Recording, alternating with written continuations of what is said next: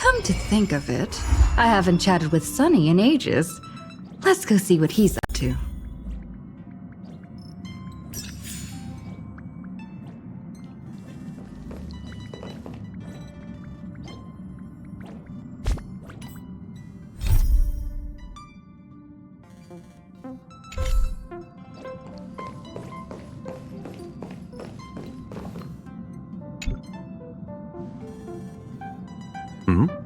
Miss March 7th is looking for you everywhere.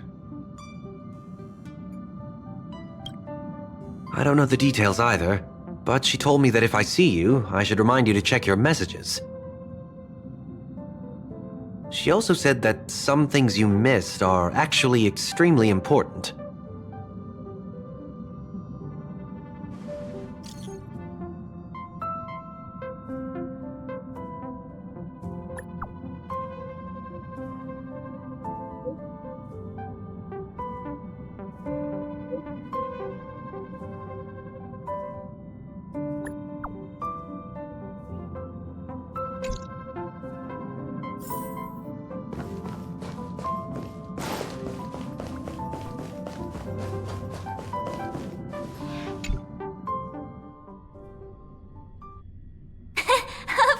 I like it. Big Sis Dahlia always knows what's on my mind. So that means we'll be companions again on the next Trailblaze mission? Of course. I deliberately picked up my pace for that. Though, sadly, I still missed out on some things. Indeed. Had you joined the Amphorian expedition, it would have made a lot of things easier. Oh, you're finally here! Big Sis Dahlia has been asking about you non-stop!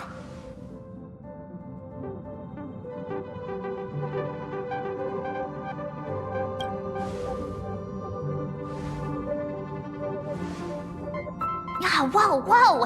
Have you gone mad?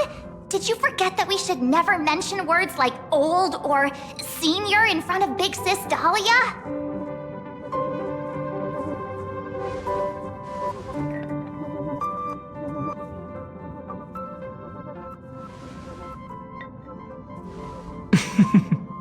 She's just been on a roll with these kinds of jokes lately. No worries. It's okay if she forgot. She's always preferred the latest new thing. Maybe she picked up that bad habit from me.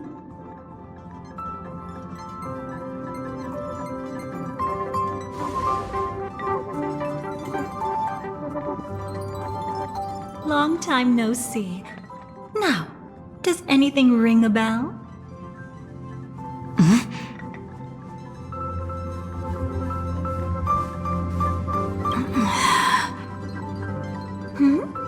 What's wrong?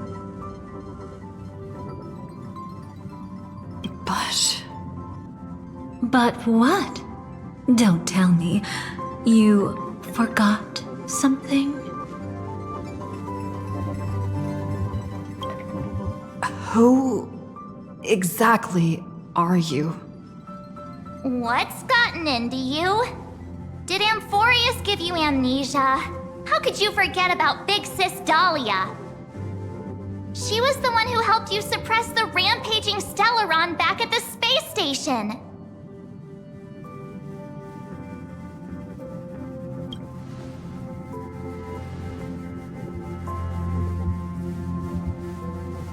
Exactly! What's wrong with you? Totally! It was Big Sis Dahlia who dealt the final blow to that Lord Ravager the first time we went to the Cienjo. You haven't forgotten something that big, have you? That was why Big Sis Dahlia had to go back to the garden to recover and couldn't join us in Penacony.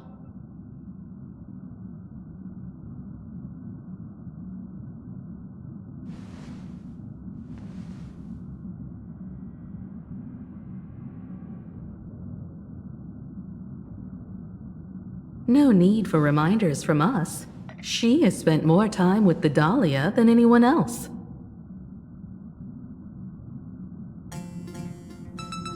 Why don't you let her diagnose you? She's the Express's resident expert when it comes to matters regarding memories.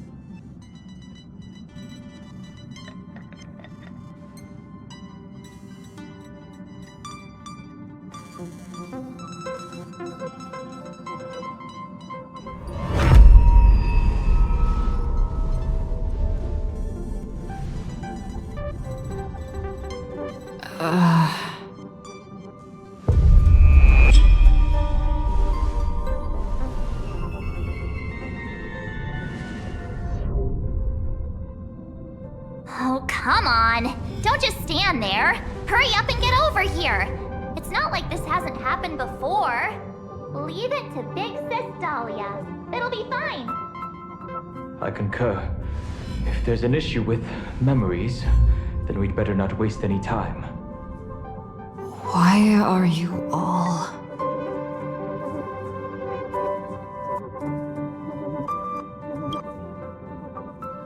No.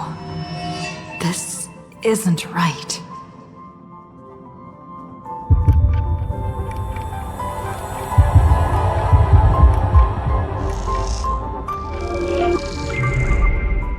Listen.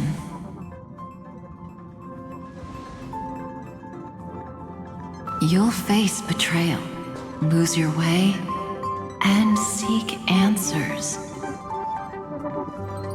It was a wish from the cosmos that set you in motion. And in the tale where you are the protagonist, the stars themselves will defy the destiny of finality. Hang on.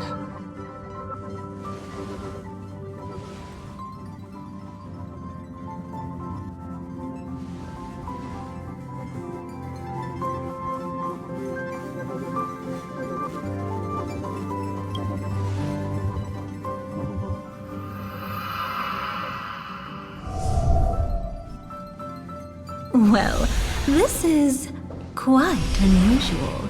Your memories are quite tricky. Is someone protecting those memories?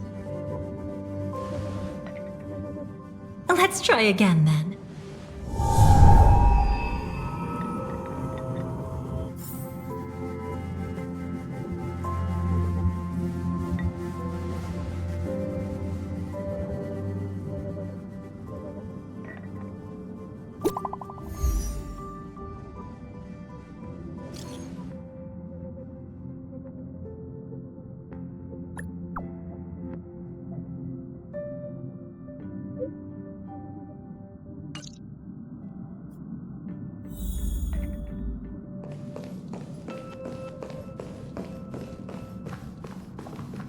Destiny is much like memory. Since it twists and turns like a maze, even the vastness of the cosmos isn't too great for those fated to meet. Perhaps we'll meet again soon. You're finally here! Lady Black Swan has something urgent, and you almost missed her.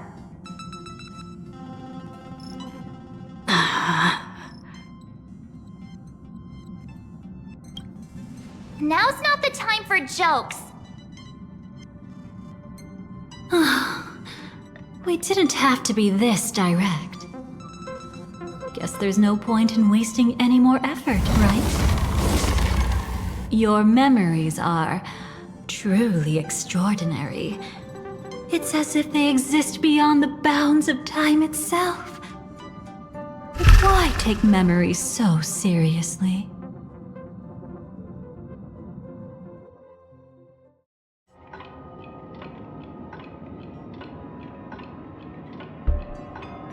Welcome. Would you like me to dim the lights more? Don't worry, I haven't harmed your companions. What you've seen stays between us. I'd feel a bit hurt if I didn't leave any impression on you at all. My name is Constance, an ordinary memo keeper. If you'd like, you can do what everyone else does and call me the Dahlia for now. It's a bit complicated to explain. Through certain methods, I've brought you into my own heart. We could be watched if we met anywhere else. This is the only place where I can feel safe sharing secrets that should stay between us. Let me apologize. I thought that becoming someone you are familiar with would make things easier, or simpler. Take it easy. That's exactly why I came to find you. All your questions will be answered. Let's start with the first question. Now, slowly turn around.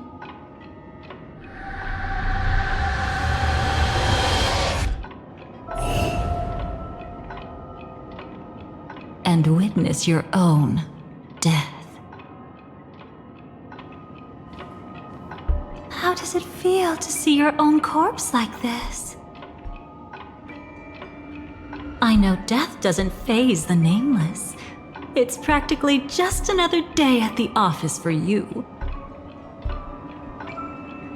So don't worry, this scene isn't real. It comes from something you're all too familiar with. This was foreseen by the script.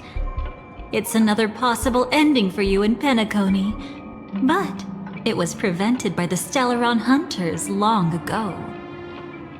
It's a tomorrow that never came. In other words, it's a non-existent memory.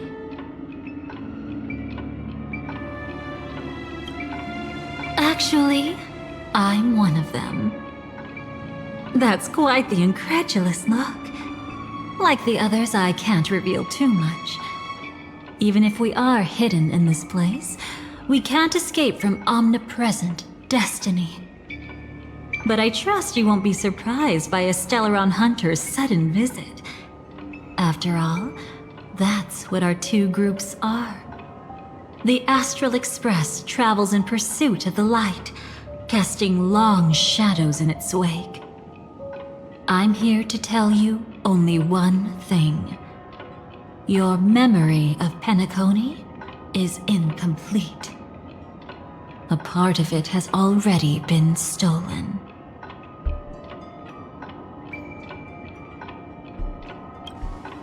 That's hard to say for now, but the gravity of the situation is clear. Someone might have made you forget some critically important information. Either way, I must help you recover everything about the finality.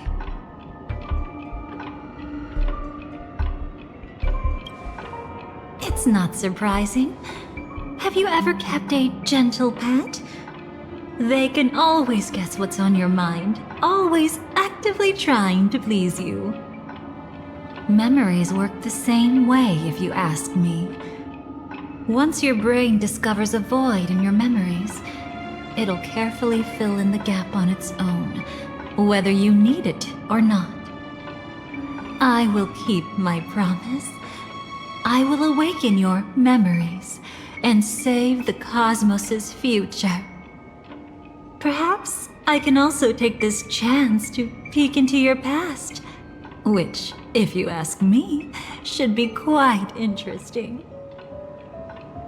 Don't worry, I won't do anything inappropriate. It's just strictly business. Please, let me touch you a little bit. It's the only way I can probe through memories. You'll need some gentle stimulation to recover your forgotten memories, so brace yourself. Let us now go back to where it all began and see what exactly went wrong. Take it slow. Don't let the memories overwhelm you, and don't worry about getting lost. Remember my voice. Remember the touch you feel at this moment.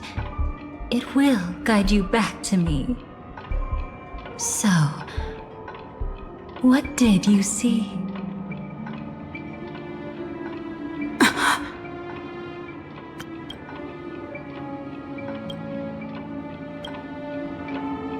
seems like a rough start. Don't worry. Chaos is pretty normal in the beginning. Can you still remember where this journey began? Penacony, the land of the dreams, located in the Memoria-rich Asdana star system. At that time, a grand celebration of the harmony was about to begin, and as fate would have it, an invitation found its way into your hands. The family's esteemed guests are cordially invited to Penacony to participate in our grand celebration.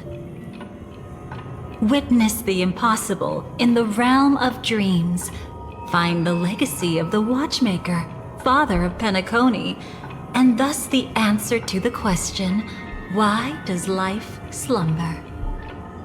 There, you encountered Adventurine, an IPC executive who appeared to be answering the invitation alone, but was actually there to reclaim lost territory. He desperately sought allies, attempting to tip the family's scales with himself alone. And then, there was Sunday, the former head of the Oak family, a Pathstrider of the Order who would soon usurp the power of the Harmonious Choir and become your enemy. There was also his sister, the renowned Robin. She was meant to perform on stage, but got caught up in a series of unfortunate events, and in the end, found herself as lost as any bystander. Oh my, have there been gaps in your memories from the very beginning? This is quite troublesome. Where should we begin? Right, let's start with her. You must remember. That girl who called herself an artist and was hunted down by the family. Of course, her true identity is no longer a secret. What you see as a first encounter is actually a long-awaited reunion for her. Let's begin our story here. Think of that girl who could neither enter dreams nor wished to wake. Why did she slumber with you?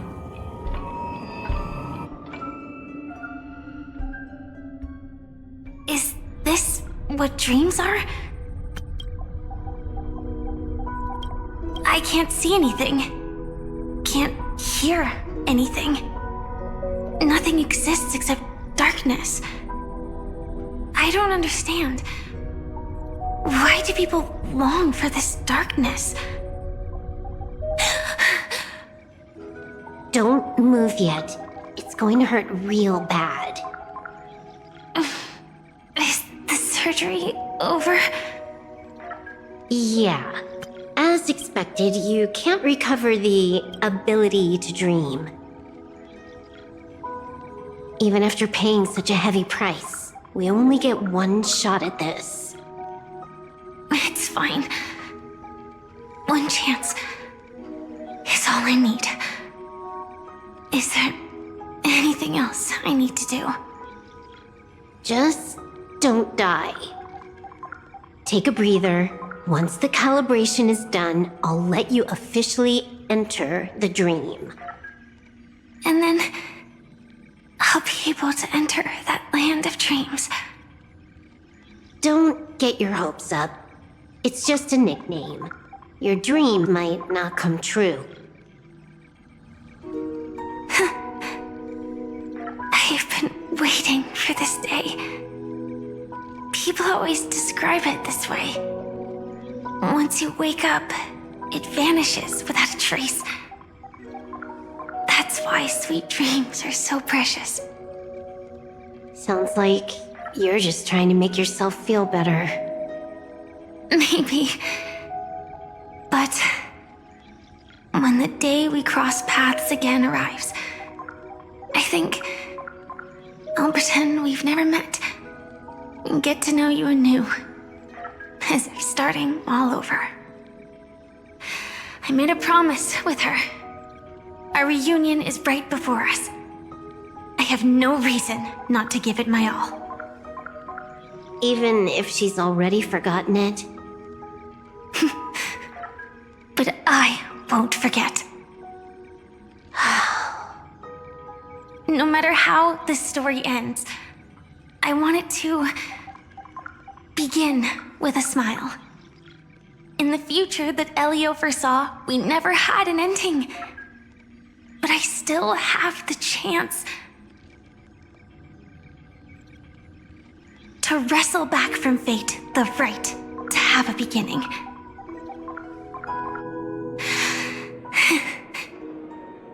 Thinking hard over there? Just spacing out for a while. This is my first time dreaming, so it still feels a little odd. Everything here seems just like the real world. It's mind-blowing to think that I'm actually still lying in a life support pod. Are you sure? Never mind. Hurry up. The Astral Express has arrived. How is the situation? Can we avoid the family's surveillance? ID's already taken care of, but there's a snag.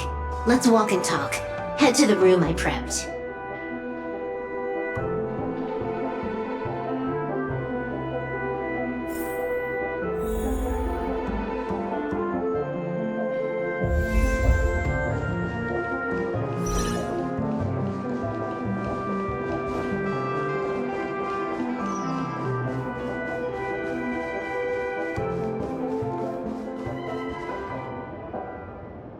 This time, I should be on the right path.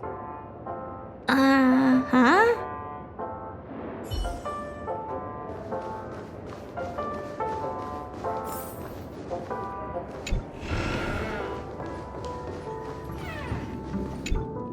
So, what's the problem?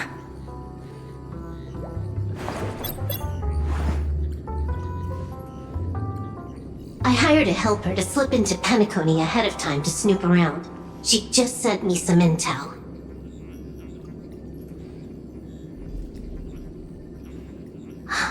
There's bad news. The family is borderline all-knowing and all-powerful in the sweet dream. Is there an emanator of the harmony here? It's not necessarily because of a person. It could be a phenomenon. Can't say for certain. Anyway, just like the script says, no matter how you sneak in, you'll be found out. There's not even a single gap? Even just for a couple of seconds?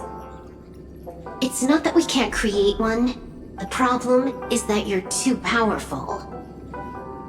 You're no small fry. Here in Penacony, you're a colossal threat. They'll be onto you even if you just try to enter the dream. That means, even if I manage to sneak in, I won't be able to escape the family's pursuit.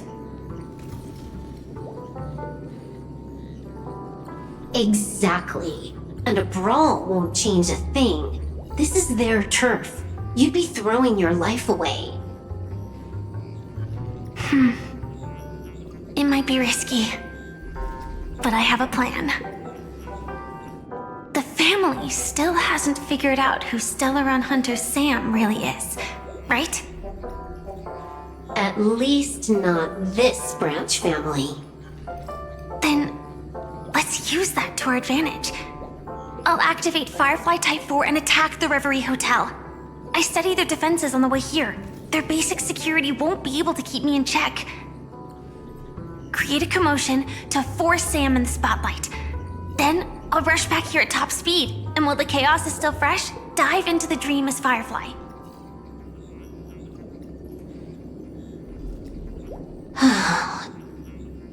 Too risky. It's not worth it to expose our trump card Sam just for an uncertain gamble. But we're already here. Might as well give it a shot. Let me extrapolate the route and calculate the security response time.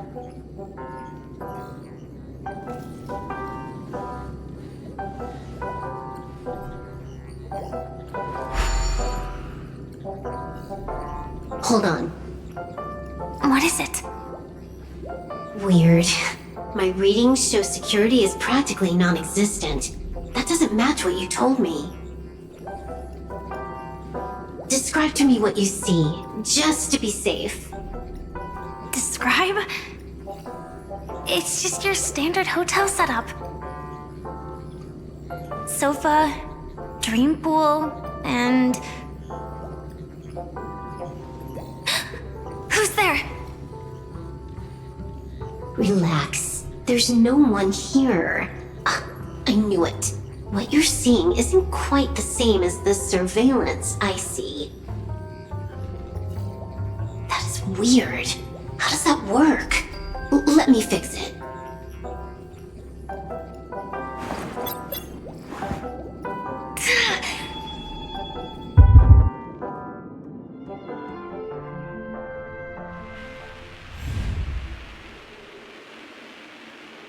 I told you, dreams are never as simple as they seem.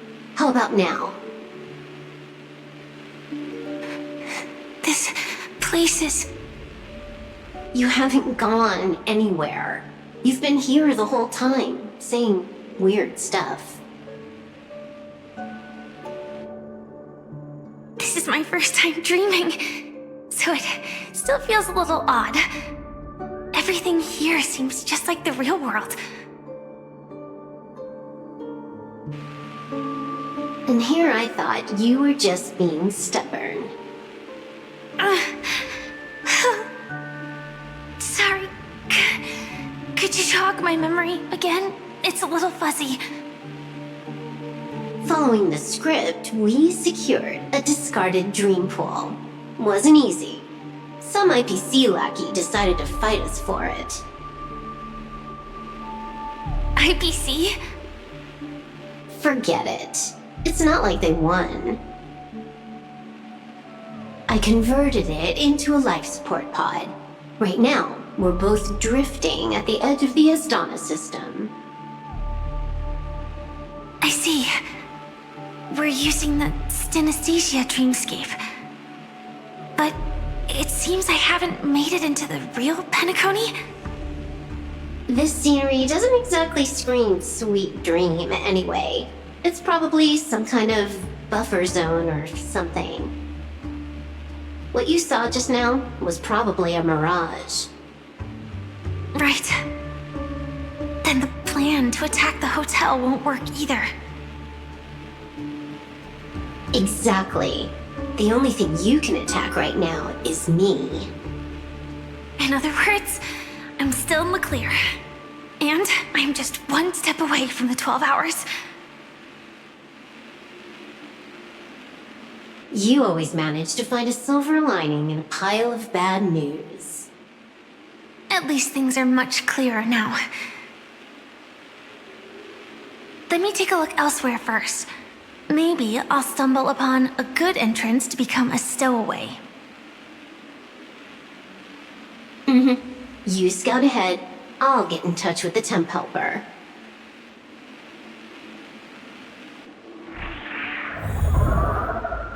Silverwolf, did you hear something? I didn't notice anything. Strange disturbances in the memory zone are nothing unusual. They say many memories of the past will replay over and over again.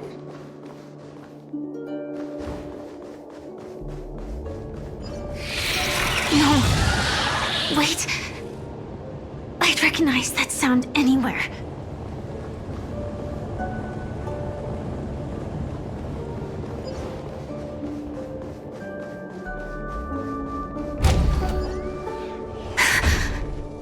Just as I thought. But why? Shouldn't you take cover first? No need. I know them too well. It's not necessarily the real propagation. This star system went through the swarm disaster long ago, remember? And it was anything but small. Are you saying this is just an echo from the past? Ideally, yes. But it might also be more like a meme. A fear buried in the Asdanians' hearts like a nightmare. So this dreamscape really isn't under the family's control. Maybe you're right. Let's keep searching down this path. As for what they really are... Let me try it out. Then we'll know.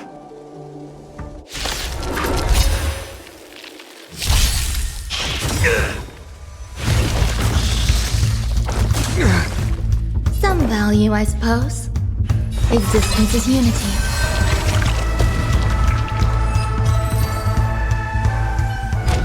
The remains are gone.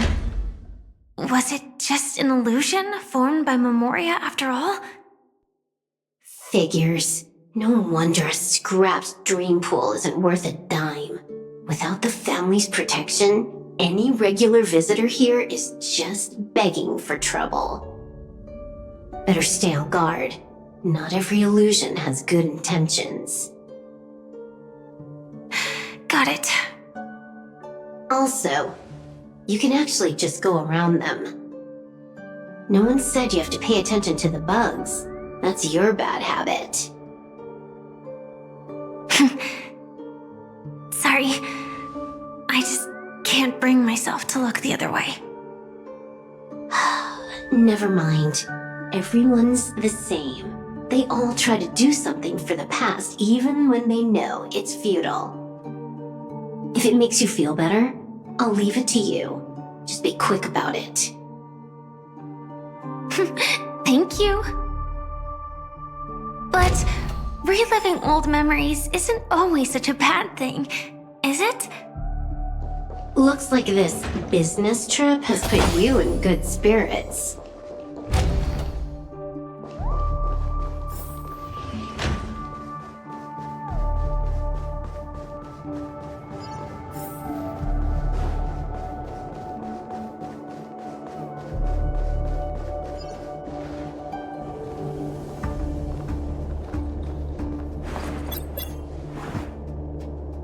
Oh, got a response from our helper. Head to the main lobby. She'll send someone to meet you. But watch your back. That one's a masked fool. Who knows what they might... Hello? The signal's gone. Here we go again. Huh? The mech won't start. Why? Huh? They didn't attack me. Are they running away?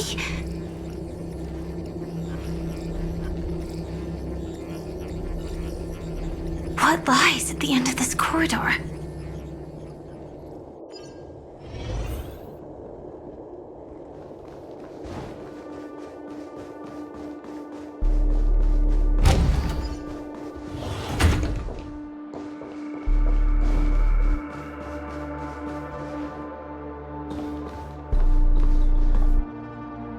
Debris everywhere. But weren't they just illusions? Could it be that there's someone else here besides me? The true Sting died from a high heat reaction, and the scar. How can this be? I know it all too well.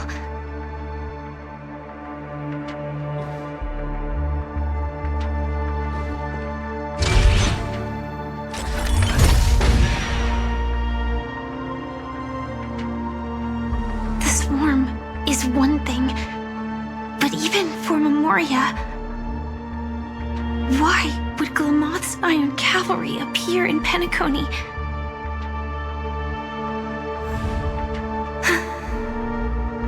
I hope we can see the stars on the next battlefield. Will we see each other again? Then we should be able to find each other.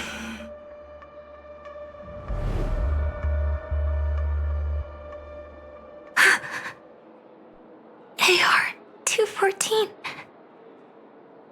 Is this what dreams are?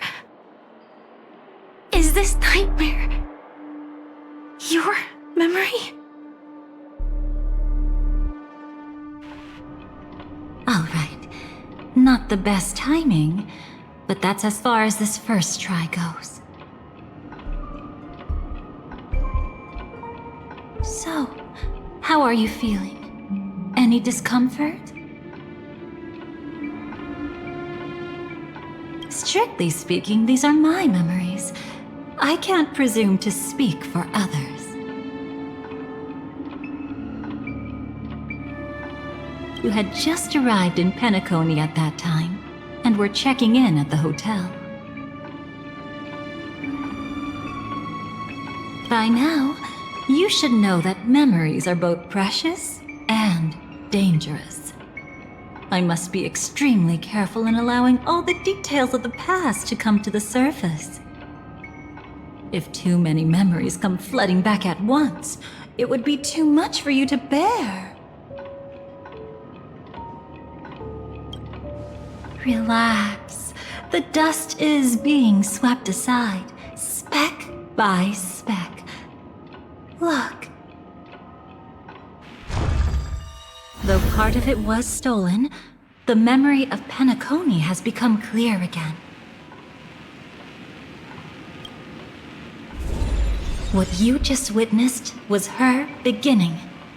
This dream diverges into two parallel paths. Yours, named the Trailblaze, and hers, named the Finality. These two paths will eventually intersect, and to reach that moment, we must find more contradictions in the memories. You still remember her, don't you? Robin, known by all. You encountered her early on at the hotel in reality. After you entered the dream, she was using the Harmony's power to help you adjust to the sweet dream. Oh, it's just that. After your farewell, she had already become a victim of a sinister plot when you saw her again. What did she discover during that time that would make her suffer such a terrible fate? Be careful. This time, we're going to dig deeper.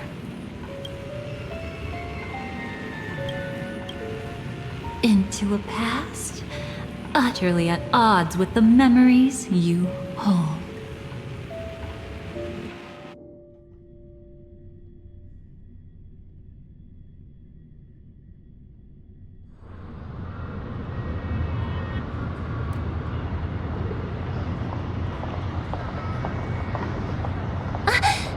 Are you all right?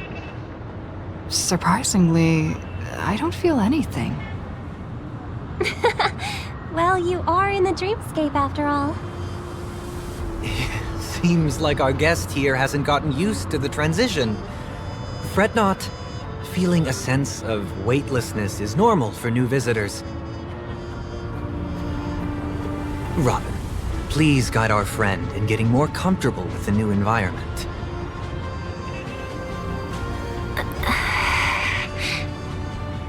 Robin? Leave it to me. Don't worry, just relax. You'll be feeling like your normal self in no time. Even so, tuning is still beyond me. Don't worry. Keep going. I'll help you. But brother, this...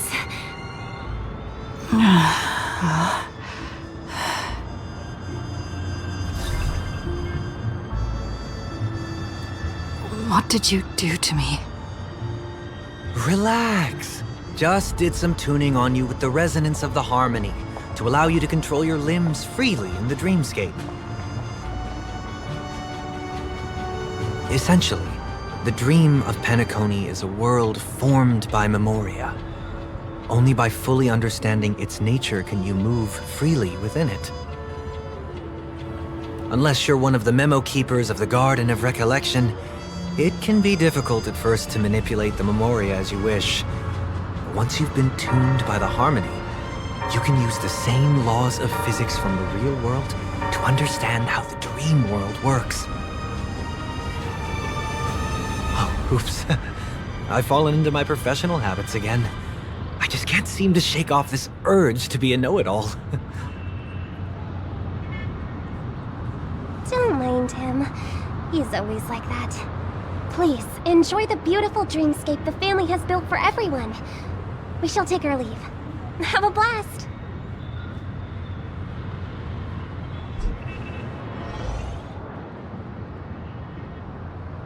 Sorry, brother. I'm the one who should apologize. I knew you weren't feeling well, yet I made such an unreasonable request. I should have known. Losing your voice was just the tip of the iceberg. The real problem lies with the harmony, doesn't it? Just as I thought. You figured it out too. Your letter. I've kept it with me all this time.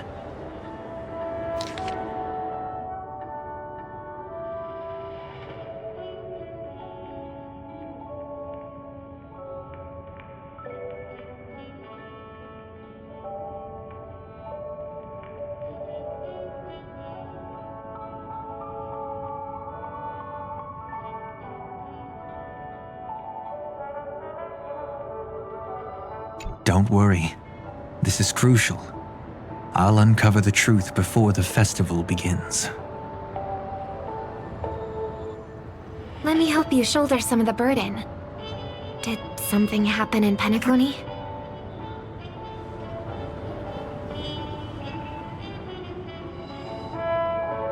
The Charmony Festival is approaching, and with all sorts of guests mingling, Mr. Gopherwood must focus entirely on the preparations, leaving no attention for other matters. This creates an opening for some people to exploit. If there really is a traitor in the family, now would be the perfect time to make their move. I heard the Dream Master has fallen ill. Since I came back, I haven't seen him even once. There was an accident not long ago. He's gravely ill, and I'm afraid he won't be able to appear in his humanoid form for a while. That's why we need to help him even more. Leave the investigation to me. You don't have to worry about anything else. Just focus on the stage. But... No buts. Listen, Robin. Never get involved with death in dreams. You need to sing your heart out. I promise you, when the curtain rises, no noise will drown out your brilliance. Not even the shadow of harmony itself. That's true. Ever since we were kids, there's nothing my big brother couldn't handle.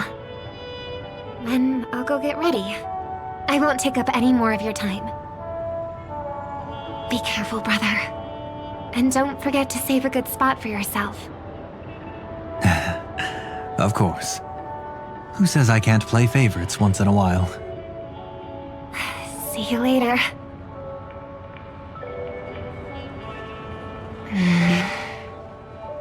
Big brother, you're always hiding your true feelings like this. You're acting like everything's fine. I saw you at Daylight Pavilion. You were clearly at your wit's end. When I wrote that letter, I could still barely manage to tune. Later, things just kept getting worse.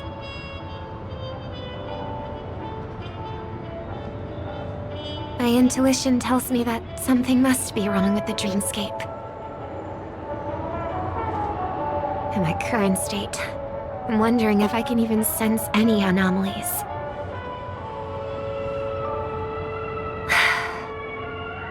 I'll do my best. Let's hope this is just a false alarm.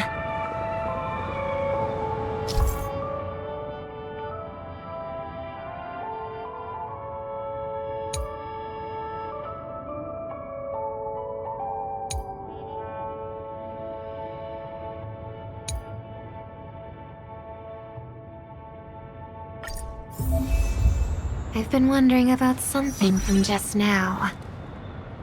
There seems to be a faint dissonance nearby.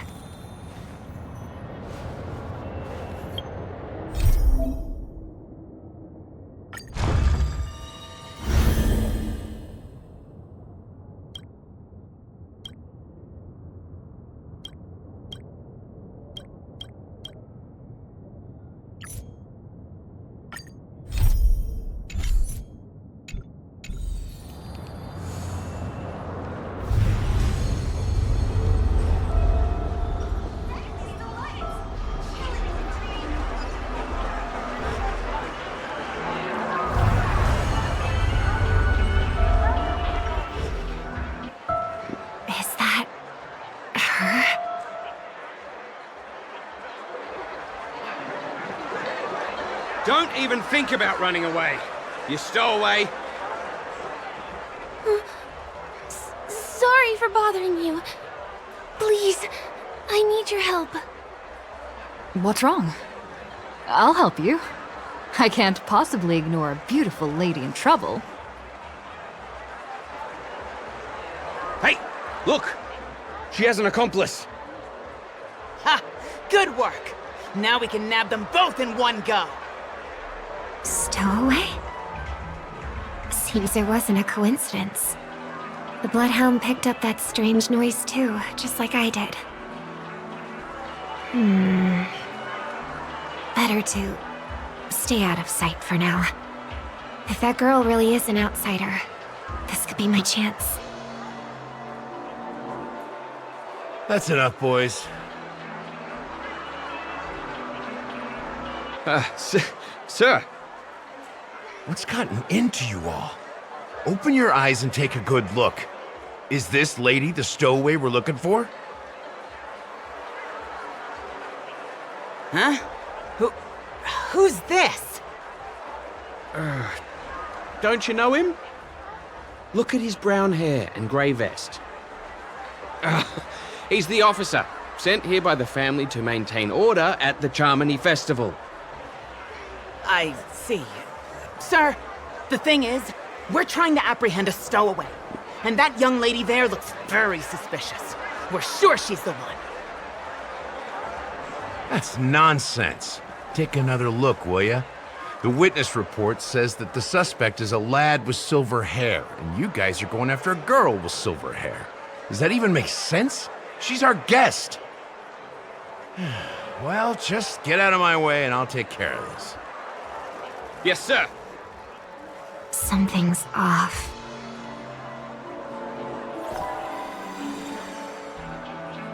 He's not lying.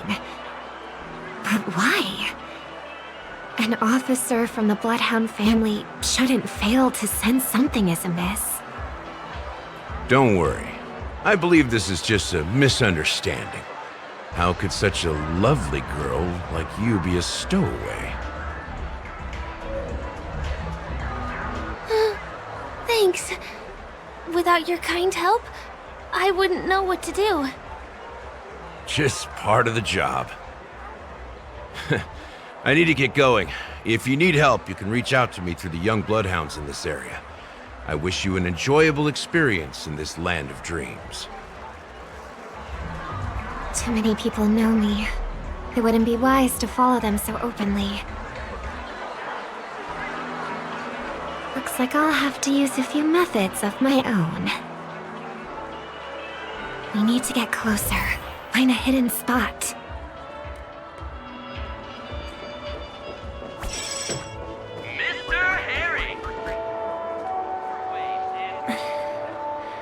I hope I still have the strength to do this.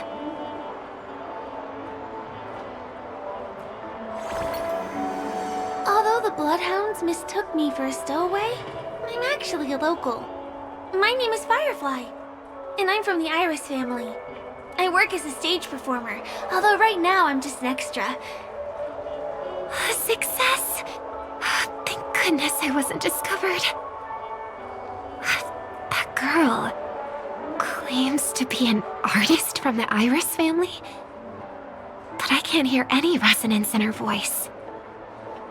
But we We can talk about that another time. Right now, I want to give you a tour of the town. Here we go. If I'm wrong about this, I'll make it up to you properly afterward.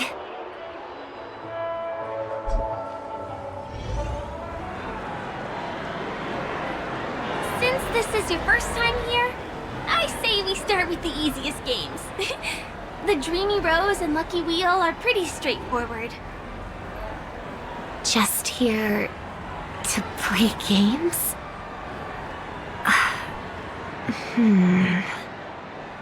I guess I was worried for nothing. Sorry, Trailblazer and Miss Firefly. Maybe this was just a beautiful encounter. Nothing more. I should leave the dreamscape and see the sights beyond it. Maybe things will be better in the real world. Running out of time? Huh? They split up? Everyone who needs to be here is here. Not to be a buzzkill, but just a reminder. Don't forget about your first death. Who's she talking to? And what's this about death? Shh. Let's not talk about this right now. I think someone's following me. Did you have fun? No. My intuition was right. That girl is definitely not what she seems. Now I need to be extra careful.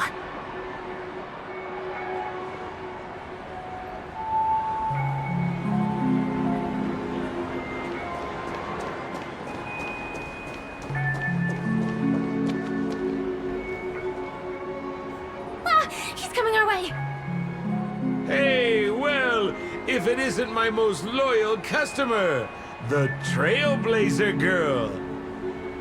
It's been such a long time, old friend. And who's this? A companion? I feel like things are getting more and more chaotic. Long time no see, superstar. There's someone else. Oh! Lady Siobhan? Still radiant as ever. I could spot you from a mile away. I came over to say hi. What brings you here? Drawing too much attention is never a good thing. Oh, reminds me of that old saying, from afar, anyone under the spotlight seems endlessly charming. But only when you get close do you realize how restless that heart truly is. Sorry you had to see that. I just came out to clear my head. The Charmony Festival is coming up soon and I'm a bit nervous. I heard about your voice issue. Drop by the Dream Jolt hostelry when you're free and I'll take a look at what's going on.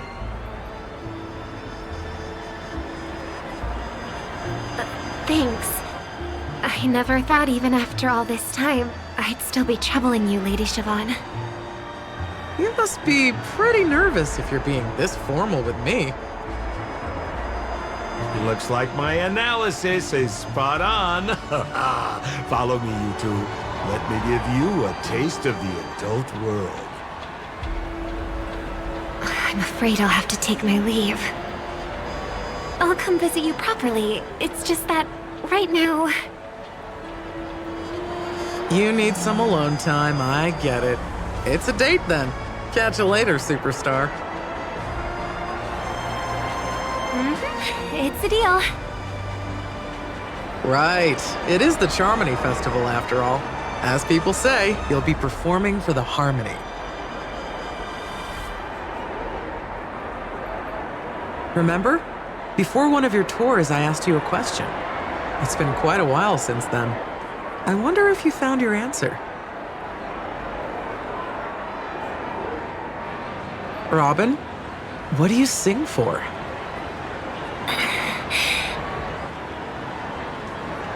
I think I've got my answer now.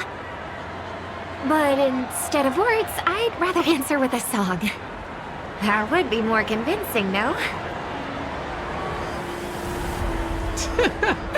That's actually more convincing than a straight answer. Looking forward to your performance.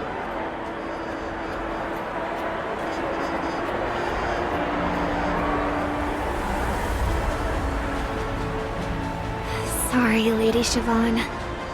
If there was more time, we could have had a proper chat. Now, let's get down to business.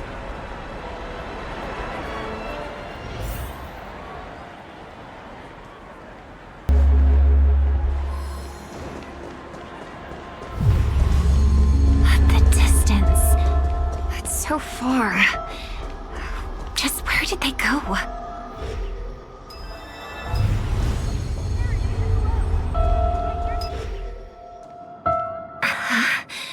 The static's gone.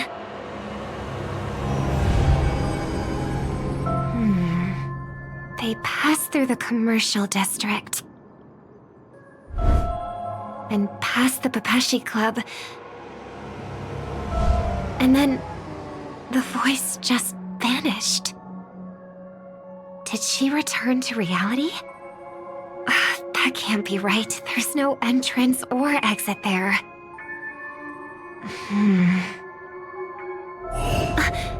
Again?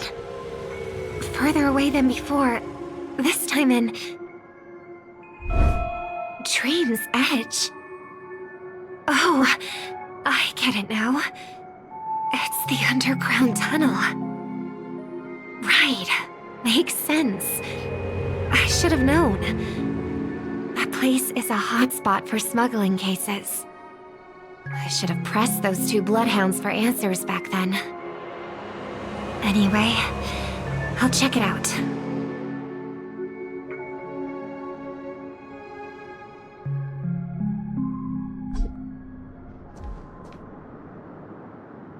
I can't navigate any further from here. Is it because the dreamscape construction isn't complete yet?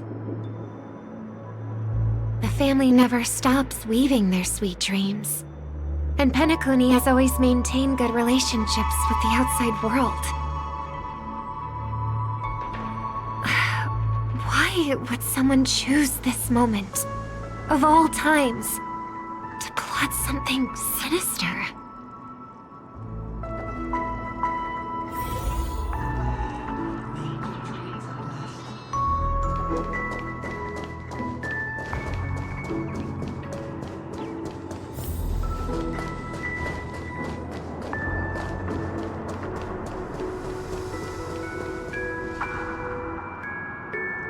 Excuse me, ahead is... Is that... Miss Robin? Hello. I never thought I'd meet you here. When I joined the Bloodhound family, you were the one who delivered the family's greetings.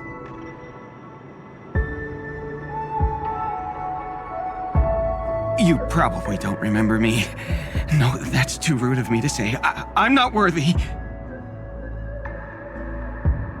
Of course I remember you, Mr. Loka. This is unbelievable! I don't spend a lot of time in Penacony, and have even fewer chances to help out the Harmony. If I'm willing to go, I always make sure to get to know everyone beforehand. After all, family greetings can't be mere pleasantries. They must be heartfelt blessings for each and every family member. Miss Robin, you're absolutely dazzling. By the way, what brings you to Dream's Edge? Do you have anything you need from us? Pardon me, but have you seen two tourists? They both have gray hair, and one of them is a young lady wearing a hair clip. You're looking for someone? I don't really recall seeing them, but I can keep an eye out for you if you like. Oh, well... Don't bother. Ah. Mr. Sunday, what are you doing here? I heard someone's up to no good, so I came to check things out myself. Just kidding. Don't be so tense. Robin hasn't been home for a while, so I brought her here specifically to look around and reminisce about her childhood days. As for those two mentioned earlier, they were guests we met. They left some items behind, which I've already returned. There's no need to ask anyone else about it. Understood. There's a construction site ahead, so we won't go any further. Goodbye.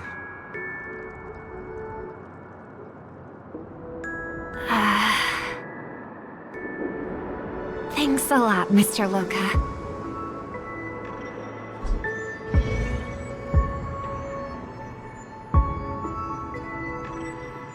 I couldn't speak freely earlier. Robin, why did you come here? Like you said, I'm here to reminisce about old times. What about you? What brings you here? Tracking down criminals is my duty. And you, my dear sister, you've always been this stubborn, and in times like these, I wish you never had this trait. You're still investigating on your own, ignoring what I said? Yeah.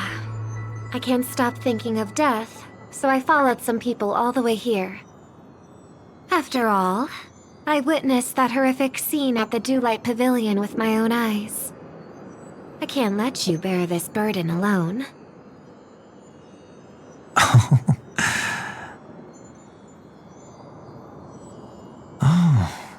So you saw them. Those family members who were in the sweet dream, yet death took them away. I only saw documents strewn on the tabletop. If my brother had even an ounce of energy left, he would never have tolerated such a disorganized sight. Just like now, if it weren't for getting the truth out of you. I absolutely won't tolerate your arrogant and disrespectful facade.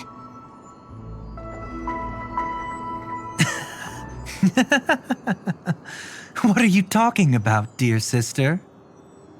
Just kidding. Don't be so tense.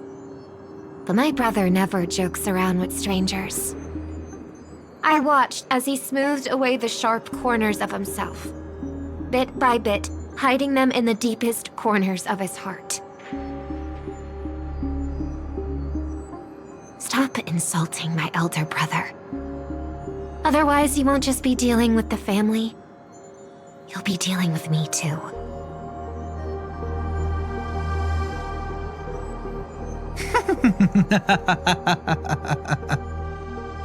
And here I thought you'd enjoy my little creative spin I'd put on him. Don't you think he's more likable that way?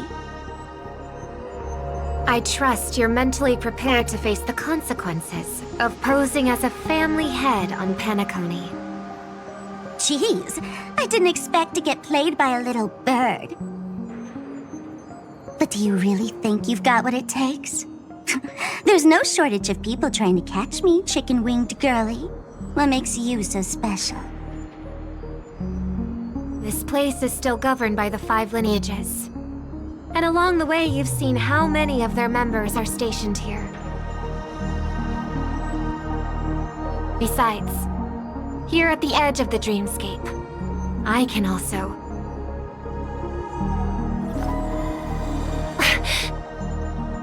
What do you mean, can? You think you can get your lost power back? I'll give credit where it's due. You must be quite talented to have been chosen as a chord master for the Charmony Festival.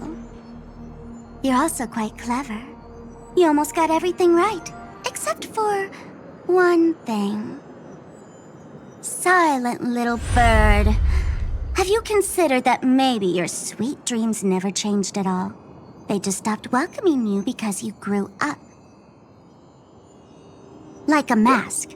Once you wear it for too long, you can never take it off again.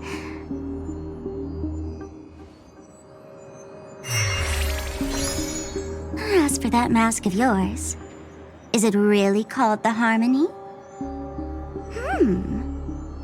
The Twin of the Order?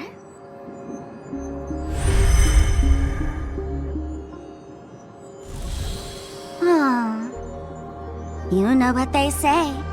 Robins will fight tooth and nail to protect their territory, even at the cost of their own lives. Looks like that name suits you pretty well. Oh, right on schedule. Gray hair should be wrapping up soon. Miss Sparkle, time to head to the next scene.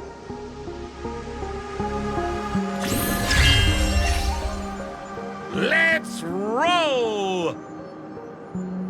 Oh my! I thought I could fool your eyes at the edge of the dreamscape. But I guess there's no hiding from you on your home turf. What? You want to settle the score with me for messing with your people? Why don't we sit down and have a chat? You seem like a patient one to me. So tell me, what exactly do you want to take from me? How are you feeling? Need to take a break? The fool killed her, and the crime scene you witnessed was staged by her. Of course, there's no such thing as true death on Penacony. For Robin, this is just a minor setback. That stage is called the Sweet Dream. Everyone upon it carries their own desires, striving to see them fulfilled. Yet when those desires intertwine and collide, the sparks that fly are dazzling, and clarity itself becomes obscured.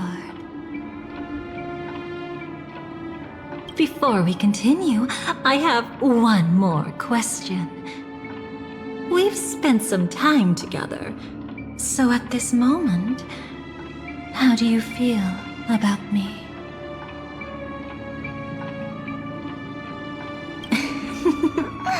How delightful. A pity, though, because that's not the kind of feeling I was thinking about. How much are you willing to trust me? As a matter of fact, I've appeared in your memories before. And similarly, it was related to Penacony. That's exactly what I like to hear. Let's continue then. Let's follow that train of thought and delve deeper. Even I don't know about your experiences in Dream's Edge. When I asked Firefly about it, she declined to give an answer. But judging from her expression, I believe it must have been a beautiful and unforgettable time that belonged to just the two of you. And Sparkle wasn't just here for fun. She's in cahoots with the Stellaron Hunters. She disguised herself as someone from your past, using every means possible to hint at the truth of the dreamscape. In the end, she simply sent you both deep into the dreamscape. What a kind-hearted fool she was. Thanks to her, you and Firefly managed to uncover a piece of Watchmaker Mikhail's past. And the dangers that lurk within. A memory zone mean something unto death. At least back then, you mistakenly thought it was dangerous. With the help of a, let's say, graceful memo keeper lady, you managed to escape from there. But in the rush, you and Firefly got separated. And her experiences afterward might differ from what you remember. I was there at that time, too.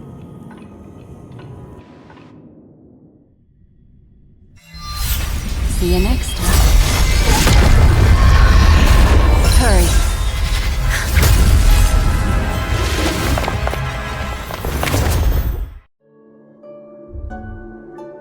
Don't worry, I've got you. How are you feeling? Passing through Memoria so suddenly always leaves you in a daze.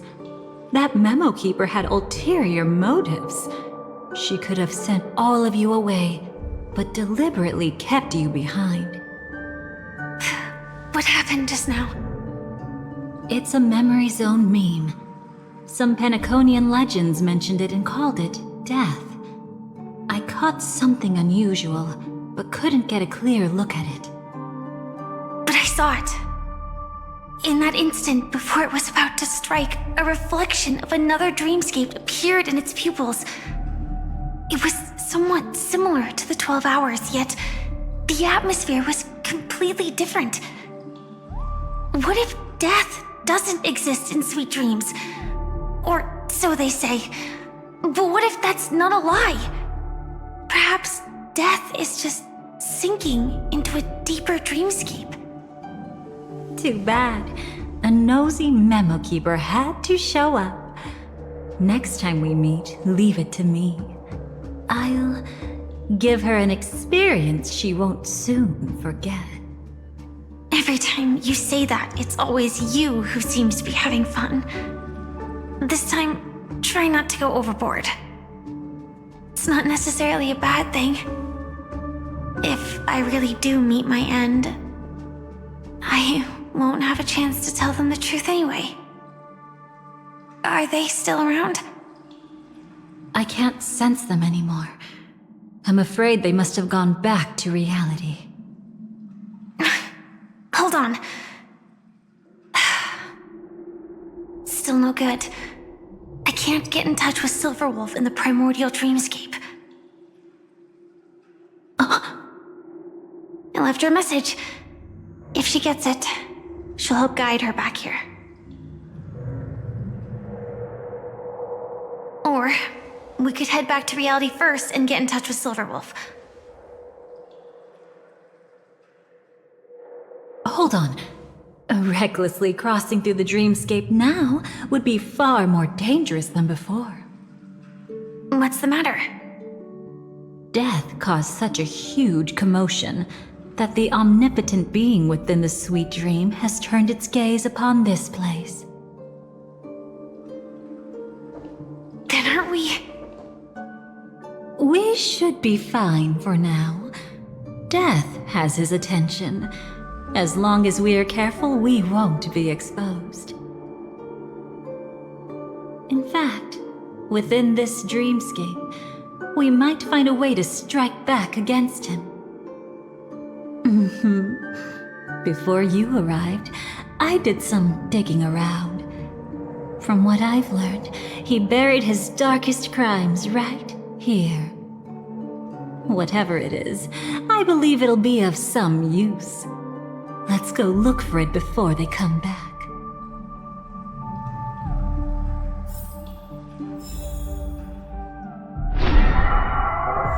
It's that memory zone meme. Be careful. What's that? Firefly, let's go and check it out.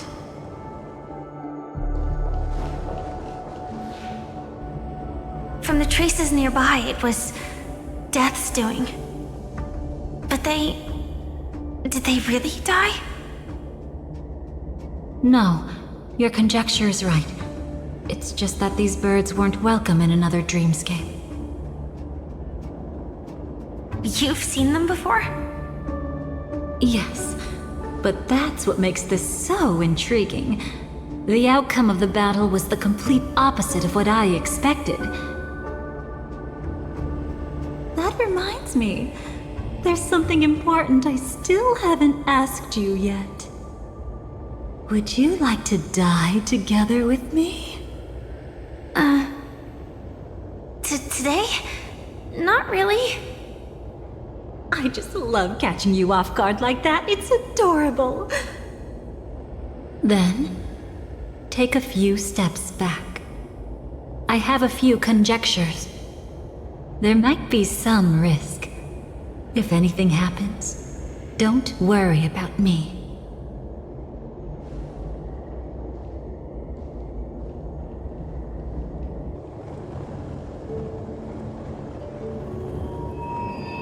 What are you... Just as I thought. So, what happened? These ravens are the incarnation of the Dream Master Gopher Wood, that omnipotent being in the sweet dream. In front of him, even death has no strength to resist.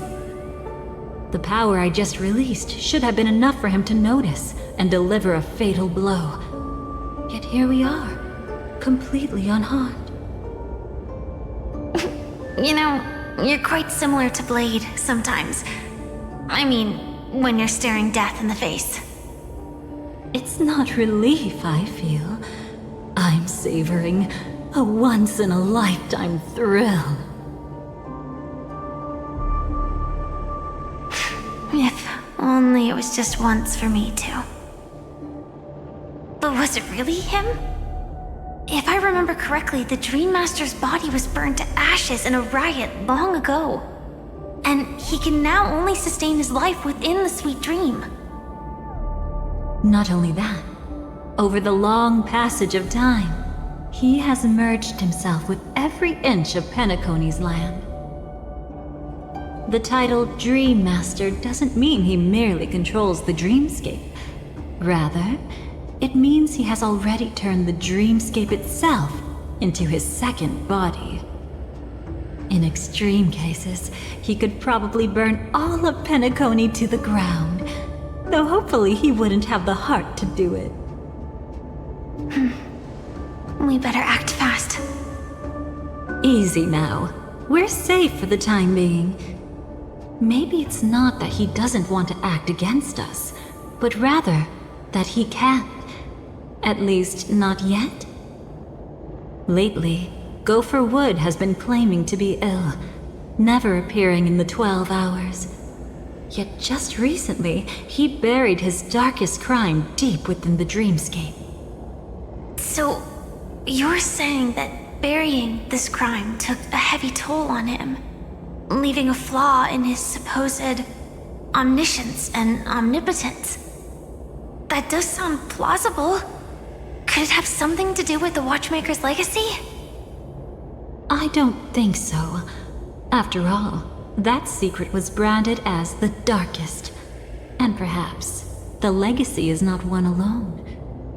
Only by seeing it for ourselves can we know.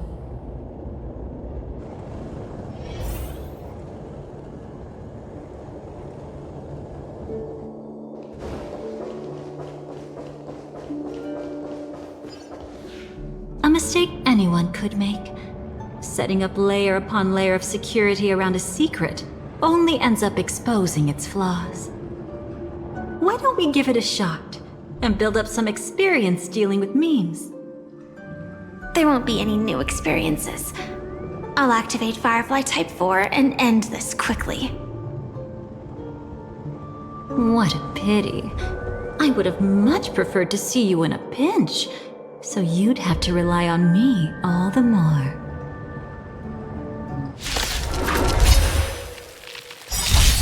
There's more to life. Eternal.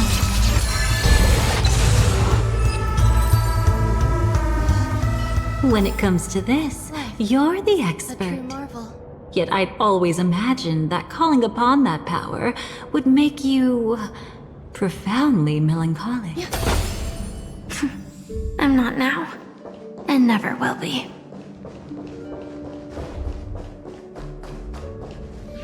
Is this it? An entrance? It only looks like an entrance. That crack doesn't lead anywhere. It's a lock of memories.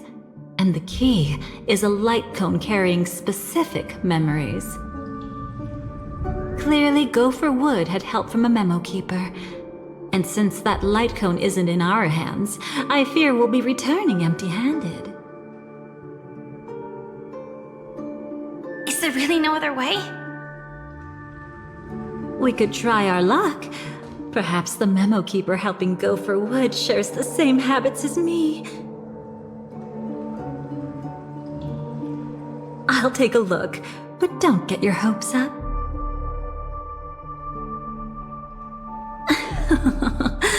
Pretty careless indeed. Just like an old friend of mine. Looks like we're in luck. We found one of their contingencies. Do you have memories like that? A moment in time you never want to forget.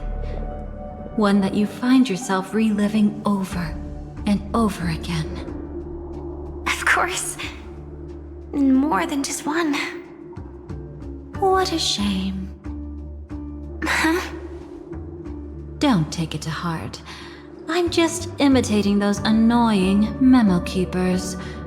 In their view, the more memory is recalled, the more likely it is to become distorted beyond recognition. Each time you recall a memory, you risk distorting its true face. That's how they justify the necessity of light cones. How tragic. They never understood the truth. The more eternal a thing, the more it stirs the desire to destroy it. But they weren't wrong about the present situation. Even if Gopher Wood were to come in person, he'd need to bring a specific light cone. His own memories can no longer be trusted. That's exactly why we have a contingency plan right in front of us. But I haven't seen anything since just now. Oh, sorry.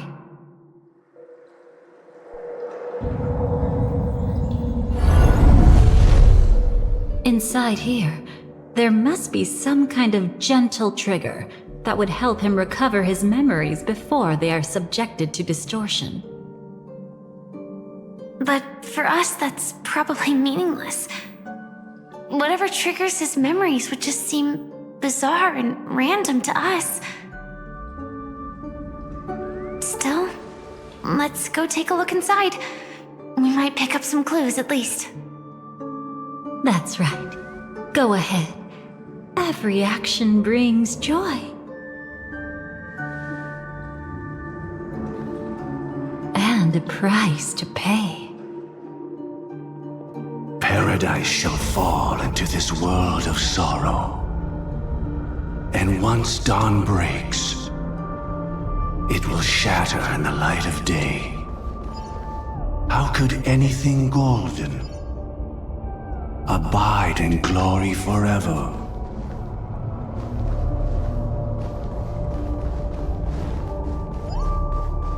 Yeah.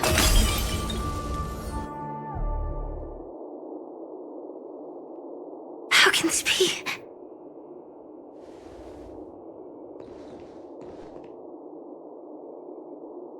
AR 214. Is that really you? You don't have to force yourself. I can take care of it. No. It's okay. Was it her that you saw when infiltrating Penacony? Yes. I saw her fighting off the swarm. But it was just Memoria, and it vanished quickly. Silverwolf mentioned that Penacony had also faced a swarm invasion before. I kept telling myself that she was just passing by and lending a helping hand. And after everything was over, she had already left, safe and sound. So this time, do you still want to know the answer? Would it be any different? I really want you to tell me that this is not real. It's just Memoria. But thinking about it calmly, nothing can change it. A memory is ultimately something that's already happened. You're more composed than I expected. I wish I wasn't like this. She and we could be called friends. I wish I could just break down and cry for her, like any normal person would, to mourn her loss. But what surfaced in my mind was that one sentence. This is our predestined fate, and one day, I too shall meet the same end. One day. Not today. Though it's already too late, there are still other things I can do for her. Maybe you should calm down first. Unfortunately, this isn't Memoria, but a real Glamoth night. Clearly, Penacony was her final destination. I'm surprised she made it to Penacony at all. Oh, the Glamoth regulations. She broke those prohibitions? Worse than that. She was the first and only deserter of the Glamoth Iron Cavalry.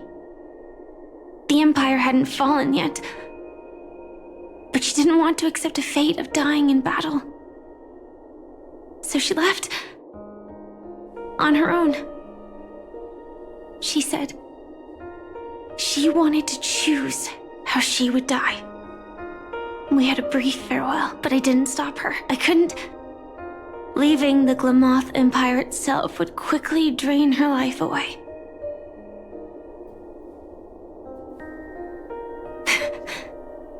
If we can't change the outcome, why should I stop her from making her own choice? Quickly drain her life away. Oh, entropy loss syndrome. Yes, just like me. Leaving the cockpit without permission is strictly prohibited. Surviving knights must actively return to formation. These aren't just military regulations, they're the terms of our survival. When not piloting the Firefly Type 4, I must stay in the cryosleep pod. Otherwise, my entropy loss syndrome will only get worse. So, have you figured out the reason yet?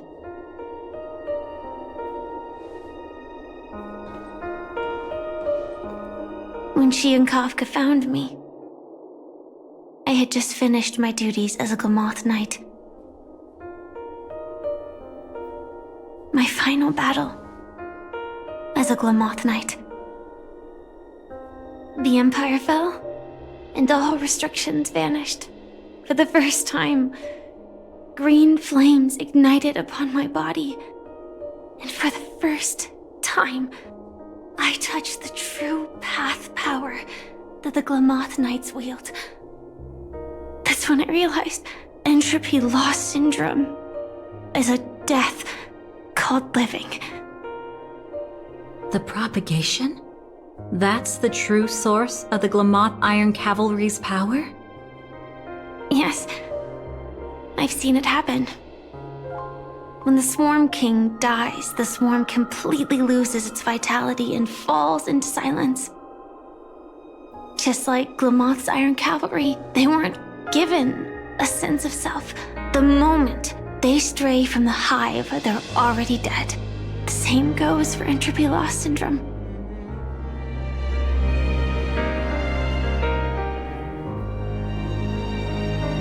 Could you help me take her away? I don't want to leave her here alone. After all this is over, I want to give her a proper burial, just like any normal person. I'm happy to help. She wanted to escape her fate, but in the end, she died fighting against the Swarm in Penacony. The detestable thing about destiny is that it brooks no defiance. Do you know her name? When we parted, she had no name, just like me. But I hope, by the time she leaves this world, she will have found both a name and a purpose for her life. Why did Gopher Wood leave her here? No matter how much I think about it, everything he's scheming couldn't possibly be connected to the propagation. How deeply is your past intertwined with this place? It's not clear yet, but obviously she had multiple fatal wounds on her body. She didn't die from entropy loss. Before we left, Kafka told me, in her view, dreams are inherently a convergence of the past. It's the same for everyone, no matter how much you want to avoid it. No matter what you're seeking, you can't avoid it. Perhaps she was right. However, the Dream Master's weakness has also given us an opportunity. Good. Now then... Oh? Good news. It seems like we've got a few intruders in this dreamscape. Looks like Silver Wolf can still pick up signals from here after all. That was fast. Must be that memo keeper's guidance. Either she's lost her sense of restraint or got something nasty up her sleeve. Let's go check it out.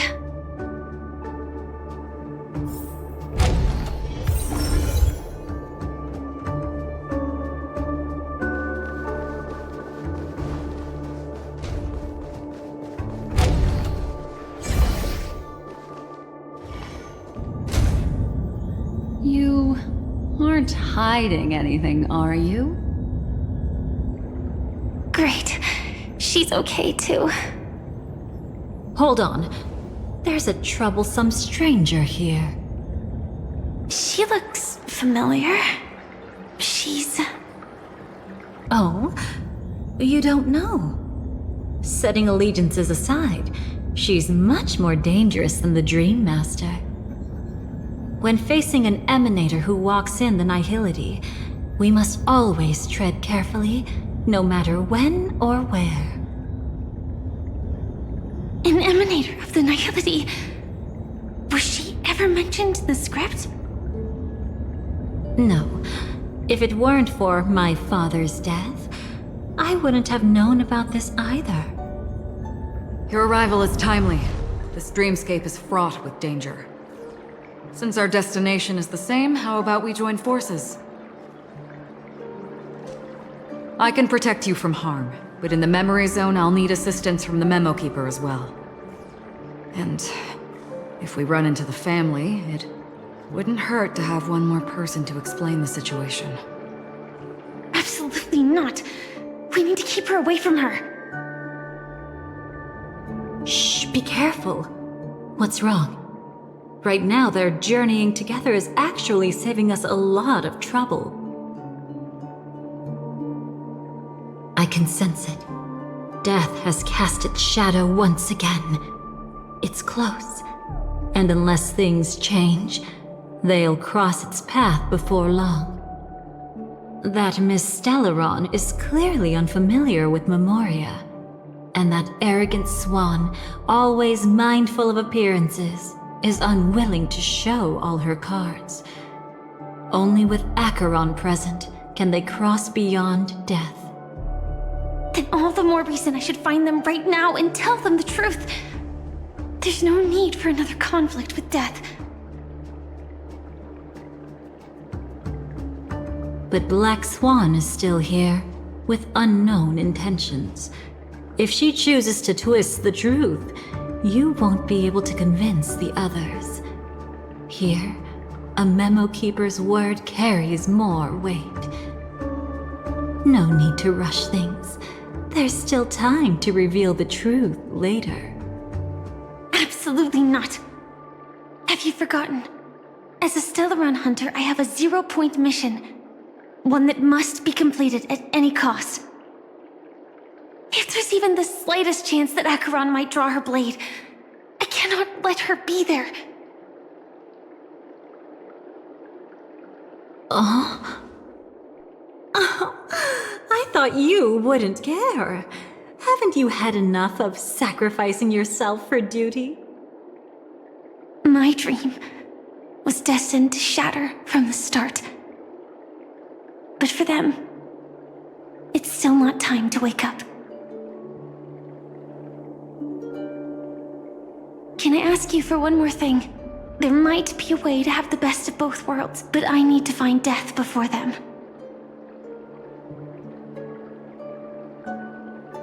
That's not hard. It's still lingering in this domain, but... a win-win solution? I don't know know for sure, but it's worth a shot. Maybe it's not always hostile. And even if it is, once I activate Firefly Type 4, I can quickly subdue it. But if we're dealing with the worst case scenario, Elio once said that I would face death 3 times in Penacony, and for this first death, I want to decide how it comes. I just hope that reunion a moment ago didn't rattle you. Go on ahead. I've burned a hole through the memoria that'll take you straight to the meme. Better hurry though. It might not stick around in one place for long. Got it. Thank you.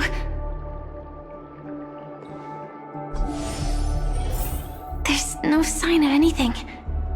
Could it have already left?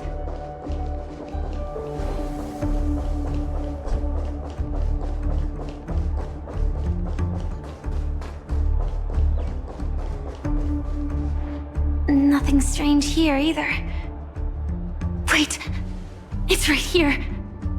I need to end this quickly. Watch out! A dangerous presence lurks nearby. Already? There's no time.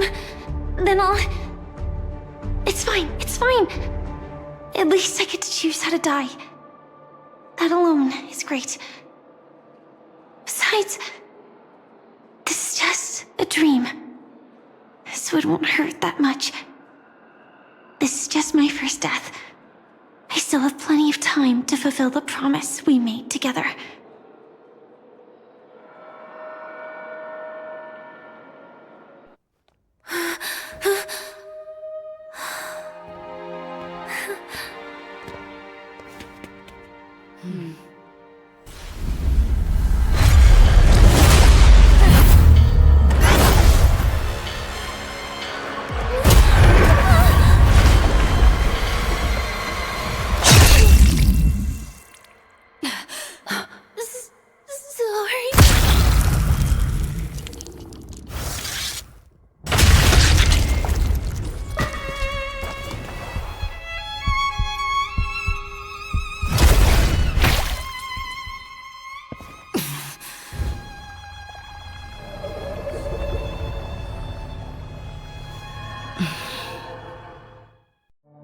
You should be able to recall at least some of what comes next.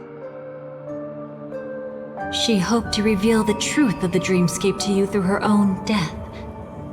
At the moment she was impaled, even the emanator of the nihility would falter, blade wavering in hesitation. That was her way of securing the best of both worlds. Unfortunately, fate still played a cruel trick on her. The memoria transformed so quickly that she didn't even have a chance to explain. After that, she arrived at Dreamflux Reef, land of the exiles, the true Penacony. The family went to great lengths to conceal its existence, using death as their justification. However, at that time she still couldn't venture deeper with peace of mind. Unable to reveal the truth, the situation that had worried her before continued to persist. She was burning with anxiety to return and get you away from the battlefield. Fortunately, a kind and caring lady was still watching over her. I reached out to help once again. Her worst fears didn't materialize. Death retreated on its own, allowing you all to escape unscathed. After that, guided by Black Swan, you tried to uncover the truth behind Firefly's death.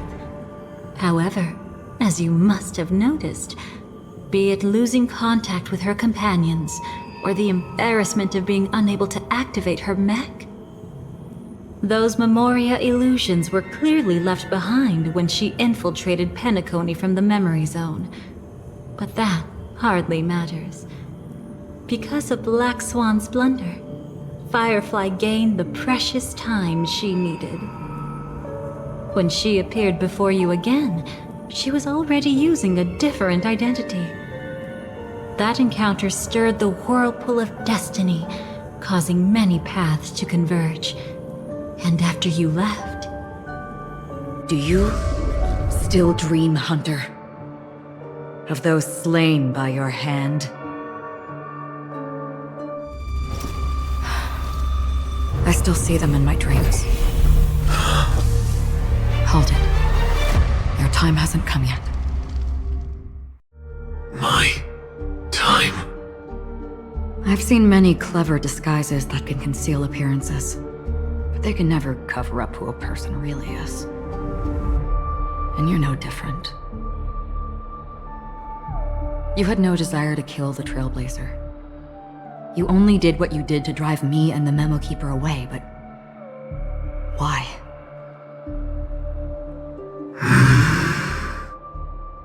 Did Destiny's slave make you do it? You know, Elio. I thought this is just the kind of thing that'd get written into your script.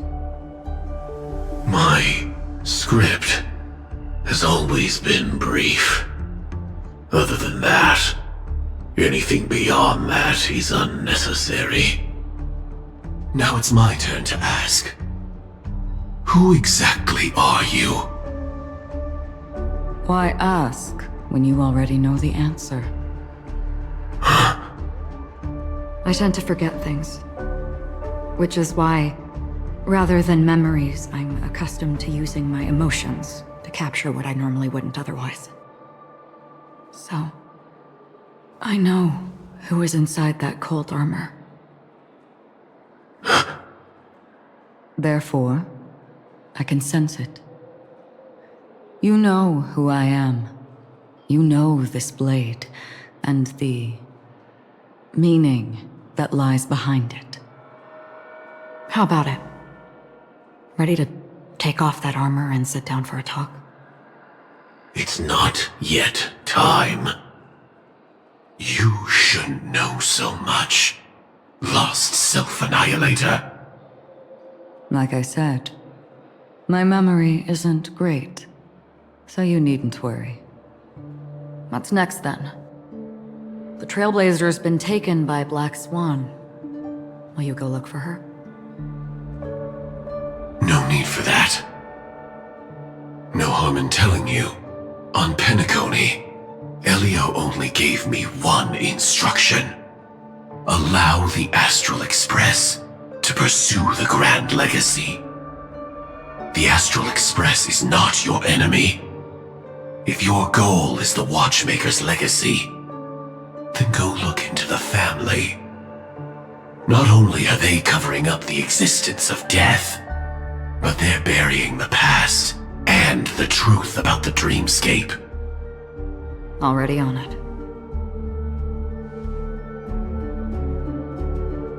Before we part ways, let me give you a piece of advice. No matter which path you and I walk, death is the inevitable finale. Even if we say farewell in the mortal realm, we shall have one final reunion when Terminus ascends to godhood once more. And the same holds true on Penacony. I've already been to the Dreamflux Reef. It's not a secret that's hard to uncover. Well, I'm afraid you have yet to realize just how awake you truly are. It is precisely because life dares to slumber that they can awaken. Ascends to godhood once more. Even if she's an emanator, she shouldn't.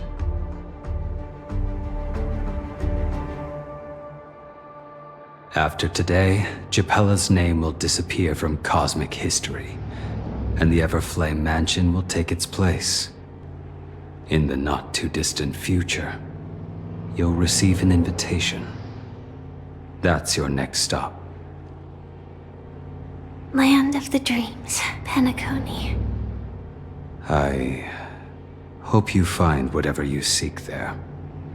Be it answers or salvation. Thanks. I hope. Huh? A phone call? At a time like this? You can turn him down. You know what I mean. But Elio said I'm the perfect candidate. Candidate. So Elio finally came to a conclusion. Yes. He said he saw the fourth fate clearly. And there won't be any more surprises. He also chose me as the last survivor. Just like her. Which path is it? The nihility. After it engulfs everything, I must be the last survivor. Giving my all to turn the tide. How ruthless. However, it's a bit different from the other three. Before that, I have other matters that need my attention. If possible, I must prevent her from being tainted by the power of nihility. Even the slightest trace of it. After all, everything she carries is not only heavier, but also more precious. If possible is a bit vague. I suppose, if it comes to that, even if I have to die for it, I cannot run away.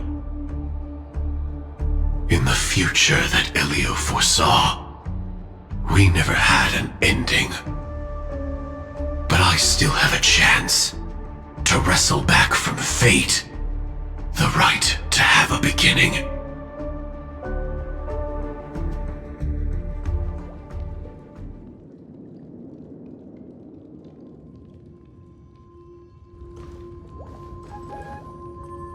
Your guest room in reality is surprisingly modest. An aesthetic you share, Miss Acheron. It's a cinch. This music box. The invitation received by the Annihilation Gang. There are latent memories that linger on it yet. You see, memories of you are not yours alone. They travel in other people, other things. I know much, and I can predict even more. With some help, the dead can be made to speak. The Annihilation Gang, that band of desperados who all disappeared after meeting you. What exactly happened to them? Well, let me reveal all.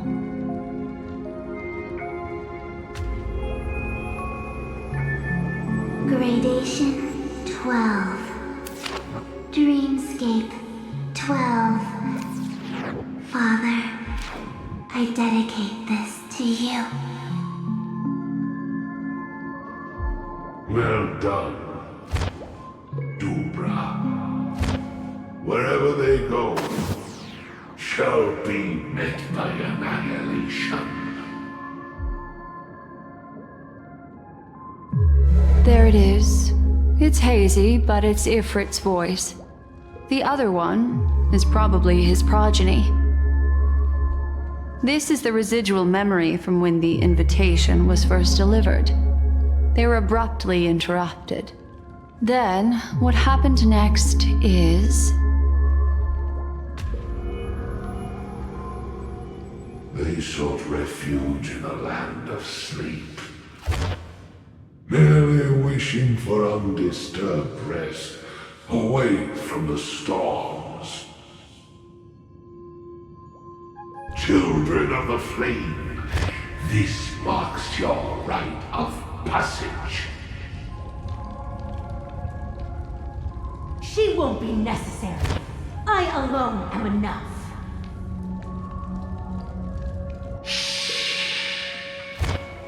When have those on the path of destruction feared death? The Everflame Mansion has set out on a journey. Those poor people, they have no idea what lies in wait ahead of them. Memory recovery is going well, but slowly. She'll be here soon, and time is short. There's nobody else here, so there's no need to be delicate. In fact, I think I'd better go all out.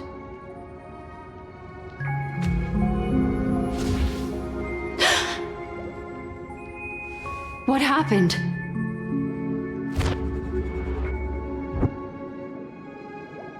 The memory after that is blank. How is that possible? This music box fell into Acheron's hands, and she brought it to Penacony. That's a fact, and that's how it should have gone. But along the way...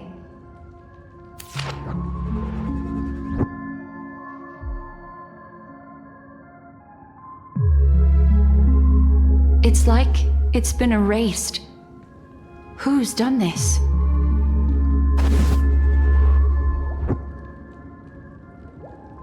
Who are you?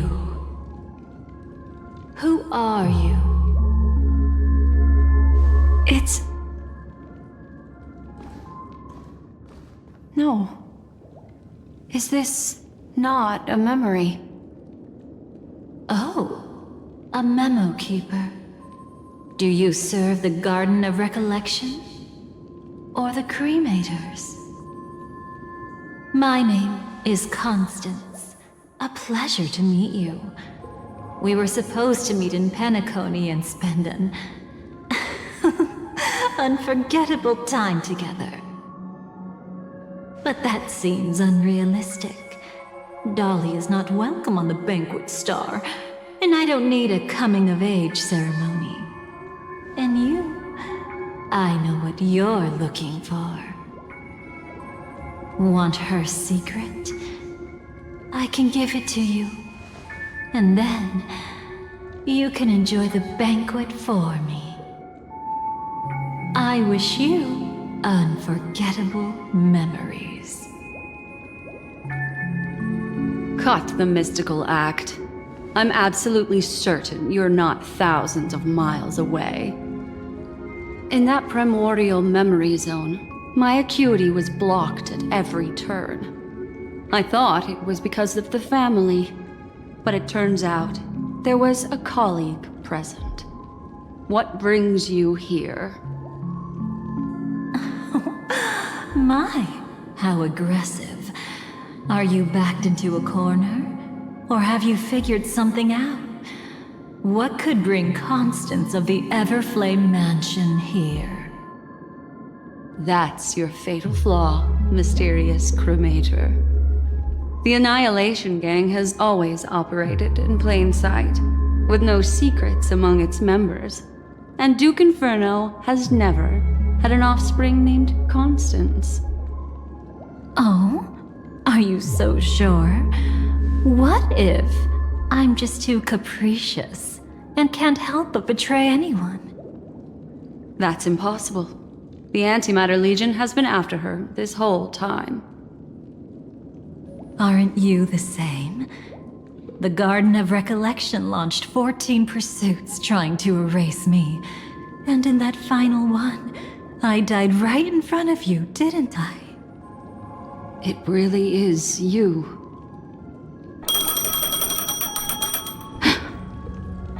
To interrupt another's reunion.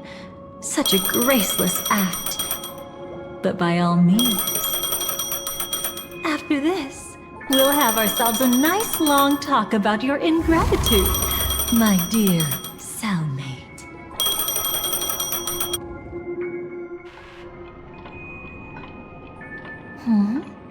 That's a peculiar look on your face. Before this, I was always anxious about this moment. Always afraid you might find me frightening.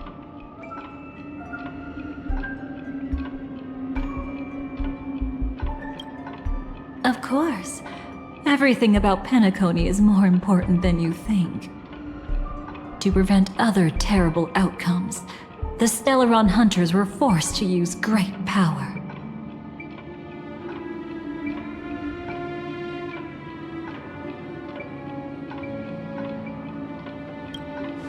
If you're willing, and if you can endure it, I can keep going. Or perhaps... Would you prefer to indulge in my double standards?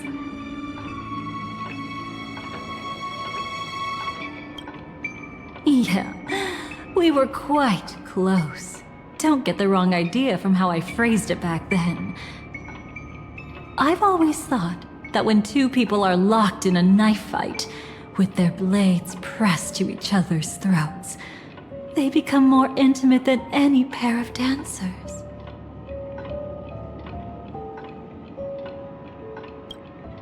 Now, let's turn our gaze to where the threads of destiny intertwine. Soon after, you finally learn Black Swan's intentions. She made a deal with the IPC to bring you before Aventurine. In order to reclaim Penacony, the IPC had been seeking temporary allies. As a show of initial sincerity, he revealed his discovery to you. The crime scene of Robin's death that was staged by the Fool. From that moment on, Aventurine embarked upon his great gamble. Willing to shatter the cornerstone as precious as life itself, he deceived Sunday with his schemes, earning himself a chance to risk it all. With such a high-stakes gamble, he succeeded in provoking the Emanator's strike. The family's carefully guarded secret was exposed, and you, caught in the eye of the storm, were pulled into the chaos. But that's all about the living. In the same moment, what became of those within the world of the dead? Miss Robin arrived at Dreamflux Reef ahead of you. But what awaited her wasn't the uncertainty of a gamble, but rather a destined life and a destined death.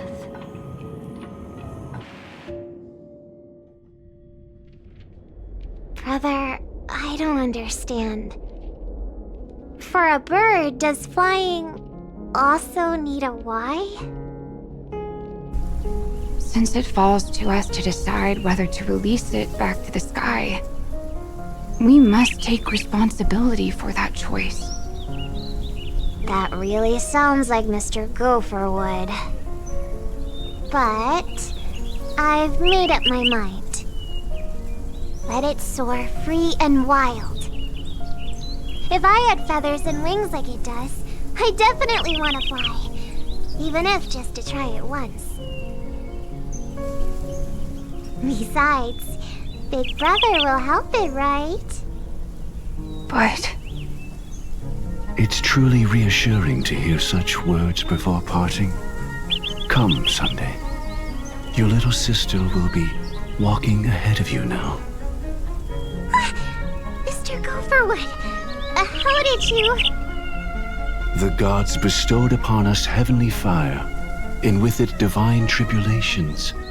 Let them be, for we are all mortals, born to love and to suffer. Today, more than one little bird will embark on their long journey. How could I miss the moment of your departure? Come here, child. I've prepared a farewell gift for you. What did she give you? Miss Robin? Sorry, where was I? In Dream's Edge, a masked fool attacked you and left behind a parting gift. Though it's hard to call it a gift. When the fool killed me, they put a mask on my face. But when I woke up in Dreamflux Reef, it was gone, and I couldn't feel any effects from it. As for that mask of yours, is it really called the Harmony? The twin of the Order? She might be hinting at something, but I still can't figure out what she means. Speaking of which, How's that anomaly of yours doing now? I'm gradually getting better. There's no denying that Dreamflux Reef also spreads the harmony, and it hasn't been affected by the family's traitor. As for my loss of voice, I still need to keep investigating. Perhaps I've been wearing a mask all along, without even realizing it. If you need any help, just say the word. Thanks for your help. I'm starting to get familiar with this place. But Dreamflux Reef is so isolated. Is there any way to know what's happening outside? I want to check on my brother's situation. That's easy. Just head to where all the action is. Want me to show you the way? I'll take a walk around by myself. Thanks, Mr. Micah.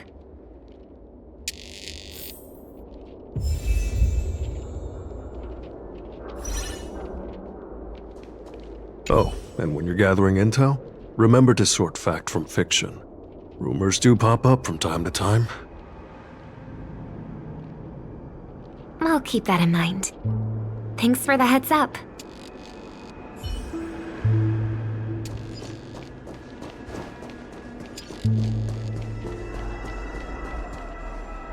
Miss Robin, can you hear me?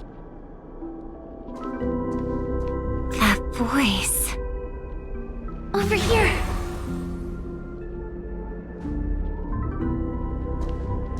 Are you Miss Firefly?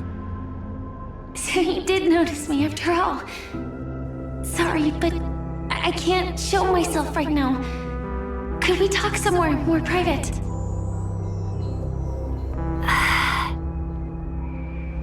To be honest, I have no reason to trust you. I get it, but I can assure you this isn't a trap. If you really need a reason,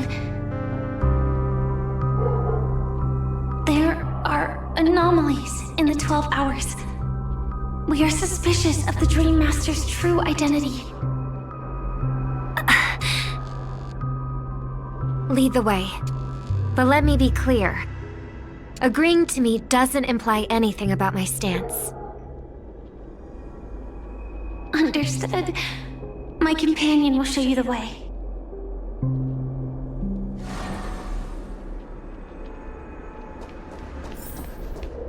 Blue flames. Is there a cremator among Miss Firefly's companions?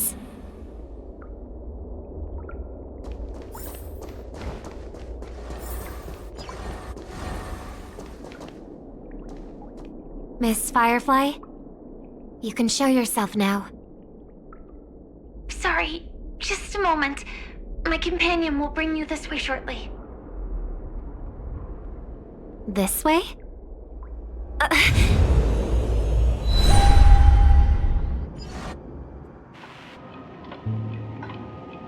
Where is this?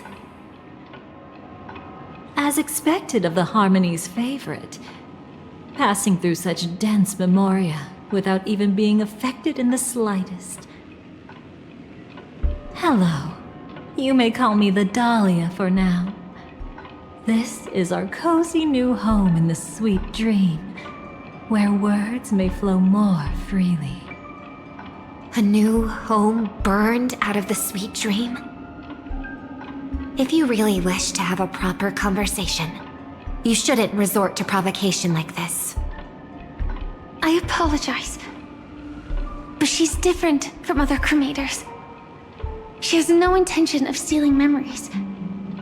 The same goes for me. I've never wished to destroy the sweet dream.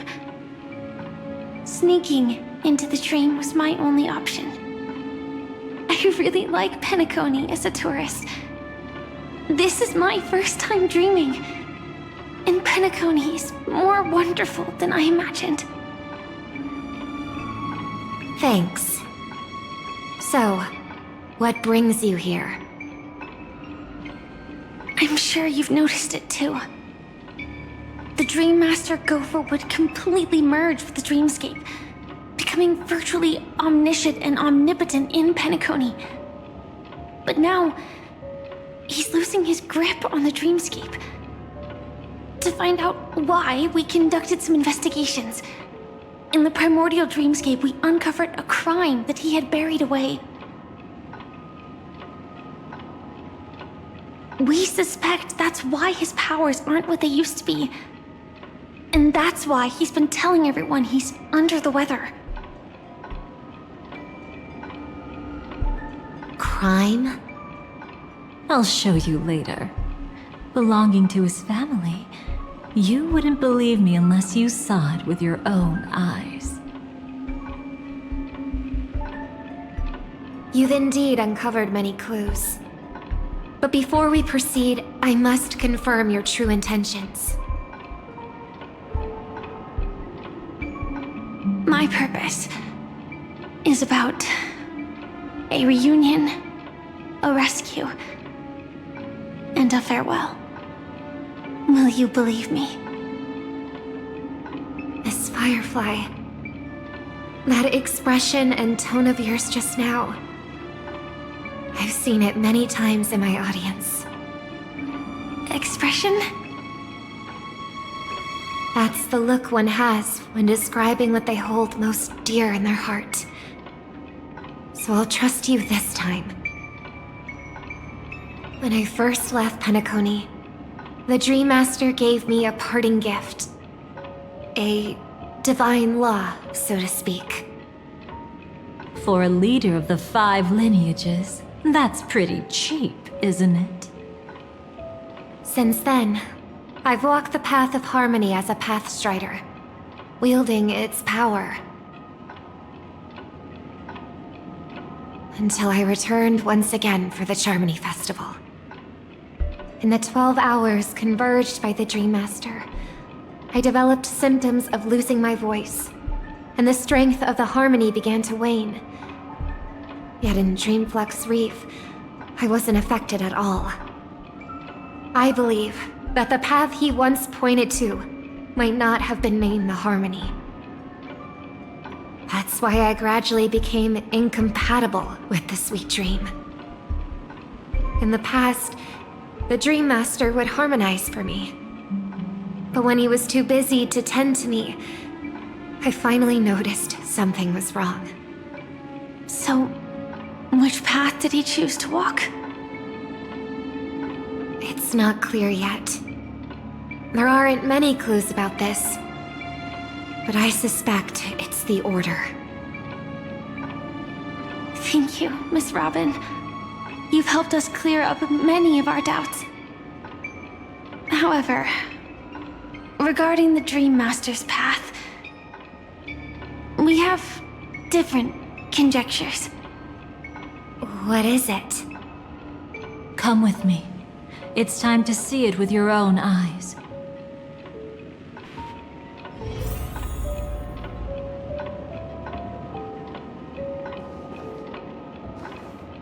Thank you, Miss Robin.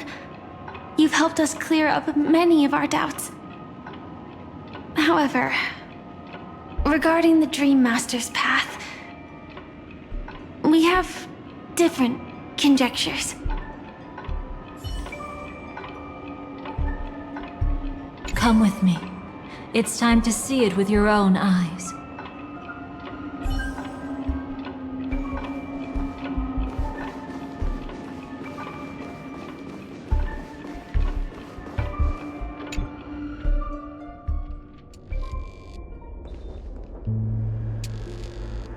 Here lie secrets that the family tried to conceal, and a long, romantic tale.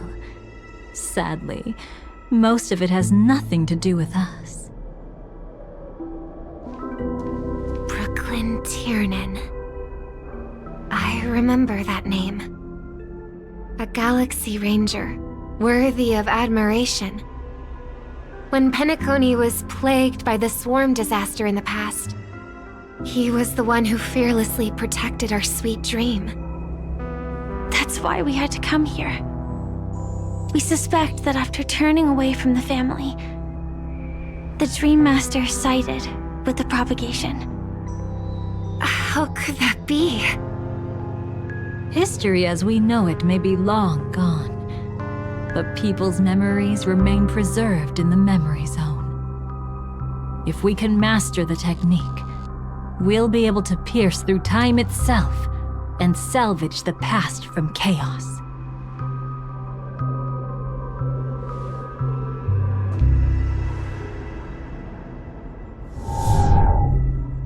Is this Memoria?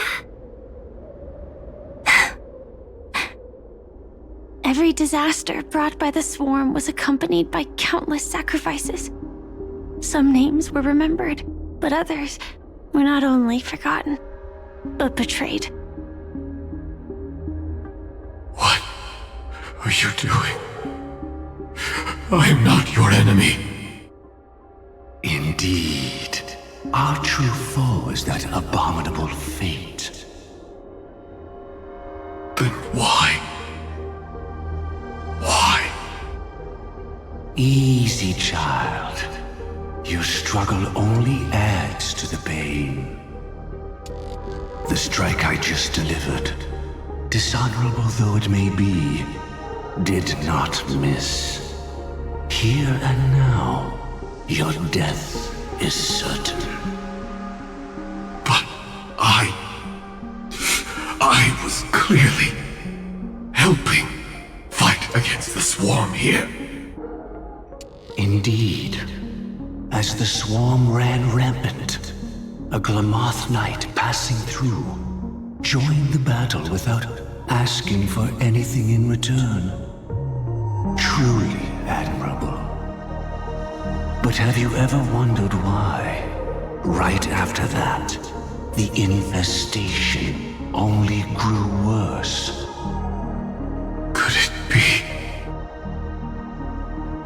The Glamoth Knight, born to purge the swarm, turned out to be a pathstrider, walking the path of propagation. The sweet dream has never been tainted by the propagation. You brought it here, and only your death can remove it. How can this be? I can leave and never come back here. I can't die. I don't want to die. That's precisely why I said that strike wasn't honorable. I explored your secrets for the sake of the sweet dream. But striking you down, that came from selfish desires after glimpsing eternity. Paradise shall fall into this world of sorrow, and once dawn breaks, it will shatter in the light of day. How could anything golden abide in glory forever? You shall become my darkest crime, in the beginning of a great undertaking. Your remains shall become the foundation for eternal paradise.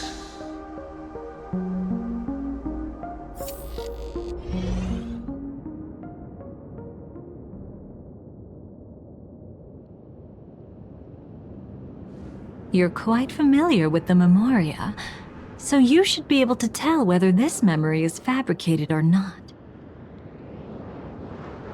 Laying the foundation for eternal paradise? This...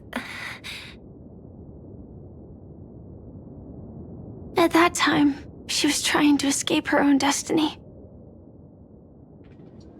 But when the swarm was discovered on Penacony, she didn't just stand idly by. Even though she died while fighting against the swarm, it wasn't destiny catching up with her again. It was her own choice. Because, like any ordinary person, she had a conscience and knew compassion. Is she your friend? Yes. And in many moments, looking at her is like seeing myself I know it won't undo what's been done, but I'm sorry. No matter what purpose the Dream Master has, it doesn't give him the right to sacrifice anyone. I promise you, when all of this is over, regardless of the outcome, I'll tell everyone about her deeds. She deserves to be remembered by the sweet dream. Thank you. But there's one thing I don't understand. Even if the Dream Master is after the power of the propagation, there are plenty of swarms left in the cosmos. Why resort to killing? That's exactly why we came to find you. With the Charmony Festival about to begin, it can't be a mere coincidence that the Dream Master is pushing forward with his various machinations now. And you were chosen to perform for the Harmony. Whether you're aware of it or not, you must be absolutely crucial to his plans. I see.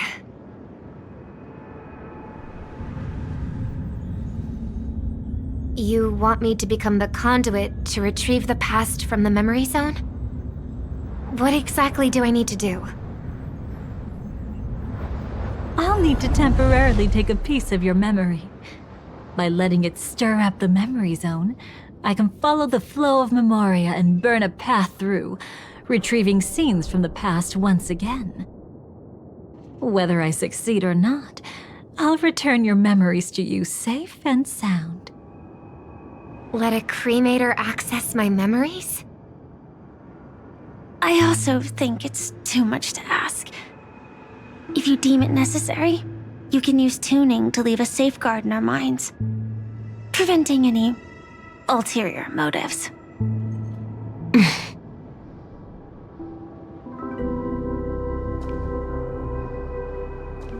There's no need. Let's get started. May the harm that befalls you never lead to your downfall. This is a blessing that has been passed down through the family for generations. I don't want all trust to be built upon mutual threats. So this is what star power looks like. You've even made me a little starstruck.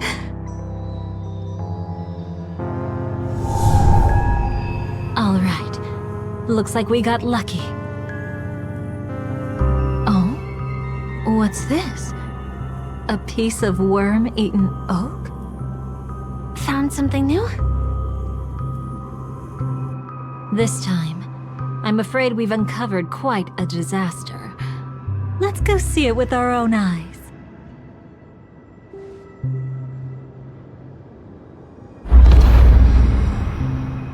Nothing but lies, my dear.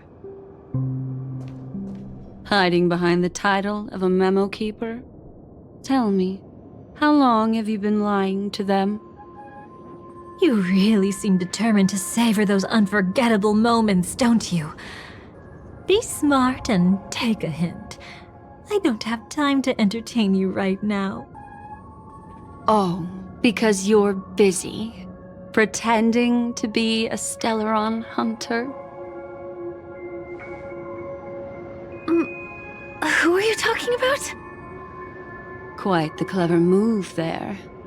Miss Firefly, if you're willing to take my advice, why not make a trip back to reality? Ask that Silver Wolf lady carefully who your true companions really are. How did you... All right, you. Still can't help sticking your nose into everything, huh?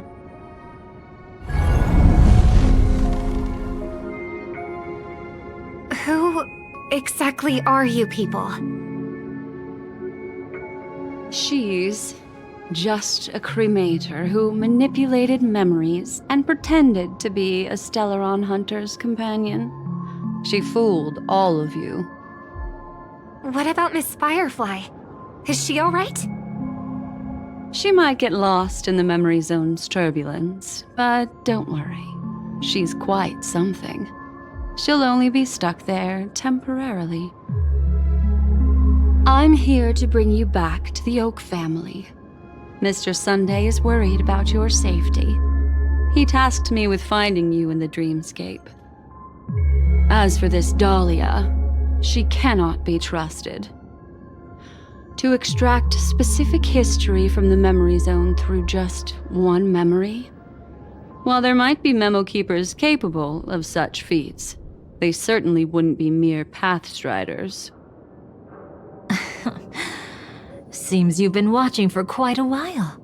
Yet you only show up fashionably late when we're about to make progress. Who's the untrustworthy one here, I wonder? Save your excuses. I bring a message from Mr. Sunday that will prove my identity. Just a message? Don't you find that a bit ridiculous? Let's give it a try. It's only 2 words. Charmony, Dove. I don't know the details, but Mr. Sunday said you would understand. Indeed. Unless it's an extreme situation, this is enough to earn my trust. The IPC, Astral Express, and now you're even taking assignments from the family? My, aren't you popular? But you just had to choose the path of your own demise? Back then, I not only kept Lady Acheron's secret, but also left you with your life intact. What? You're that eager to rekindle our past? Well, you are the Dahlia, after all. I have to keep an eye on what kind of trouble you're going to stir up next. I've been questioning this for a long time. How could Destiny's slave possibly accept someone like you, whose very nature is betrayal? And what's the deal with the Stellaron Hunter? Let's get somewhere safe first. Then we can talk. She's too dangerous for us to let our guard down.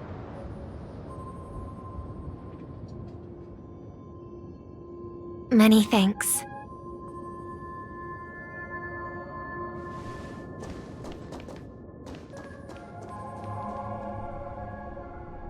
You've gotten more composed. Or have you just gotten slower? She's already left this area. There's no way you can catch up to her now. Catch? Why would I chase after her? Arrogant swan. If I didn't take her memories just now, then what exactly did I do to her? I might as well tell you. I planted a spark of the cremator's fire in her memories. It will spread silently, and in an instant, it will burn away all her memories of seeing me. She'll believe she was never here. The suspicions that have already taken root in her mind will also gradually fade away. No matter what she has discovered, the moment she attends the Charmony Festival, she'll revert back to that good child who was born to walk on the Order. You're the one who's run out of time. I see. Not a member of the Everflame Mansion, and definitely not a Stellaron Hunter. Your true ally is the Dream Master? Oh, aren't you clever? How about a little reward for that? Cut the act. Even with your usual reckless methods, you can't handle me alone.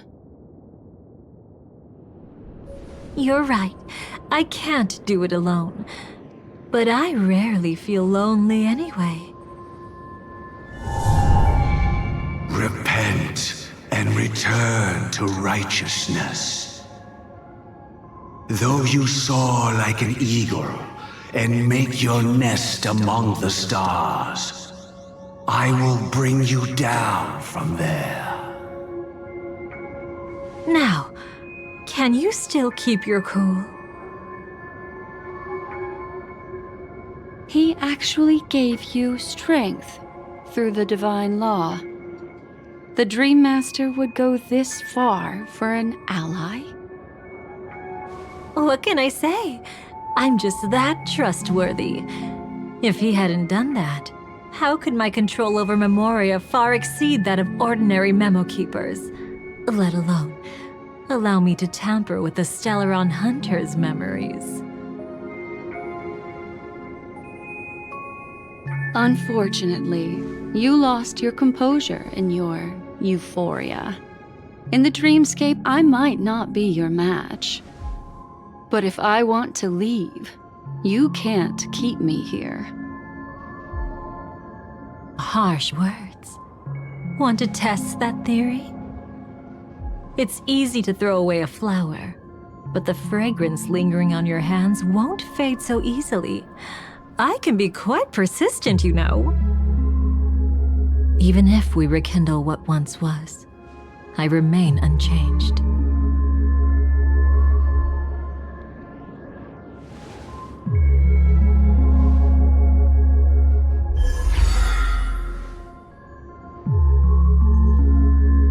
Run faster. I love watching people resist, love watching them flee.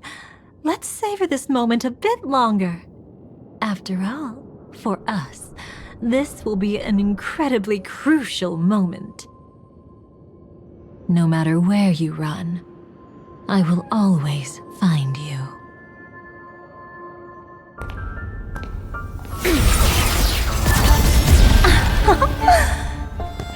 I have the numbers advantage.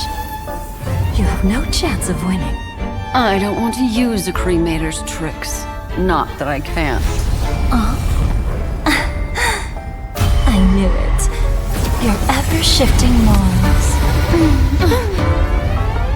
Never changed.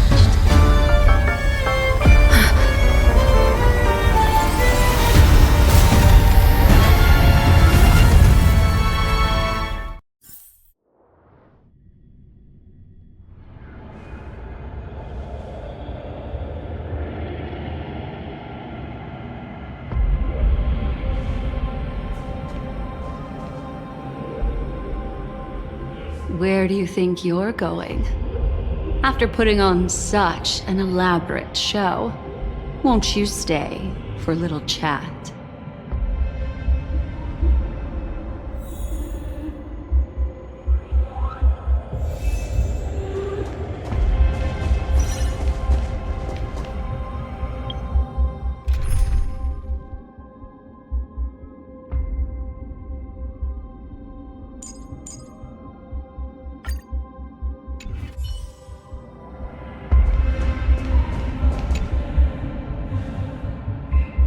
The most trustworthy thing about you is that you're never to be trusted, darling. And that's one thing that's never changed about you.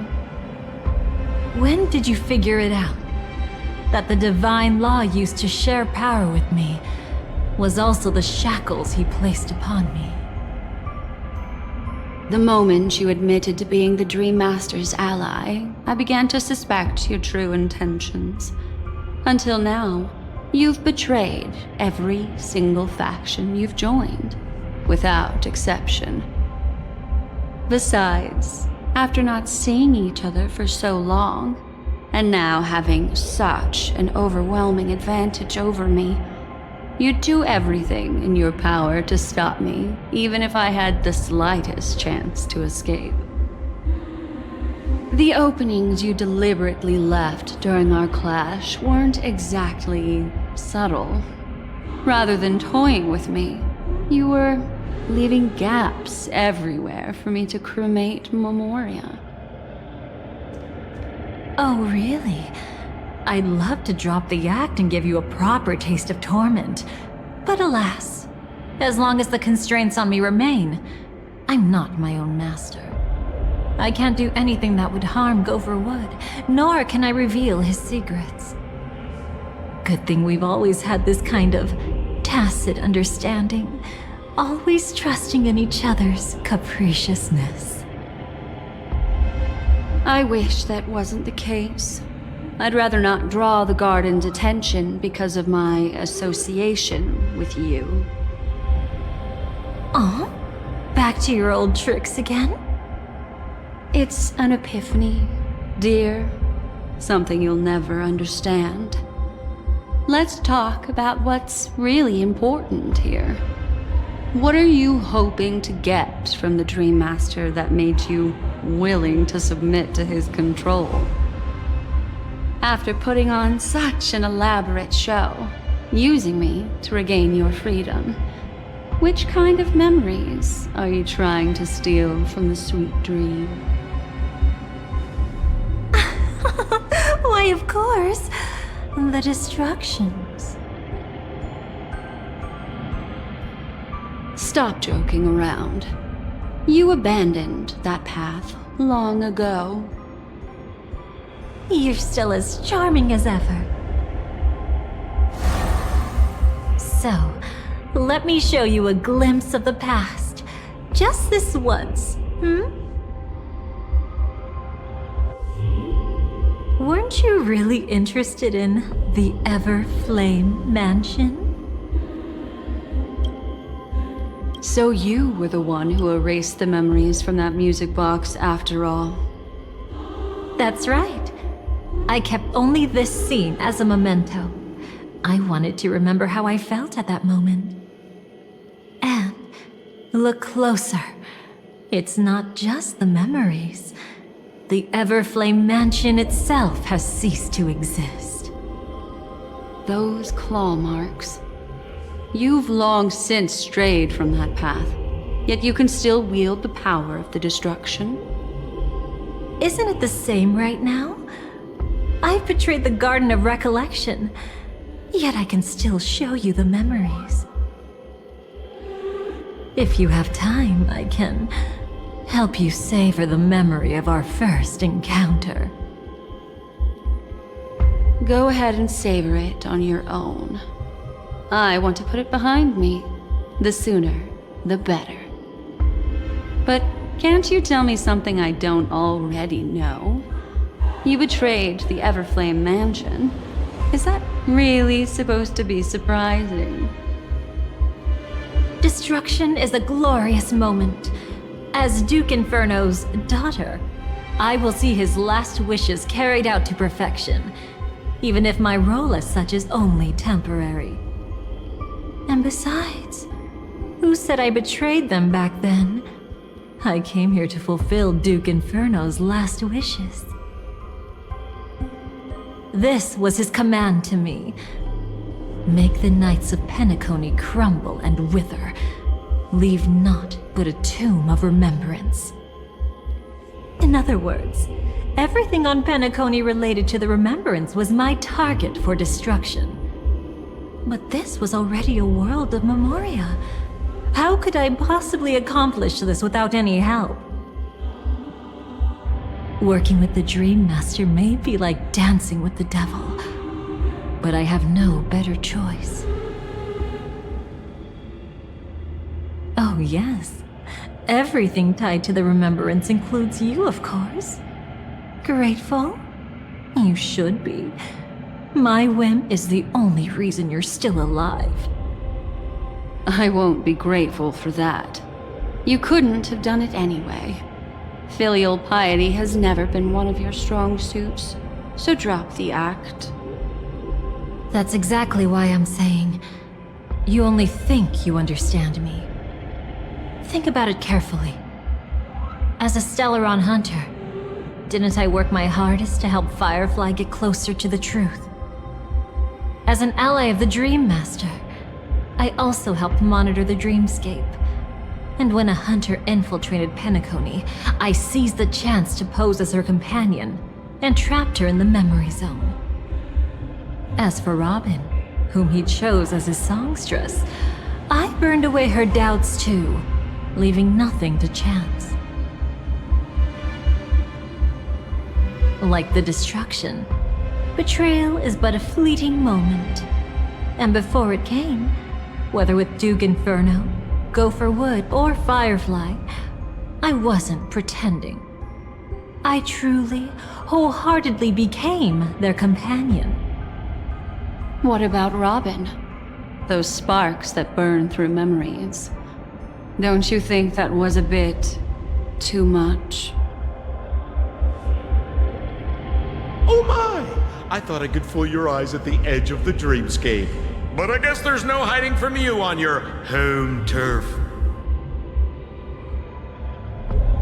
What? You want to settle the score with me for messing with your people? Why don't we sit down and have a chat? You seem like a patient one to me. So tell me, what exactly do you want to take from me? Don't worry, I only went with the flow, suppressing her power a little to make it easier for you.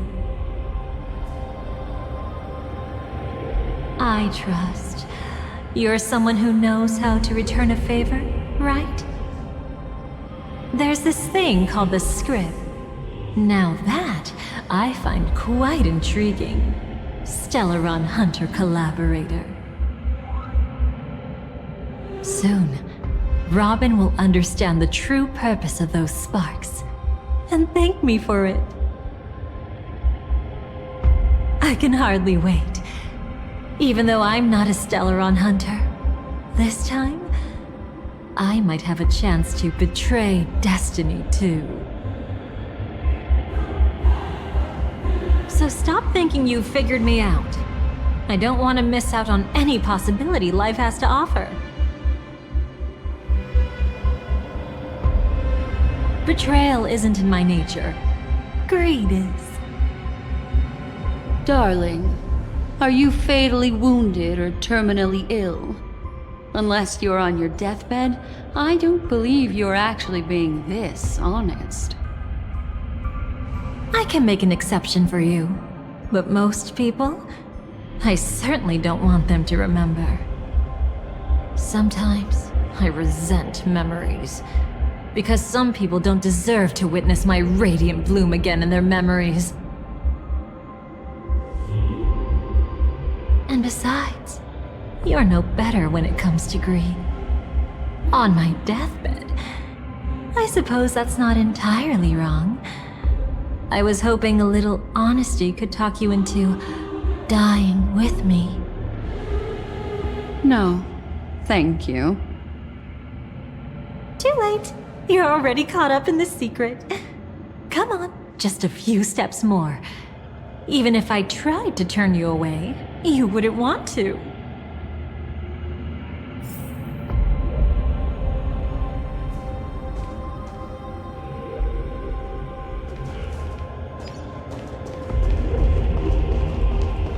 I see now. A piece of worm-eaten oak. You weren't just making that up. Oakwood is prone to insect infestations. Nothing surprising about that.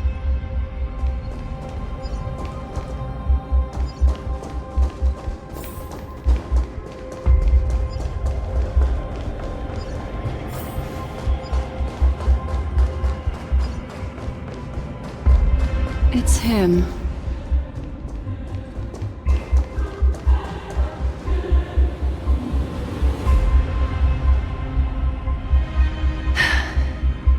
Just look at this place. Shouldn't be this lively here. Ladies, which one of us would you say is the uninvited guest? Mr. Aventurine, what are you doing here? Well, the game's over. And I scored a big win. Oh, what did you get out of it? The Nihility Emanator cut me, and I died in the most spectacular fashion. Oh, speaking of which, you must know exactly how that feels. My dear lady who loves to dance. Still better than having no invites at all, my dear helpful lady. You two are really something special. You're quite interesting, Mr. Aventurine. However, you weren't supposed to find your way here. Unless you can give me a reason, I'll indulge you by letting you die once more. That confident, huh? You haven't hidden your weakness well, even though you're one of the 10 Stonehearts. Right now, you'll be easy enough to handle. I wouldn't be so sure. Since you know who I am, you should know better than to gamble. Consider this warning a welcome gift from a friend. So long as my trump card remains unplayed, none will dare see the hand through to the end. Too bad you've used up all your luck for today. I've always found losing more interesting than winning. What's the harm in giving it a try? Hold up. No need to rush into making enemies. Mr. Aventurine, congratulations on uncovering the truth behind death. But from what I know, you should be at Dreamflux Reef instead. Well, after taking a solid hit from the Emanator's blade, I never got the chance to enjoy a good nap. Thus I sank into the chaotic memory zone, and then my desire led me here.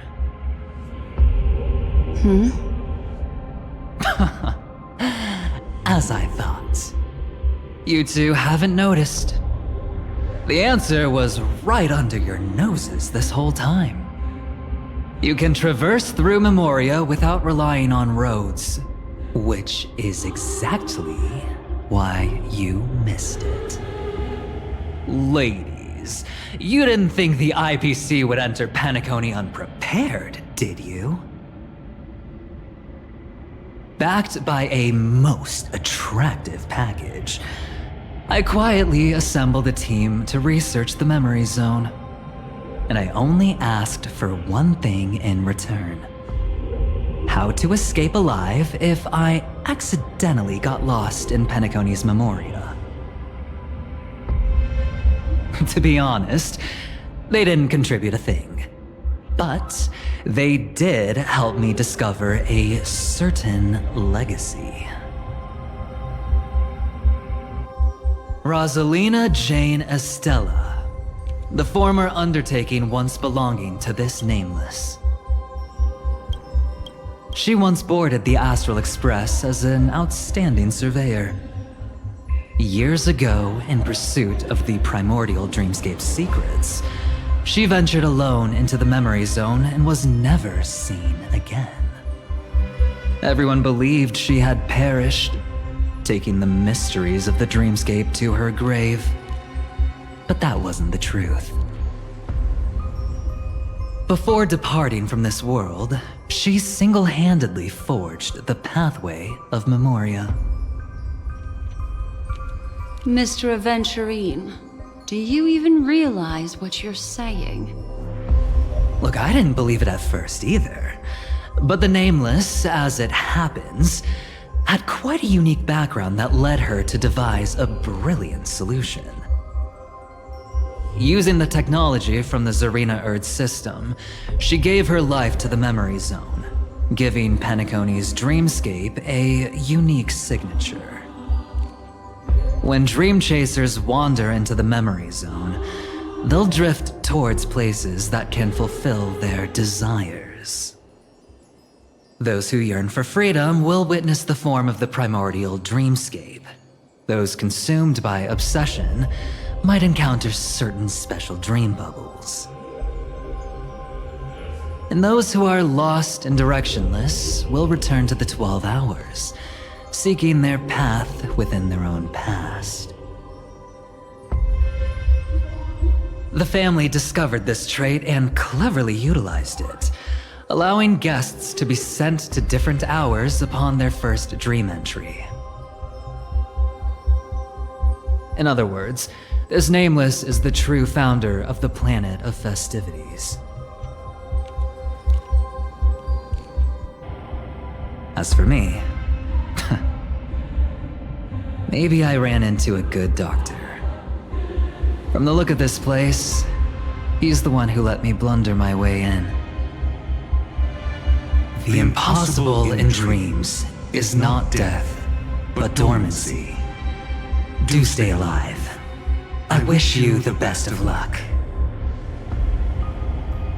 Looks like I'm pretty lucky.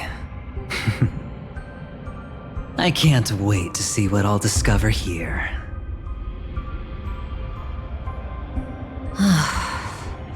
It would seem luck favors you still, Mr. Aventurine. Fate is truly fascinating, yet cruel. Remember Miss Robin's question? If the Dream Master was after the propagation, why did he have to harm the Glamoth Knight? Years ago, he had already completed this plan, waiting for a Glamoth Knight to enter the dream. Unfortunately, with the sudden fall of his empire, his hopes seemed to have been dashed. Yet just as the Charmony Festival was about to begin, a descendant of the Glamoth Knights appeared uninvited, and everything began to turn once again. The Dream Master was never afraid of Firefly investigating the propagation. That was exactly the truth he wanted her to see. Wait, is that why you trapped her in the memory zone?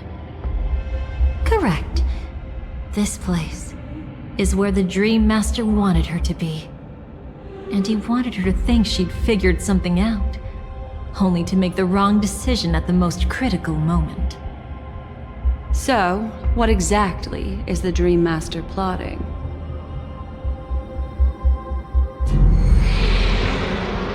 It doesn't matter anymore. We've missed our chance to stop him. Even if we catch him in person? From the very beginning, he never existed anywhere at all. When he attempted to merge with the dreamscape, he transformed himself into 4 primordial divine laws. The gods bestowed upon us heavenly fire, and with it divine tribulations. Let them be, for we are all mortals, born to love and to suffer. The first law. As his parting gift, he bestowed it upon Robin, guiding her onto the harmony. Repent and return to righteousness. Though you soar like an eagle and make your nest among the stars, I will bring you down from there. The second law is the power he bestowed upon me as his collaborator. At the same time, it serves as a constraint to ensure I won't act recklessly. And the third law... Paradise shall fall into this world of sorrow, and once dawn breaks, it will shatter in the light of day. How could anything golden abide in glory forever? I haven't seen it myself either. According to him, it was an all-out attack, like a torrent of fire pouring down from above. And the last one? Nobody knows. After claiming to be ill and withdrawing from public view, even though the constraint remained in place, he never contacted anyone again. Not even me, his collaborator. It's just my theory, but I'm pretty sure I'm right. By then, he had finally completed the last law, and used it to eliminate the one weakness that exists in any plan. The mastermind himself. The moment the plan was set in motion, Gopher Wood died a martyr's death for the just cause he believed in. And the swarm disaster shall reappear again in the sweet dream.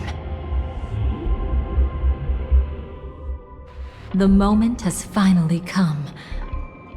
Resentful from being deceived, confused by conflicting memories. Your expression right now is so similar to what I had imagined.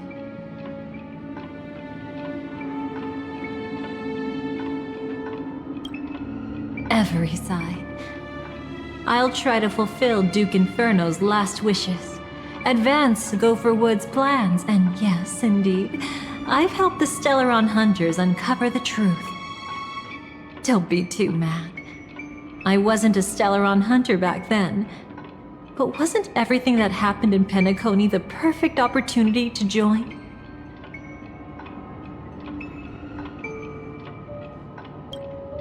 Though it wasn't my original intention, I wanted to help her, to keep her from getting caught up in Gopher Wood's schemes and facing such a detestable fate. Alas, I couldn't make it happen. The path your predecessor Rosalina left in the Memoria pushed Firefly towards a new lease on life. Indeed, how could a nameless who walks the path of the Trailblaze leave behind a legacy built on evading destiny?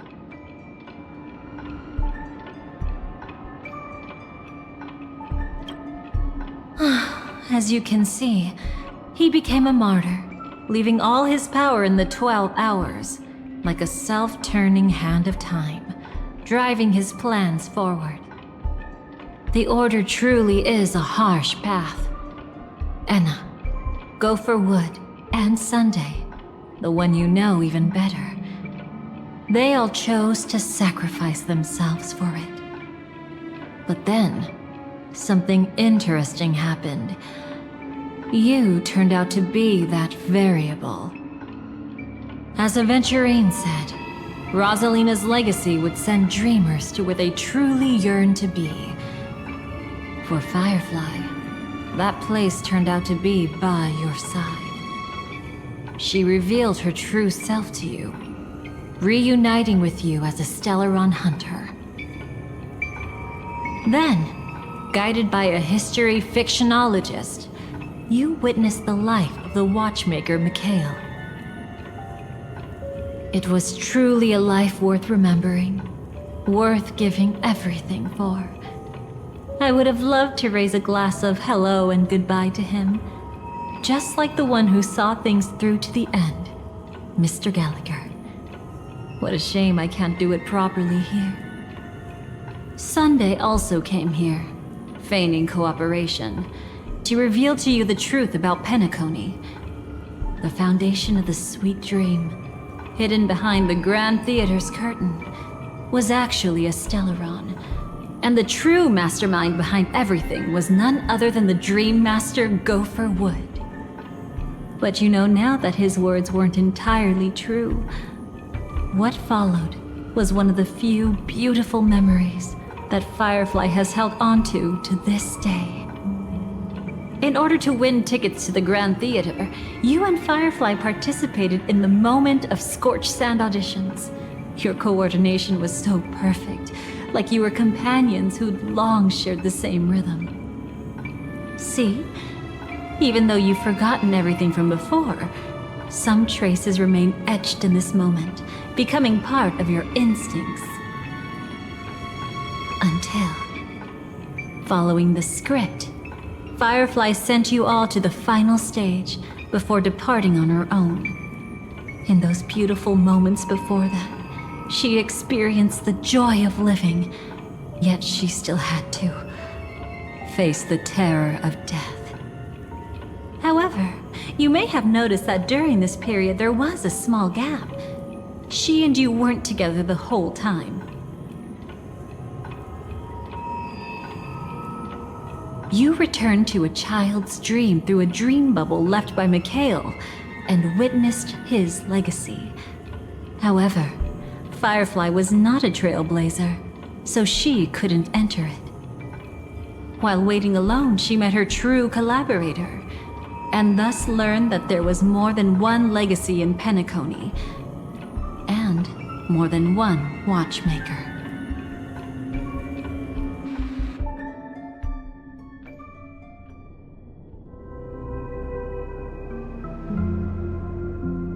Did they enter that dream bubble?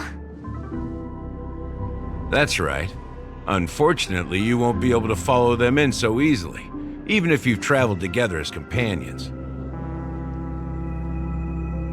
That old man can be so stubborn sometimes. He'd rather have the Nameless be the ones to witness his legacy. No, I think it's quite romantic.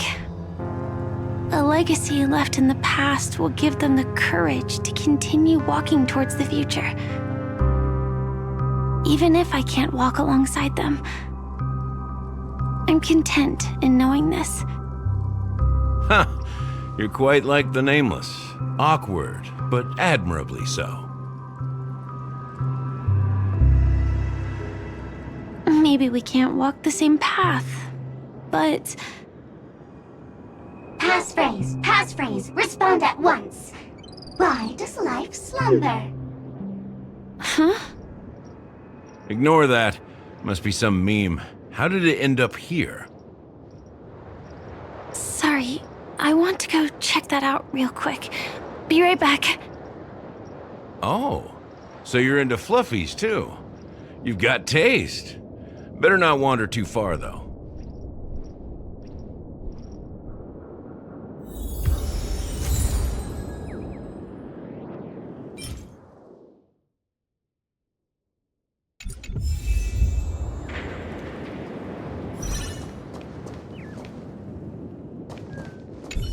That old man can be so stubborn sometimes. He'd rather have the Nameless be the ones to witness his legacy.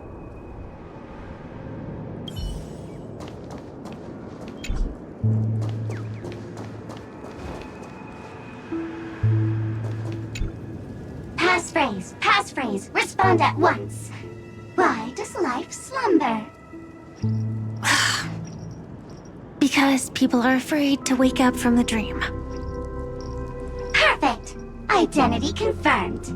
Welcome, Agent Mech Tycoon. Please proceed to the next rendezvous point. Our people will be waiting for you there. Is this really necessary? Gotta stay in character. Follow the instructions, Mech Tycoon.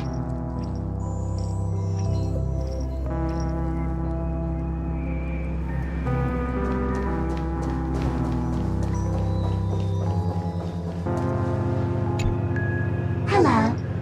Please submit identity verification for Agent Ultra Firepower Instant Star Traveler. Who? Mech Tycoon wasn't cool enough, so... So, Miss Sparkle went ahead and changed it. Masked fool. You shouldn't be here.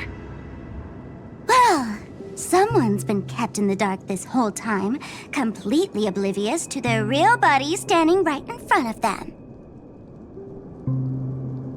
Buddy? Don't tell me you still haven't noticed. That memo keeper has already stabbed you in the back once. No way. Silverwolf never mentioned me? But she's the one who invited me to team up. The family's omnipotence in this sweet dream, that was my intel. Now you all are going back on your word? Your intel? With Kafka's spirit whisper, my cognition shouldn't be susceptible to distortion. Could things be different now that I'm in a dream? Before heading to Penacony, Silverwolf did tell me to keep an eye out for anyone asking, why does life slumber? But as evidence, that's not enough. Oh, really? Then what if you were to die 3 times in the sweet dream? Then why is this the first time we're comparing notes? What else could I do? As a fool, how could I ever catch up to a memo keeper in a dream? every single time, just when I was about to reach you, poof, she'd vanish with you. Who exactly is Constance? She works for the Dream Master, but she definitely has her own agendas. She secretly made a deal with me.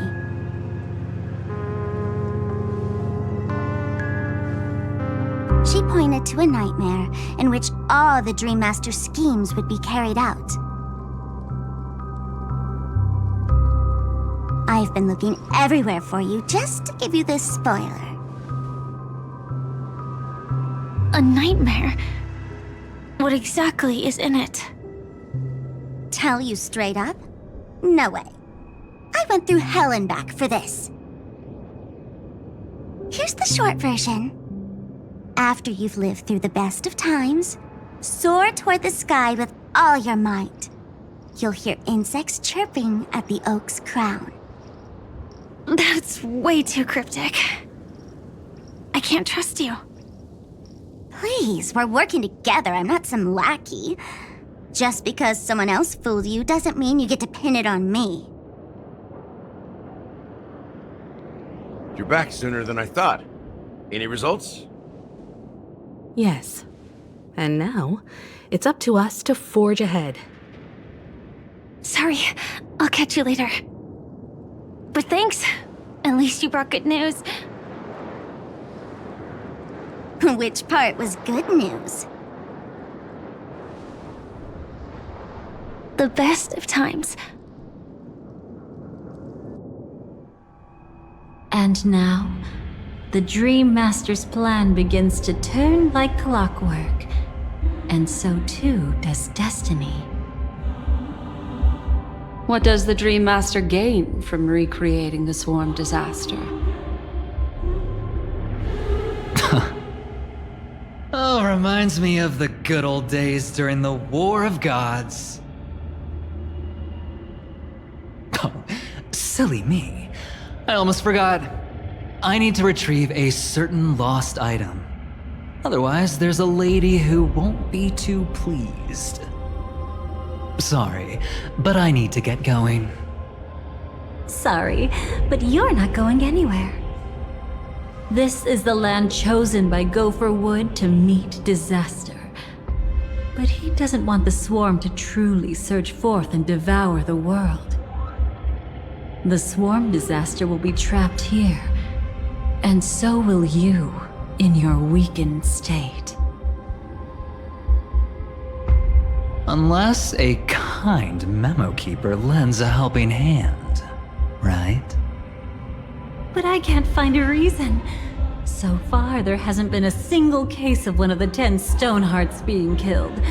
It's driving me crazy with curiosity.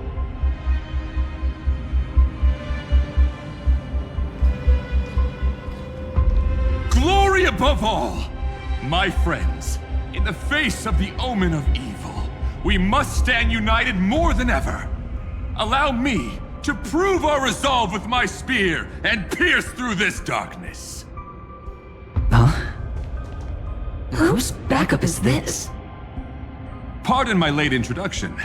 I am Argenti, of the Nice of Beauty, traversing this cosmos to eradicate all that is unsightly in this world.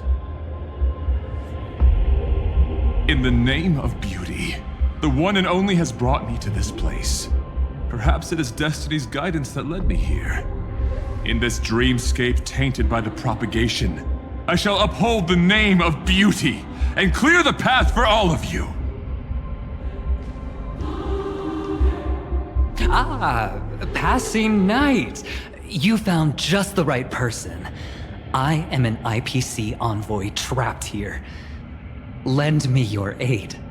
For Adrilla the Beauty is the most peerless beauty of them all. Someone's a quick learner. Nothing else to say. This is far too much of a coincidence. What else is there to say? Would this Sir Knight even listen to us try to reason with him? That's the fascinating thing about destiny.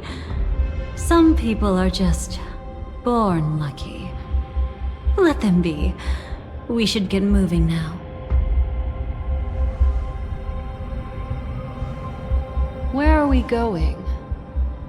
To find your dance partner, darling.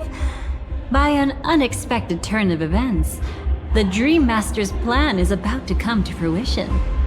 And to deal with him, we'll need an emanator to step in.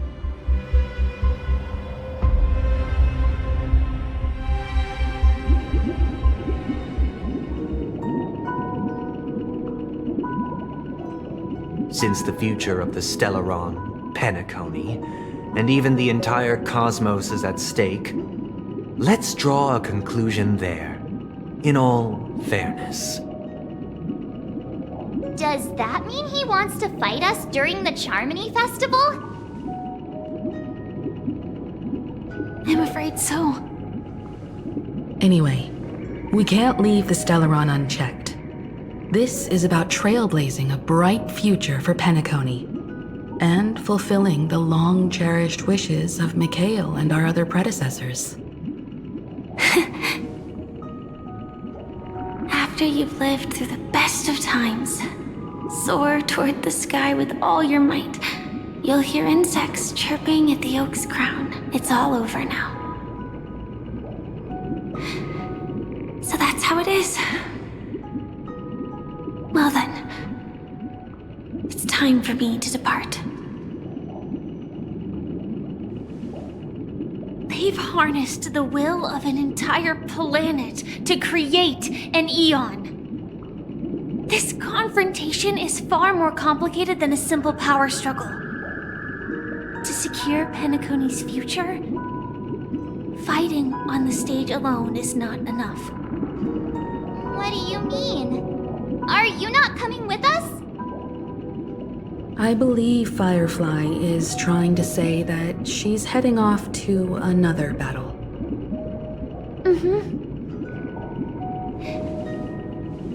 Before I left, the Destiny Slave told me that this journey would bring unforgettable rewards.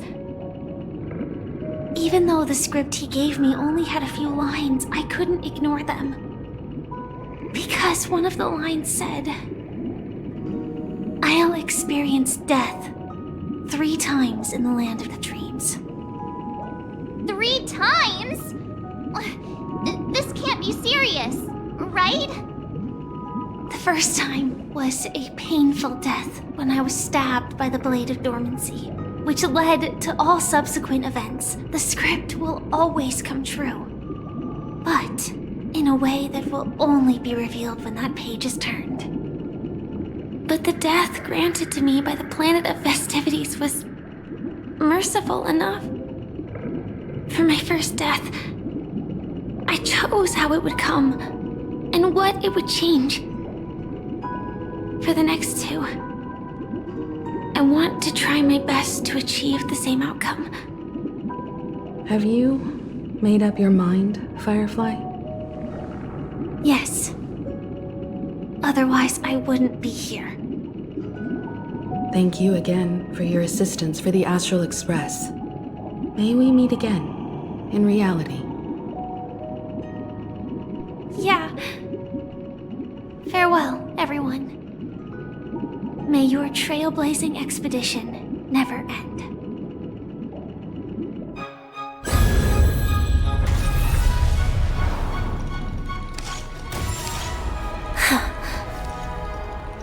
I dreamed of a scorched earth. Everyone, are you ready? A new shoot sprouted from the earth. It bloomed in the morning sun and whispered to me. Like fireflies to a flame, life begets death. May we meet again in reality.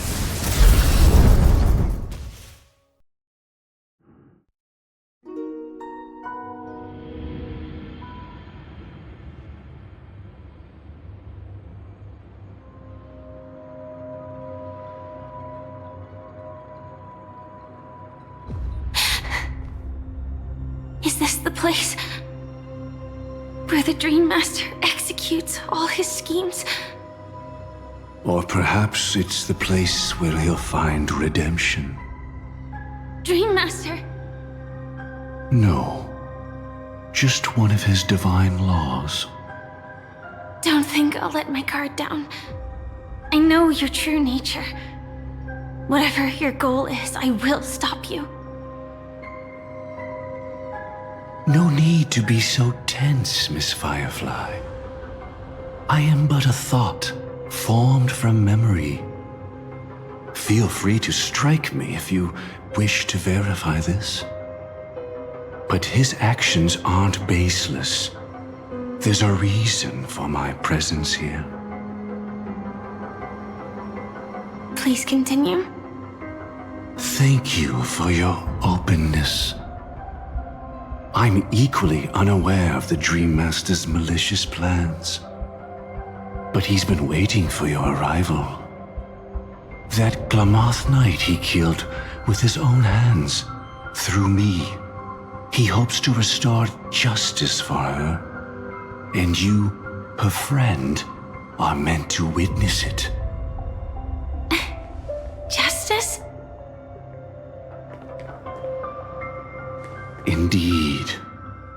I'm quite familiar with this place, and can guide you. This has its own significance for you, too. Witnessing his confession is tantamount to unveiling his crimes. I don't need your guidance to get this done. But you need someone to decipher the truth. Force alone won't solve anything. It's not like you'll stop here if I refuse. Lead the way. But I'll be keeping my eye on you.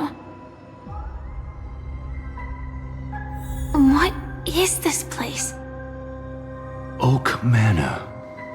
Once part of the Dewlight Pavilion. Before becoming the Dream Master, he used to hold family councils here. But it's been abandoned for years now, sinking into the primordial memory zone. Is that... I'm afraid it's pain.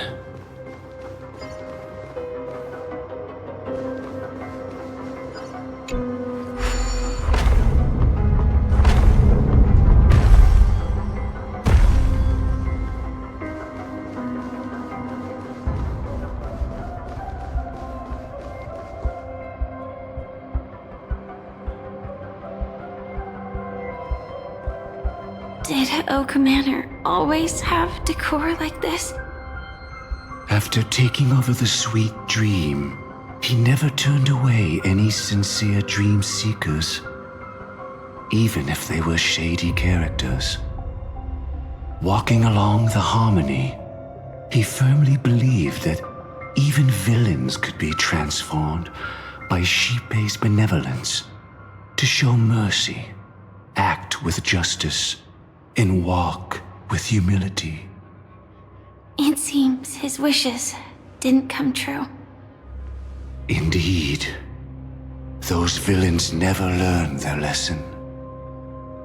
They even conspired with one another, foolishly attempting to establish their own family lineage. Such arrogance. They went as far as sending a messenger across the vast cosmos to seek permission from the main family. In the end, they only brought shame upon themselves. And then there was a revolt. Fortunately, his heart was already aligned with the Oak family, allowing him to survive by sheer luck. Though he could never leave the sweet dream again. Soon after, the manor was decorated this way. Was he trying to warn himself? If your beliefs lead you down a path of plight, why stubbornly cling to them? That's exactly what I'm getting at. At least now, I can understand those feelings. And I think I've come to understand why I exist here. At that moment, Gopher Wood stood at a crossroads, pondering whether the harmony was still the right path. But my fragmented memories have not yet revealed where this would ultimately lead. Since he was about to commit a great evil, perhaps the Dream Master who left behind these laws was hoping I would choose a different path. But it's too late to change anything now. Not necessarily. We might as well keep moving forward. Good intentions are always the final creation of evil deeds, for they know they must be stopped. And his past choices will reveal his schemes to us. In your opinion, which path would the Dream Master choose? Probably the path of force. But Miss Firefly, feel free to do as you please. I have no other thoughts today.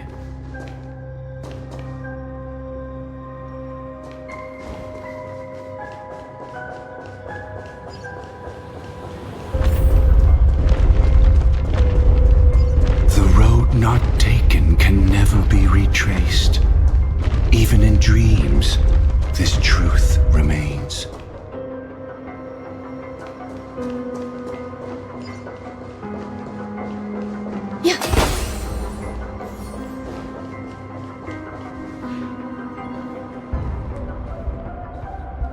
In the end, all paths lead to the same destination. Human will, it seems, truly has very little impact. Is this?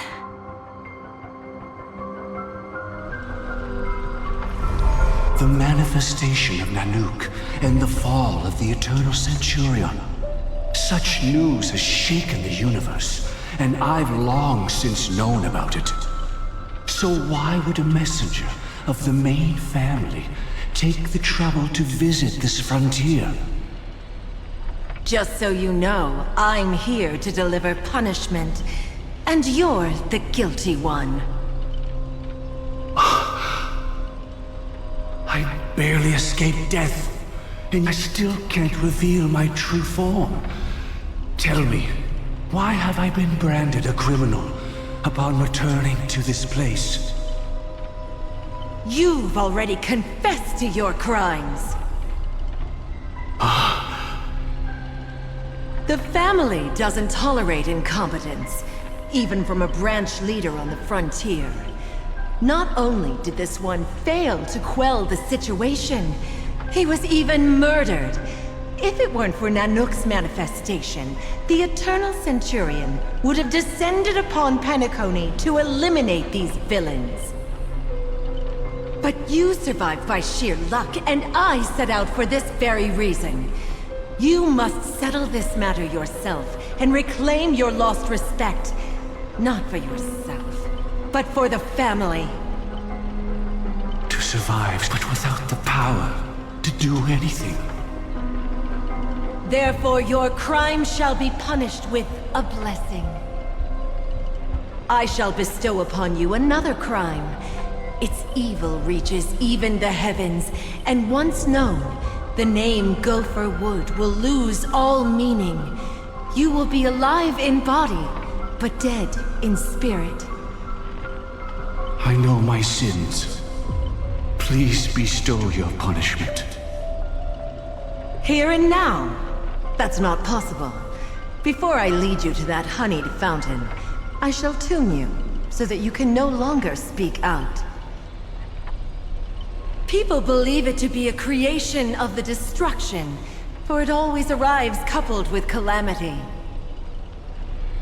I shall clear the shadows before your eyes, so that you may once again behold that almighty force that giveth and taketh, and worship the mercy bestowed by the triple face. The harmonic cancer, the Stellaron.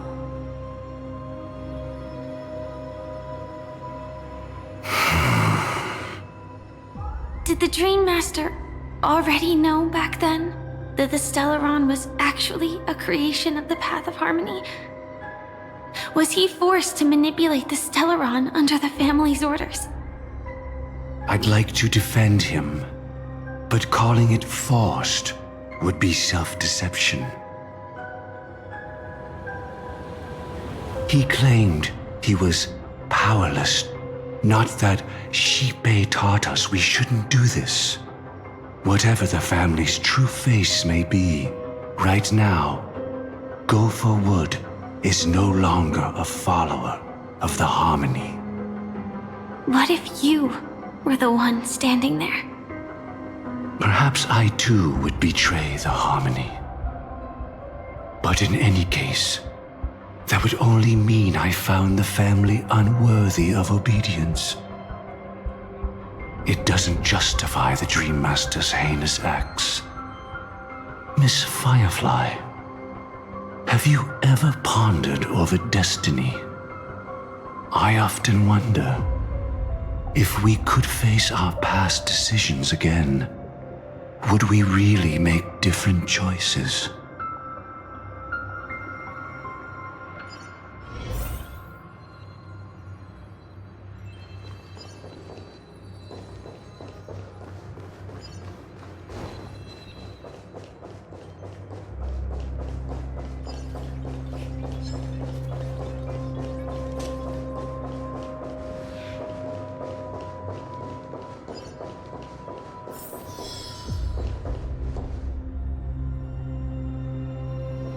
It's in that puppet's hand, Lady Firefly. Got it.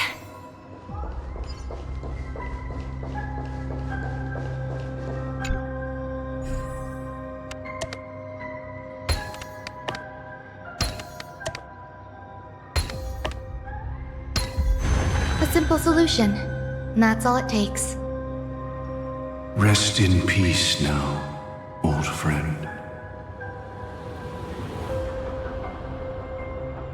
Mikhail, was it you who killed him?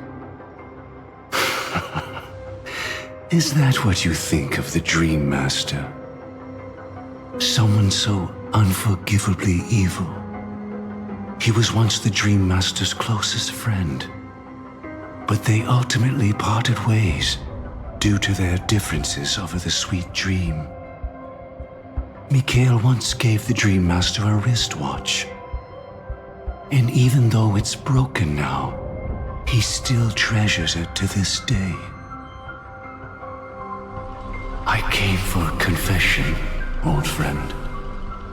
I wonder, what did death feel like to you?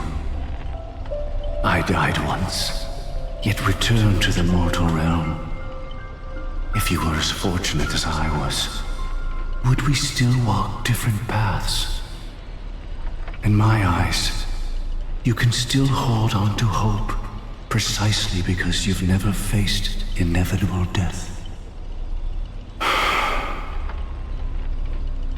Would you blame me? Would you, Mikhail? I tried to unveil Xipe's third face, but I was wrong. It wasn't the propagation. Yet destiny was so merciful, making me realize the propagation was able to continuously evoke people's prayers for the Order through the fear brought by the Swarm. When the Swarm disaster ravaged the universe, that was also when the Order reached its unprecedented peak. But after that, the Great One deliberately ignited a war among gods, leading to their own downfall. They would rather fall than let the Order ascend upon a staircase of falsehoods.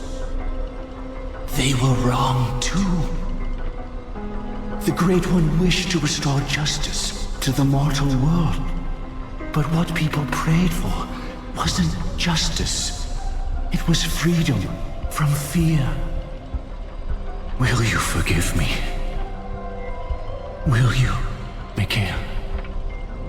I shall commit an act of transgression, mending the errors of the gods. I will restore the missing hand to the celestial clock and show mankind death. I know my sins. They are ever before me. But I shall never repent. Using the propagation to lay the foundation for an eternal paradise. So what he meant was recreate the swarm disaster using fear to force people to pray for the Order's return? Perhaps that's why your friend was killed. The Dream Master wanted to find out how the Glamoth Iron Cavalry obtained the propagation's power. That's not a power that can be easily controlled. We need to pick up the pace.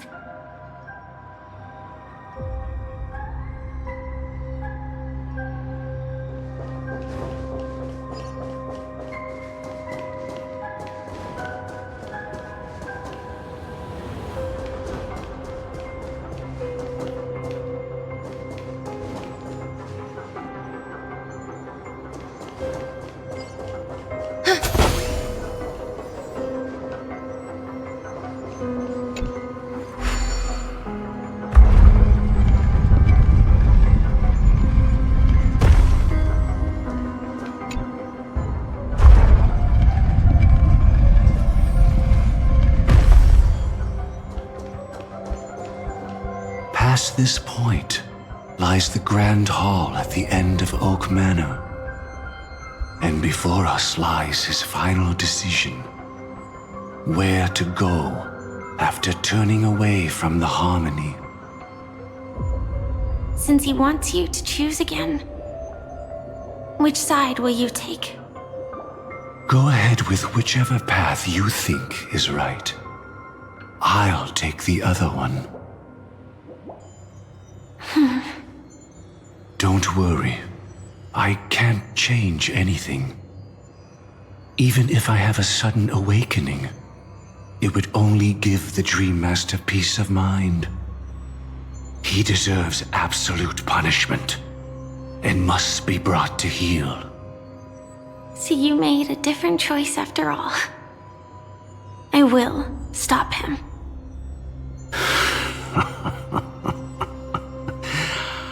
I hope everything goes well. This is goodbye then.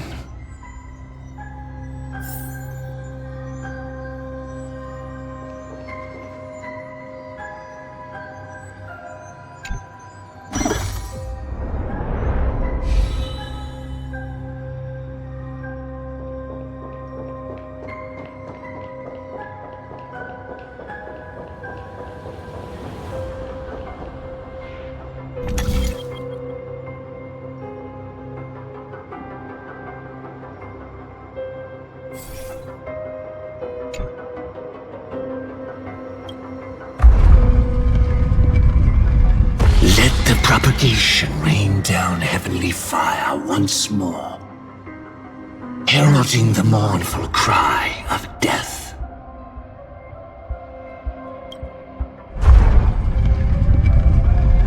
Let the Harmony's lies be exposed in an instant, revealed by the piercing blade of truth.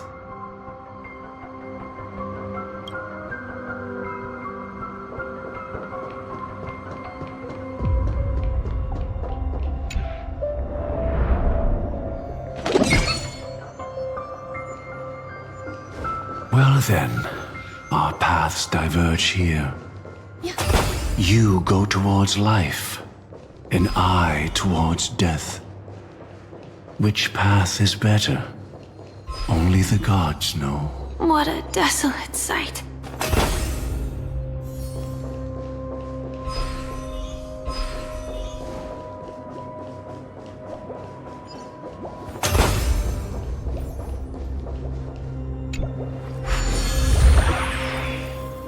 Nothing seems out of place.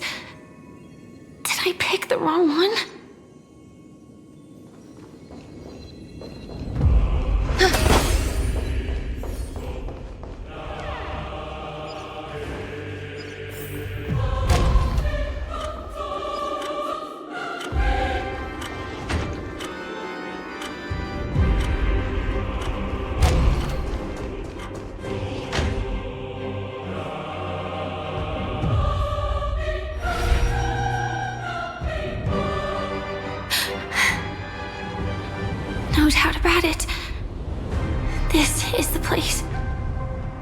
My apologies for keeping you waiting, Lady Firefly.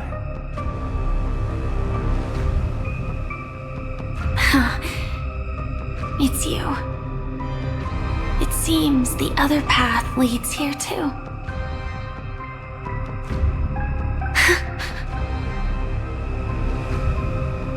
What is this? It's the terror that humanity dares not recall. The swarm disaster's chrysalis of extinction. The Dream Master's devastating strike, like a torrent of fire, lies hidden behind the stained glass, waiting to shatter it and unleash the swarm disaster once again.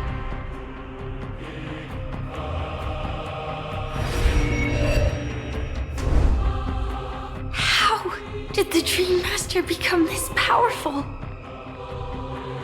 We need to stop him. Or maybe stop me. As expected. I shall end this matter on his behalf. This thought, together with the power beyond the window, completes a single, true, divine law. Divine law? Everything you saw along the way, none of that was meant for you. It was meant for me. So that I could bring you justice. I don't see any justice in any of this. Lady Firefly, I assume you've pondered over destiny, too. I don't think it can be used as an excuse for anything. Even if the ending is predetermined, we can still decide how we get there. That's just self-deception. You've never been able to change the course of events. When we stand at the crossroads of choice, no matter how many times we start over, we'll always make the same decisions. By that moment in time, we've already been shaped by our past, believing that choice to be the only correct path. All the past you've left behind has already determined your future. Your friend tried to escape destiny, only to meet the same end. And now, here you are, no different.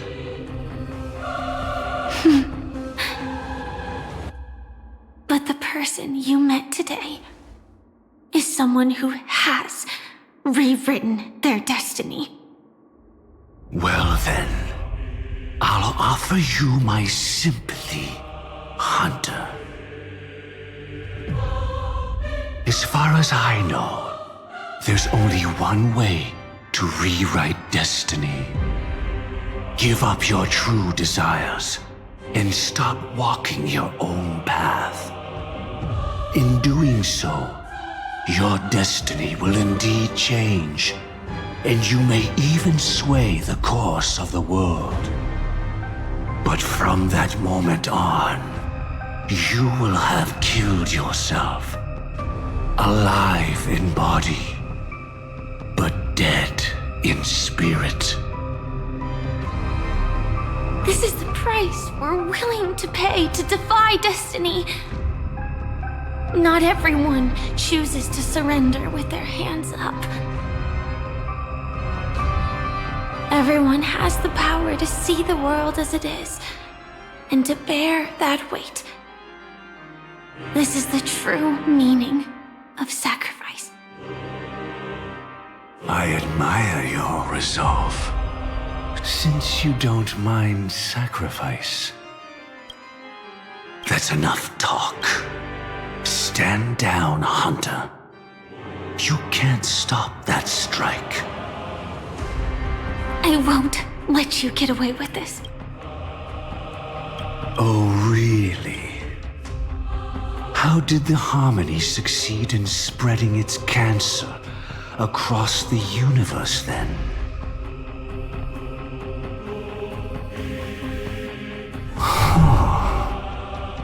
Though she wasn't my true companion, the cremator left me with a spark of her flame. I never trusted you. During our journey together, I planted it on you. And now, I'll let it reignite. It can burn away a thread of thought with ease. Impressive. But do you really think you can get ahead of me?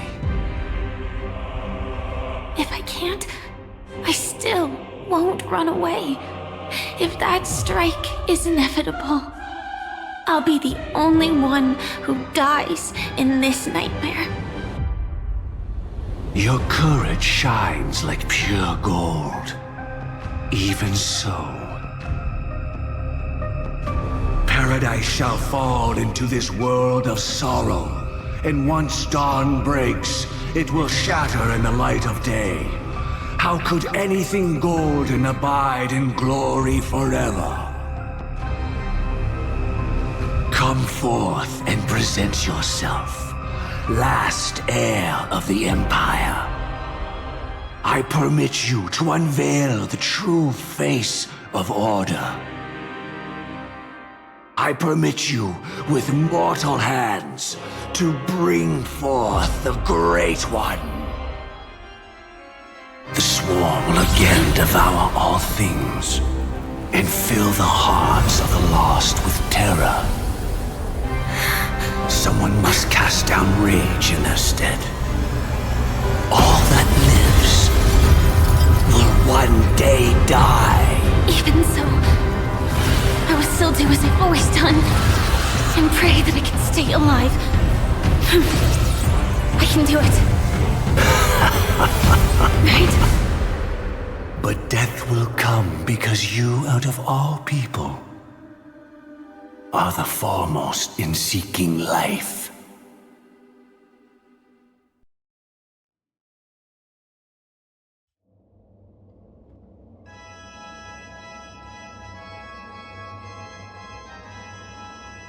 Your last confession took me by surprise. Mr. Gopherwood. No. The final divine law. I suspect there was never any chrysalis of extinction from the swarm disaster to begin with, was there? What exists in Oak Manor is nothing but a disguise. The only thing hidden within is a Stellaron. True.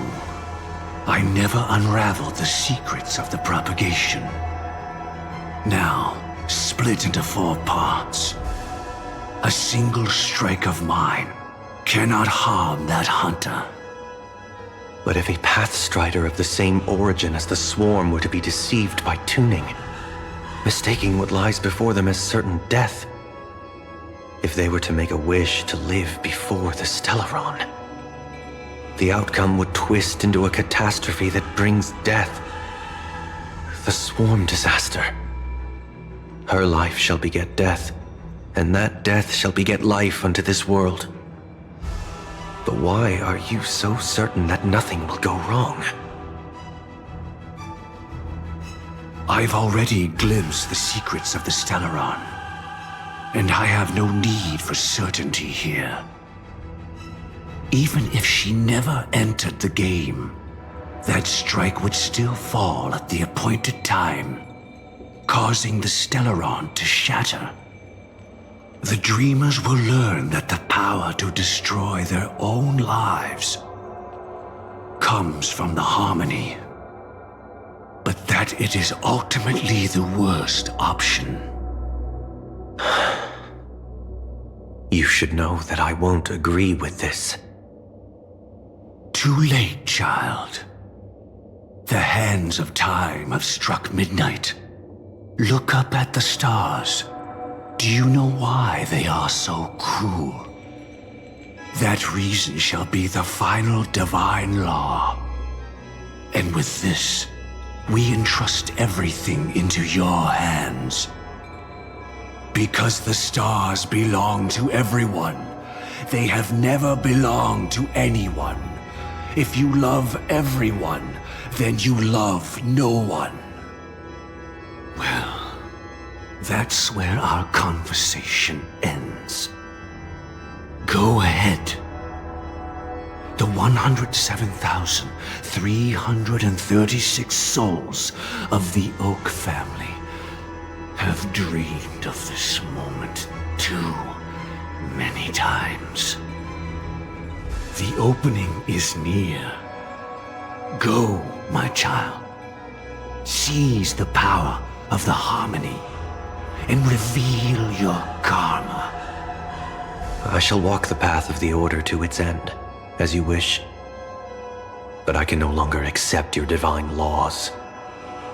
If I become the only star in the sky, even if I belong to no one, there would still be no cruelty.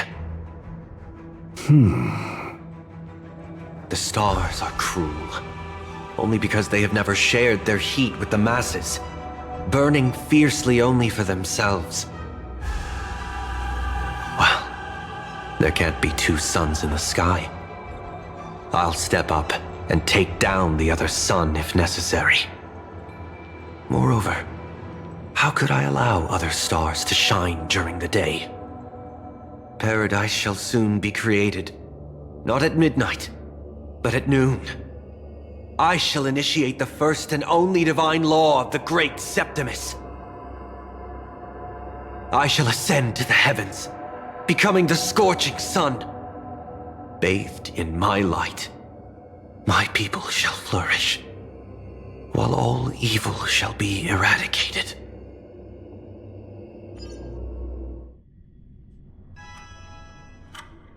Very well, child. Do what you must. Perhaps I was never without choice, merely too entangled with the fear of losing, never knowing what was possible if I chose to act. I should become a watchmaker too. The harmony I seek has but one note, repeating endlessly, never falling out of tune. Life, too, has its time. We did it. He faded first, causing that power to lose control.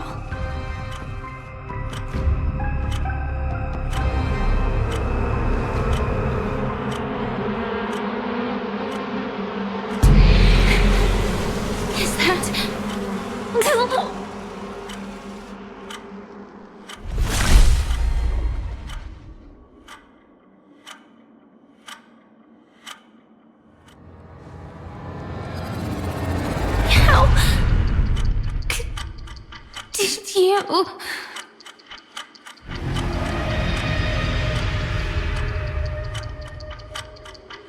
Death comes for us all, eventually.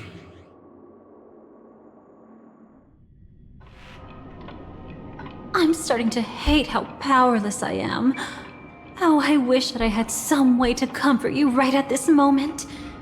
Oh, don't worry, that was all in the past. She had almost reached her demise, yet she survived. Her second death hadn't come yet. It would be upon her soon. He lured a Glamoth Iron Cavalry to face a Stellaron after years of plotting. Though everything Firefly had learned since entering the dream was true, they were only truths that the Dream Master wanted her to see. And that is often regarded as the highest form of deception. The Stellaron answered Firefly's desire to keep living. In response, it recreated within the sweet dream the swarm disaster and the Eon Enna. It was confined within the dream. Even a Stellaron could not truly revive the swarm disaster. The Dream Master's actions could only evoke fear in those already dreaming. Yet this swarm was frighteningly real when you consider the next steps of his plan. Enna's dream had enveloped the entire star system, which meant the swarm disaster would gradually become indistinguishable from reality. The propagation would awaken the most primal fears in all dreamers. Through their cries, the path of order would be sustained, until the entire cosmos drowned in a singular dream. You engaged in a decisive battle with Sunday at the Penacony Grand Theater afterward. He had, without question, become an emanator at that time after usurping the harmonious choir. But you showed no fear, and gave it your all in your fight against him. And you emerged victorious with the help of your allies. Yet that battle, the setbacks, the victory, was just an illusion woven by Sunday. Enna's dream had already enveloped the entire Asdana system. It was impossible for you to beat Sunday at that time. Enna's dream was so terrifying that even memo keepers could not act freely in it. Fortunately, we sought out Acheron first, and she lent us a helping hand. That allowed us to take action and try waking people one by one.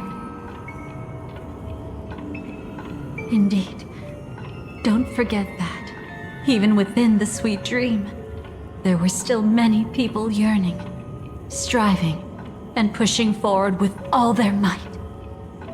At that moment, you too would face a similar deathmatch.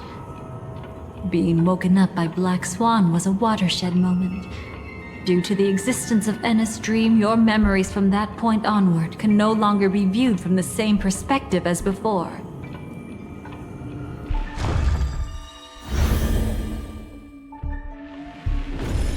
It's not that they're not real enough. Things always look different when viewed from different angles.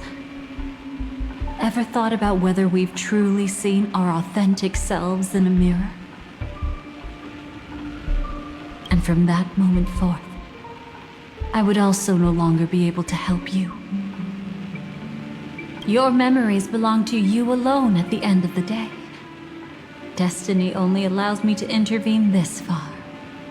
However, you must remember this. How your memories manifest is ultimately up to you. People can't dream of things they've never seen before. They're afraid to wake up because the sweet dream is woven from their own past. A past they still can't let go of. It's just like your actions at this very moment. Only by embracing the past can you find the strength to walk towards the future. Firefly, me, the Stellaron Hunters, this entire world, we're all waiting for you to reach that moment. I can hardly tell if this is nervousness or excitement. You are different, unique, and worth waiting for. Go and write a prelude to memories once more.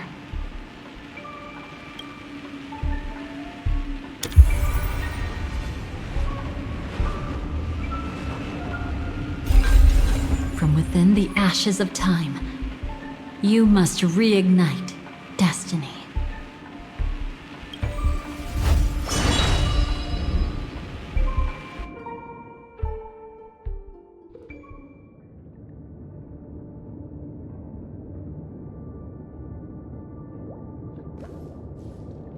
This way, darling.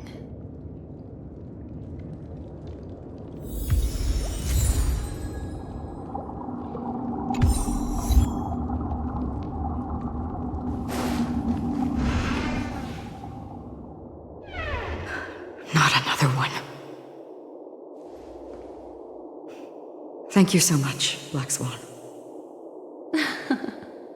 Finally, I can breathe a sigh of relief.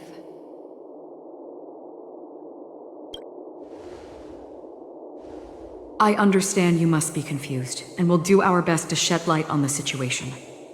However, before that, it's essential to know that this place is the rift between dream and reality. A place reserved only for those who have awakened from Enna's dream. Do you remember Sunday's ambitious plan? He intended to harness the power of the Stellaron, the collective will of over 100,000 Oak family members, and the desires of everyone in Penacony to usurp the harmony and restore the order. Unfortunately, it didn't stop there. From the early days of our journey into Asdana, we were already affected by the Stellaron. That strange dreamscape where we met. Maybe it was a sign that your thoughts were beginning to drift away.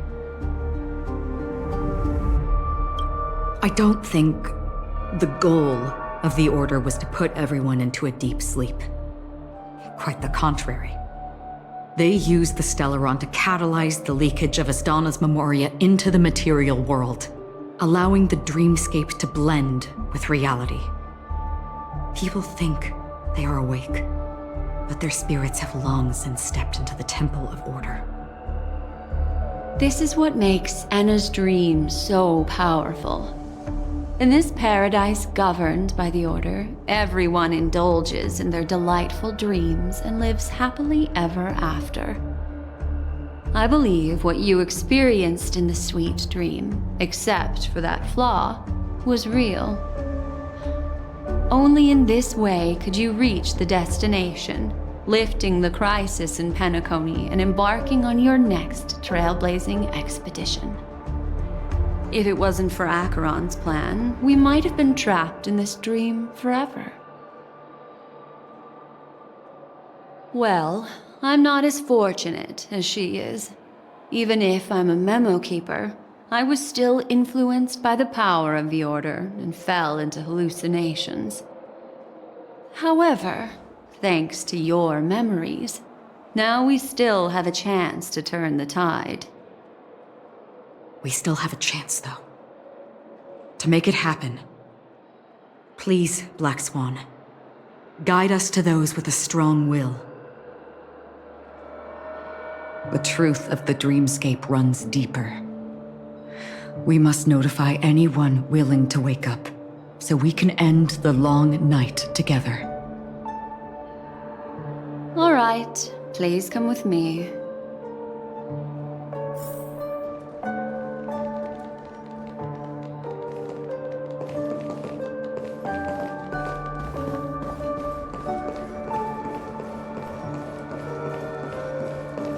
Stay calm.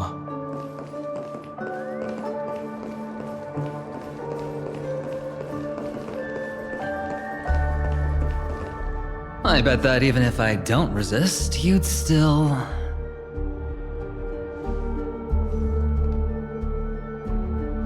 Time to get down to business, cowboy.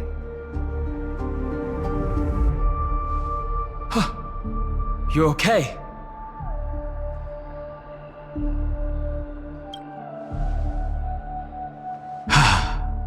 Me too.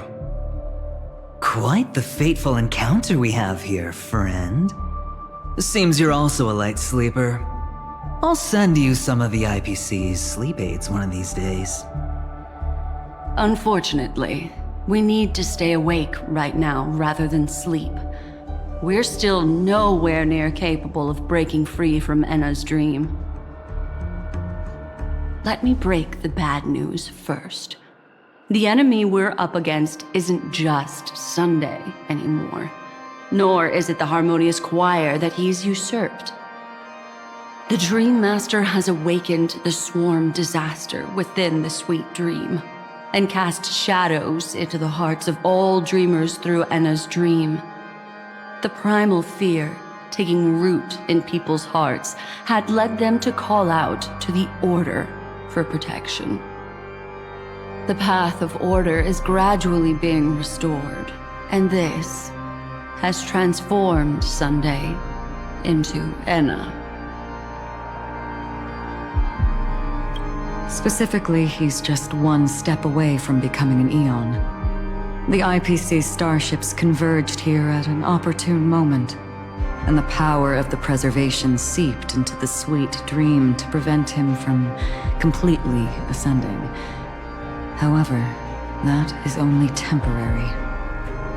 With the IPC around, the cosmos doesn't need a second order. But it doesn't make much of a difference for us. Sunday's true form has broken free from the dreamscape, becoming as vast as an eon. The Asdana system is no more than a plaything in the palm of his hand. Indeed. Forget about stopping him. We can't even manage to face him again.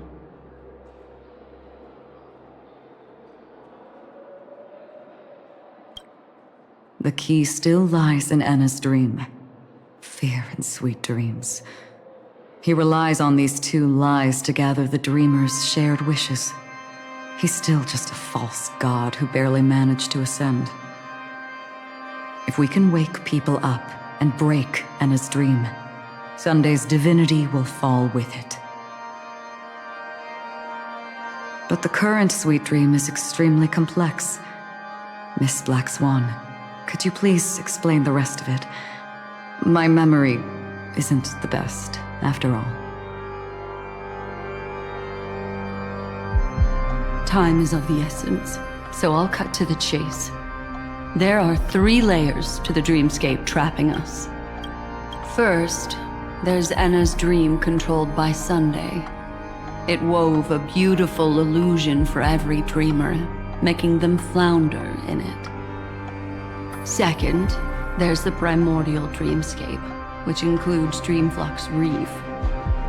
The swarm disaster is manifesting again in the Oak Dream within this layer, and is continuously empowering the Order through an endless stream of fear.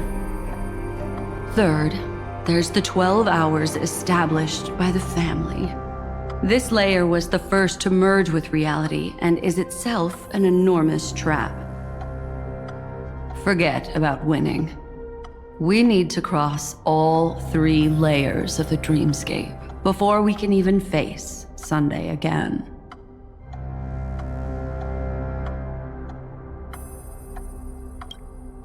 Unfortunately, we're still in the first layer, which is Enna's dream. Although we've regained our sense of self, we're still dreaming. We've only managed to connect our individual dreamscapes, but have not escaped. To destroy it, we must make everyone in Penacony want to wake up from their dreams.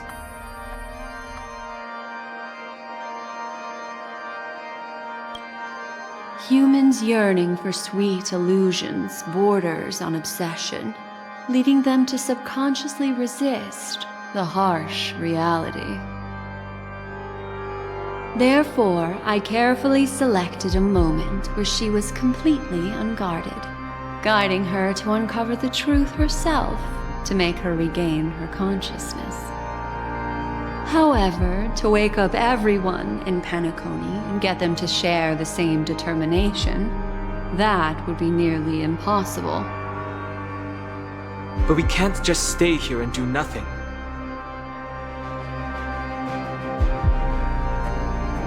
This is the first step of our plan.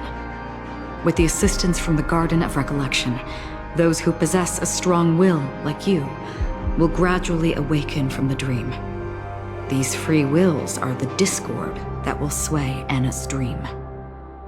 However, awakening a mere handful of individuals is insignificant compared to the vast number of people immersed in the dream. We must find other ways to awaken the free will of millions of people within a short period of time. Looks like the Jadab Kiss of Allying Oath will be the only solution. No. No need for that. Keep your once-in-a-lifetime treasure. We don't need to bother the Cienjo Alliance for such a tiny request. You want thousands of people with unwavering free will? That's easy. Just leave it to us Galaxy Rangers. Do you know what it is, Acheron? It's the relic I returned to you. Exactly.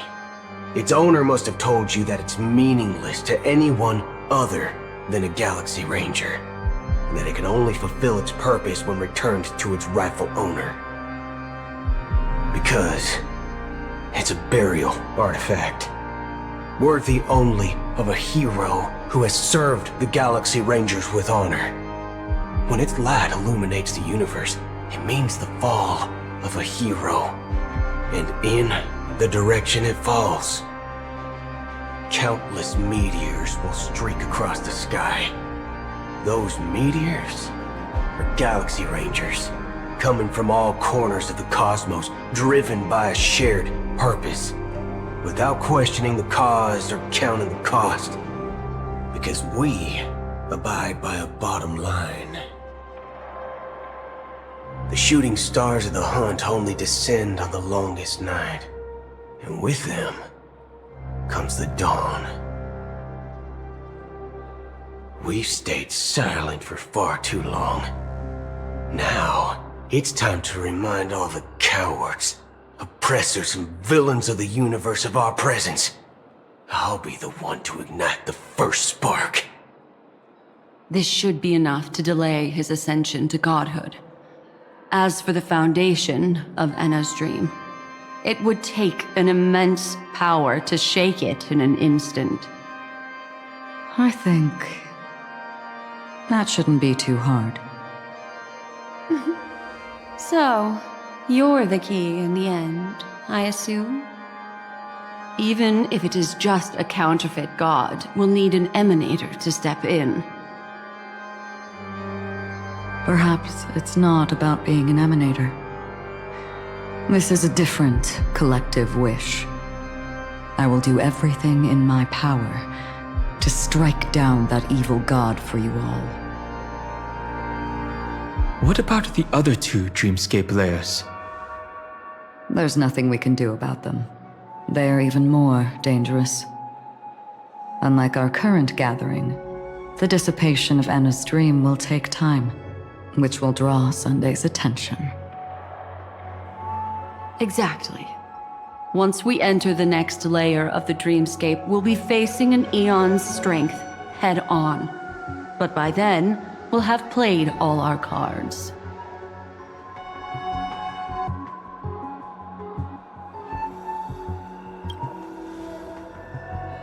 Enna's dream is no ordinary matter.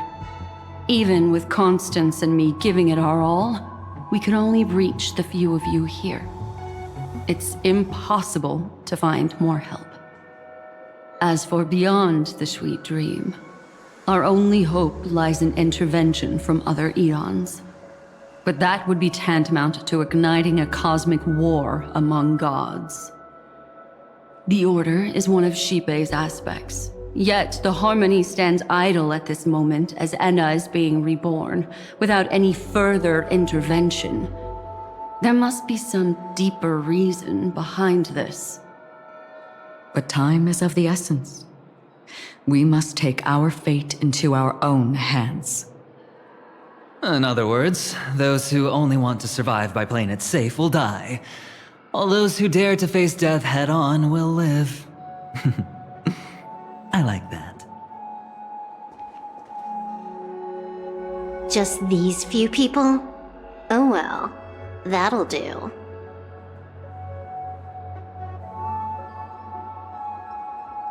It's not just Penacony. The entire Asdana system is done for. A Stellaron hunter?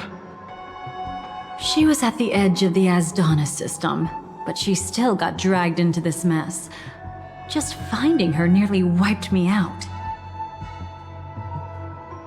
Quite a bold investment strategy. Tell me, with such a huge risk. What kind of payoff are we talking about? The other 2 layers of the dreamscape will be handled by the Stellaron hunters. One of our associates is searching in the 12 hours for the other person chosen by the Harmony.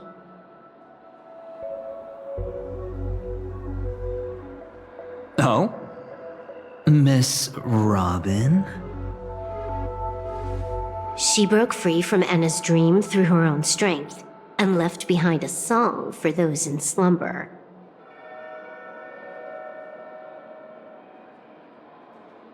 It's true that some people are born strong, and others are born weak. If the Trailblaze is the target of heroes, then the Harmony will guarantee that the strong help the weak. Only the people of Penacony themselves can be the saviors of their homeland. Their path of happiness should be forged by themselves. While I may not be a nameless, I'm willing to instill courage in all those who need it. This includes my brother as well. Enna's dream is too cruel for him and everyone else. I see. So, we were able to wake up thanks to Miss Robin's help. But the flaws rooted in human nature can't be eradicated overnight. Do you believe that these efforts alone are enough to convince everyone to choose the right path? I agree with you, Black Swan. That's why the most critical aspect of this plan is not to convince everyone to choose the right path, but to inspire them to save themselves. They'll stir up something big to help break you free from the 12 hours. As for the primordial dreamscape, Sam is standing by, just waiting for you to break free from Enna's dream.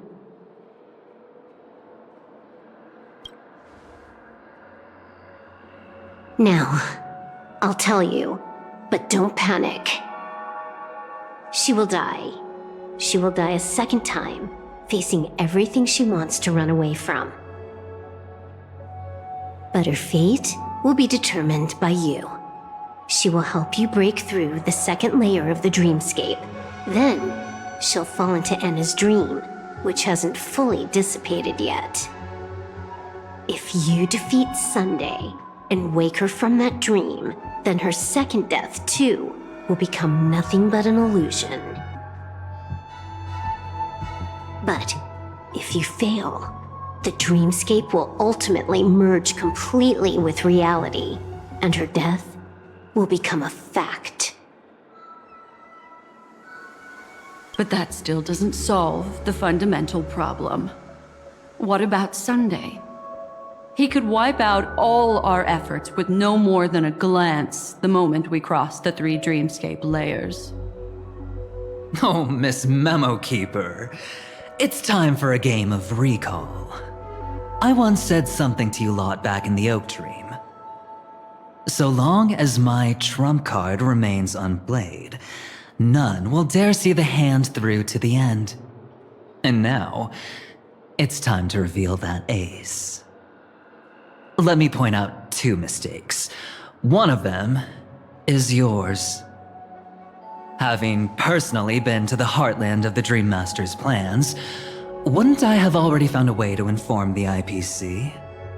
The fleet's deployment was never meant for a direct confrontation. It was to seed the preservation's heart into the dream. The other mistake was Sundays, and it was a fatal one. You should never have confiscated my cornerstone. You should have kicked me out right from the start. That's how every gamble with me goes. The moment you sat down at my table, you've already lost. A jade-colored light still sleeps deep within the dreamscape, and it does not require the presence of its owner to unleash its powers. So what? Even the power of the 10 Stonehearts can't rattle an existence already approaching eonhood. That's why I said the cosmos no longer needs a second order. The Dream Master's plan is indeed flawless. However, when faced with the terror of the swarm disaster, how is calling for the preservation any different from calling for the order? The release of the Cornerstone's powers will absorb the Dreamer's desires and offer them the preservation's promise instead, guiding them to cry out these words. All for the Amber Lord. Is this the IPC's real goal? To completely take back Penacony on a conceptual path level? What, you think I'm also trampling over others' beliefs? Sorry, but that's exactly what the IPC believes in. Don't question your own ruthlessness. All that matters is profit. The new swarm disaster will end the same way as it ended before. The hammer strike will echo throughout Asdana, seizing the Order's powers on the level of paths to launch our counterattack, leaving Sunday powerless to interfere with your actions. But a new Amber Era will not arrive because of that. Today's hammer strike is not the wrath of an eon, but humanity's battle cry of defiance. I'll hold my breath and listen for that moment. Once our plan succeeds, we can strip Sunday of his godhood, but we'll be too drained to join the battle afterward. So...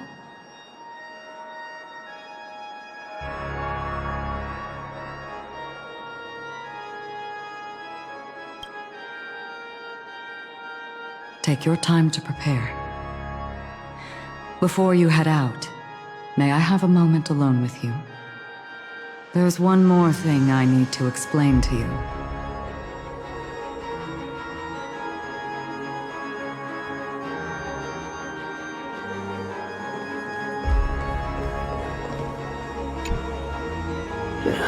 Now that our roles are assigned, let's get to our battlefields and pose a grand finale. Go. You already know what I want to say.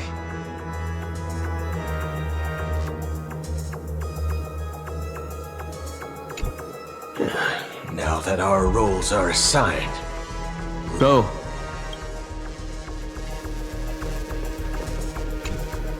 It's you. I've been wanting to meet you. I'm curious, why does she value your existence so much? Not now. This is not the time. I used to wonder about destiny, about where it's heading.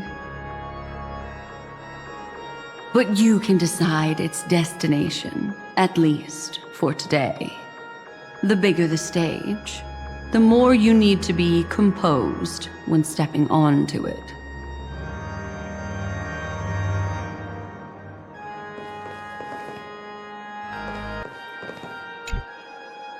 We've always been interested in the Stellaron Hunters.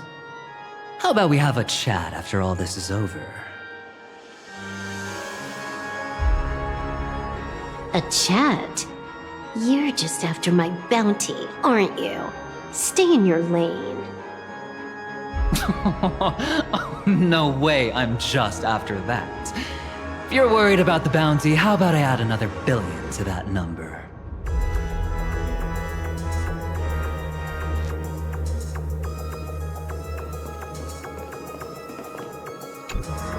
This grand festival is drawing to its close. This is the starting point for the ultimate stage of our journey. Just as it marked the beginning of all the stories in Penacony. Are you ready?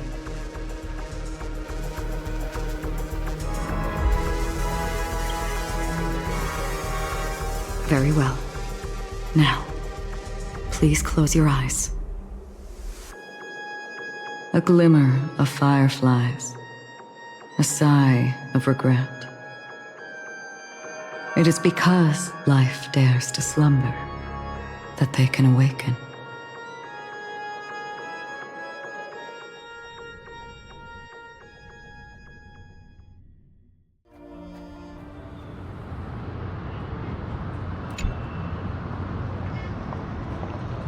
Am I awake? Sorry, Robin. It's just you. I did not wish for you to know this. It's a pity that things have turned out this way. Within the foundation of law, humanity establishes civilization, and through harmony, we obtain order.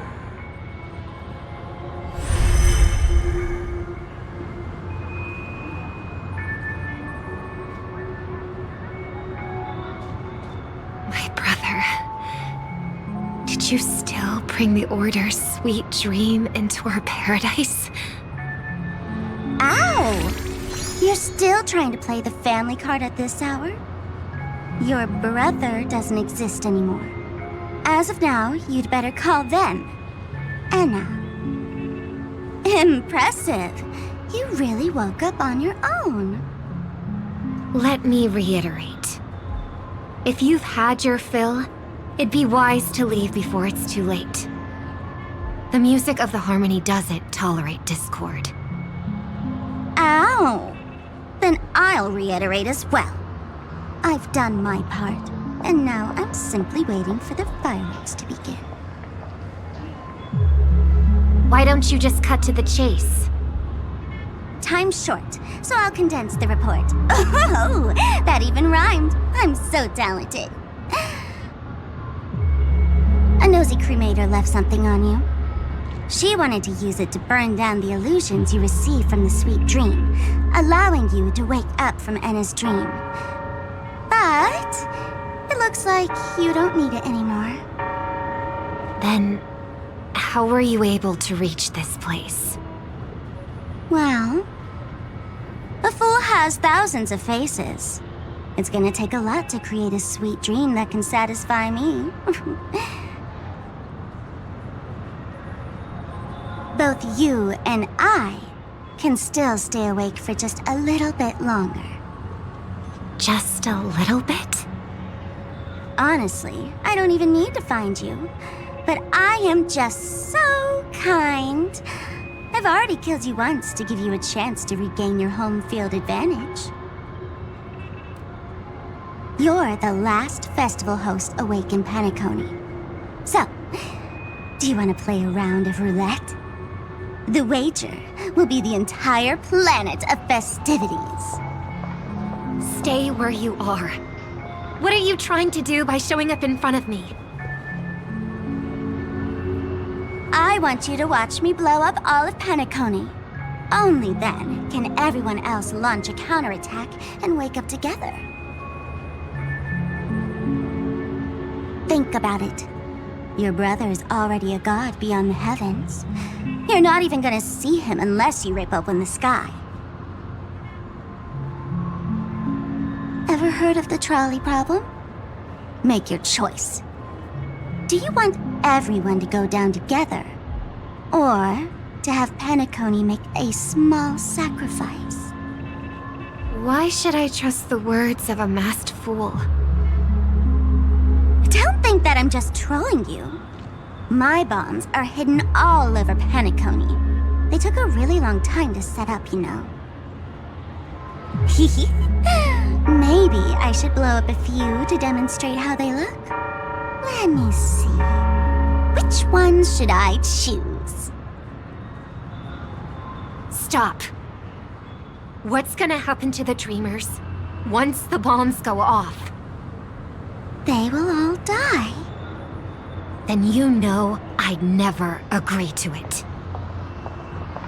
When it's time to make a sacrifice, reality won't be giving you any choices. Or do you want to replay the old joke about the Harmony treating everyone the same? Life is never a joke, fool. There is no such thing as a lesser evil in this world. Evil, just like morality, cannot be measured, nor can it be compared. Isn't that still the Harmony's same old song and dance? But that suits me just fine. Didn't I already say this is a round of roulette and not an ammunition showcase? Get ready to sing. Be like a bird. If you can make Shipe hear you, then they definitely won't allow me to blow everyone to pieces, right? What will you choose now? You can either watch as I blow the entire place up, or you can try to save their lives. Maybe this will be your last ever performance.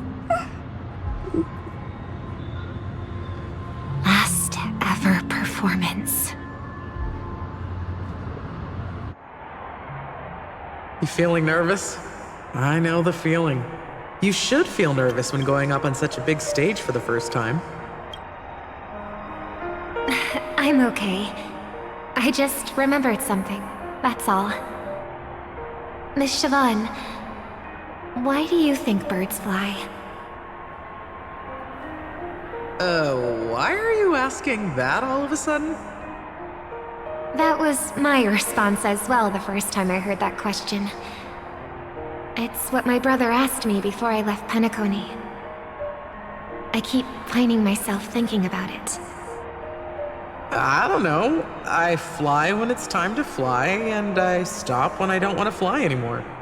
There's no reason. It seems that your answer is really similar to mine. You've also asked me, why do I sing? I think I can answer both of these questions in one go. The answer wasn't what I initially had in mind. Originally, I wanted to sing because of something specific that I experienced. A Stellaron fell onto my homeworld when I was young. Everything I knew was instantly destroyed. We didn't even get a chance to react to it. No matter what we did, it was too late. But for some reason, my mother chose to hum a song when she tried to comfort me and my brother. I remember that story. Everyone thought that's why you decided to sing.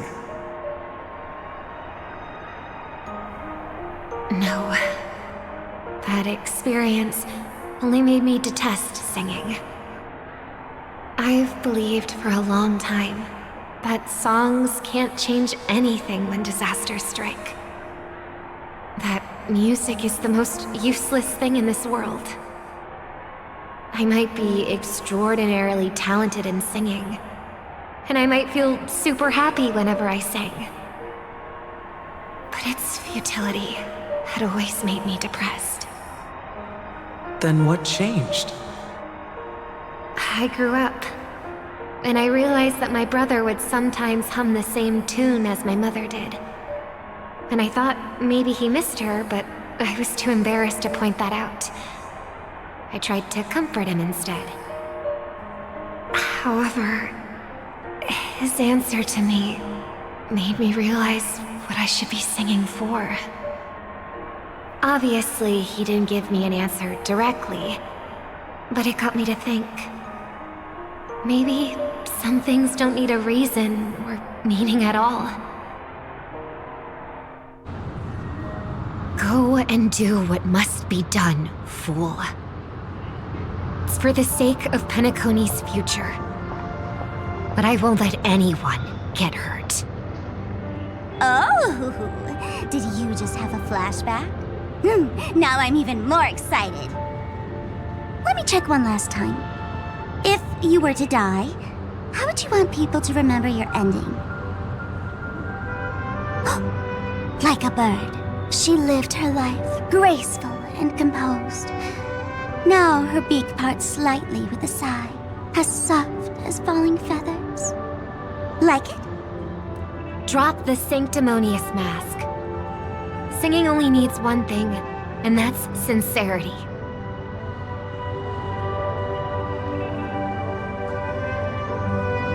My brother. Birds born with wings need no reason to soar into the sky. And those forced to fall back to Earth don't need anyone's condescending sympathy. The sky and Earth are each other's proof and aspiration. When a soaring bird looks down below, it discovers that even after falling, life still holds hope to continue. And when a fallen bird looks up to the sky, it discovers that the possibility of soaring once again still exists in this world. Perhaps they'll never truly understand each other, but what people need is an understanding. It's showing a little more compassion for the way others choose to live.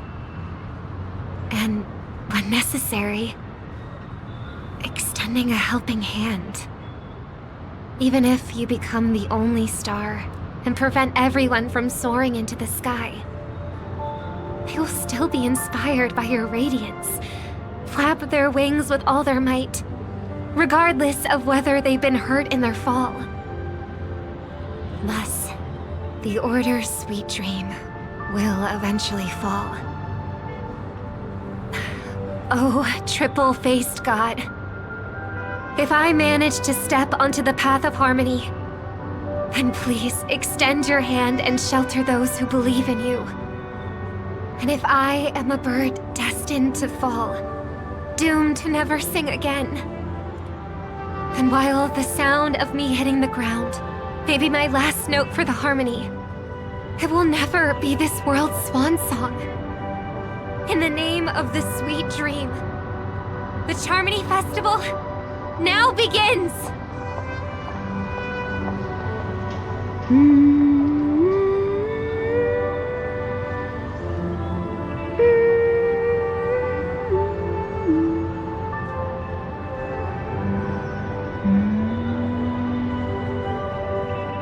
Brother, do you miss home?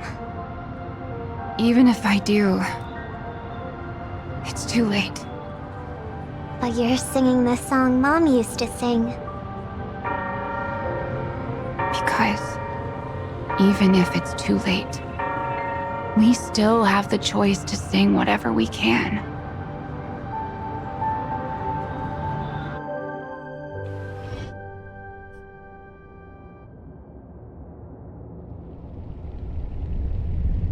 Welcome to the horizon of existence. This place is one of the thousands of manifestations belonging to the sleeping and shapeless. And it's also an exit out of the nihility for the awake ones. Let's bid our final farewells here. Remember your name. I'll be waiting for you at the end.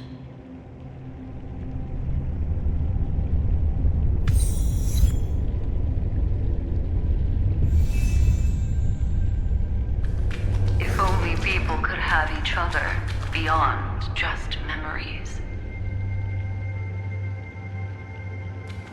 I want everything this world has to offer. Or perhaps I want to find the one existence that can truly please me. I hope that I'll see her again after I die. Then she'll know that I too am only human. And all humans will find happiness in the end. I hope everyone can always reunite with their family, enjoy home-cooked stew, and keep on laughing. One day, those who live will all come to understand how they need to think to create their own happiness. May people embrace each other and offer their most sincere compliments to whoever they meet. Our hopes and dreams are in your hands now. Please guide them to witness every sunrise that is yet to come.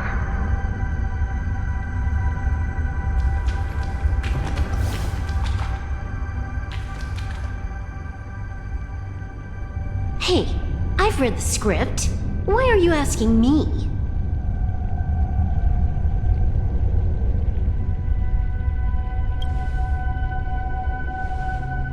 Then do your best to to not fail.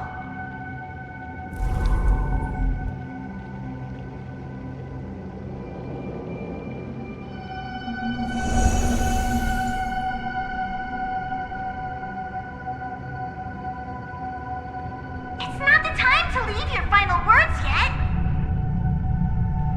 We all believe in you. You need to believe in us too.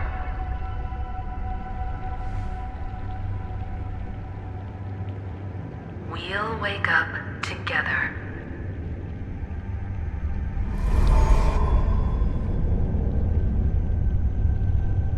Why does life slumber? We don't know the answer yet, but we're about to awaken from this dream.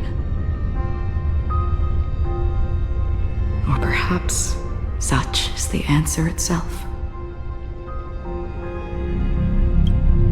It's the people who first broke free from the sweet dream. The sleeping and shapeless caught a glimpse of their desires. It was because they held on to these desires that they could dream. It was because these desires were never fulfilled that they could wake up.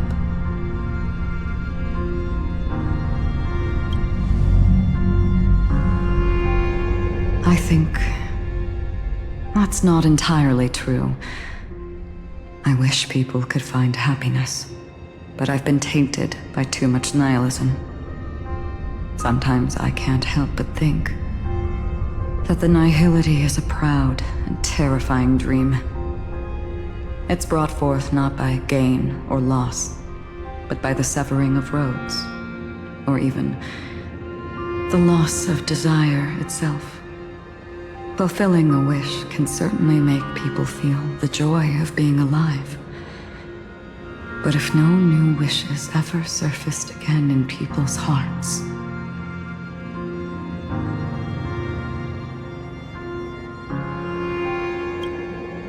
indeed, behind the shadow of the nihility, there must exist the most blazing source of light in the world.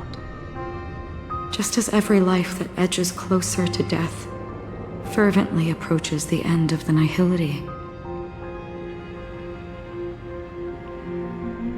we must pursue that primordial light. Before you go, would you tell me your wish?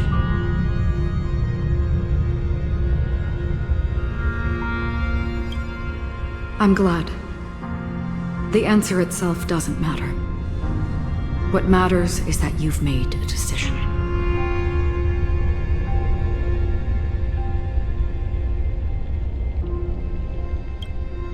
Only a name remains. A person that I was, and now want to become.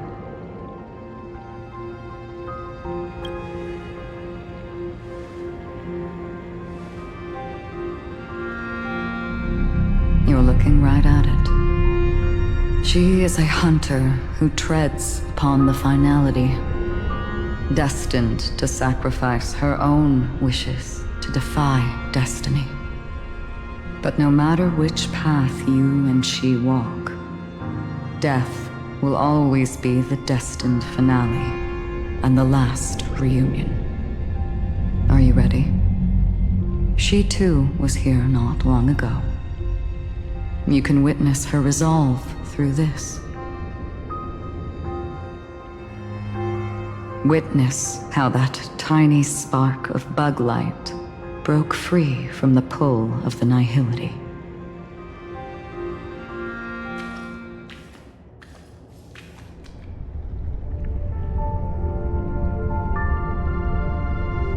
Who were you in the past?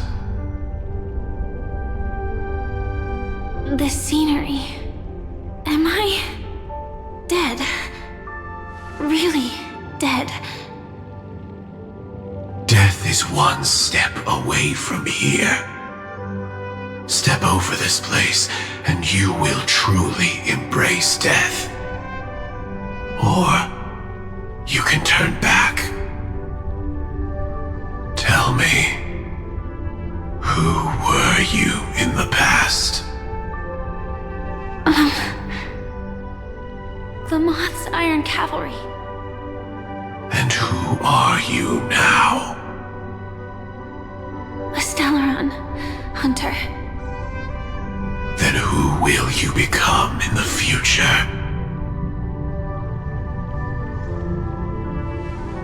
Just an ordinary girl.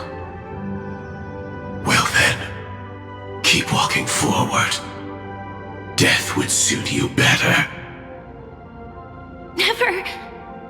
I fought tooth and nail to get where I am today, and this isn't over yet. Even if everything burns to ashes, I won't give up.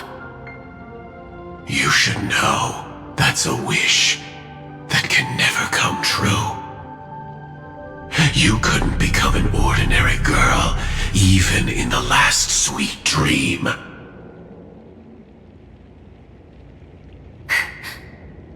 Why do you think that? Entangled in the family's conspiracy, facing the mimetic entity's blades head-on, while challenging the resurrected swarm disaster alone, armed only with the script that can peer into the future. That's more than enough cards stacked against you. Do you really think that the time you spent with her proved anything? For an ordinary girl, simple happiness shouldn't just be a matter of chance. But I used to say, all of this isn't what an ordinary girl would do. What? Perhaps the Dream Master was right. All the past we've left behind has already determined our future.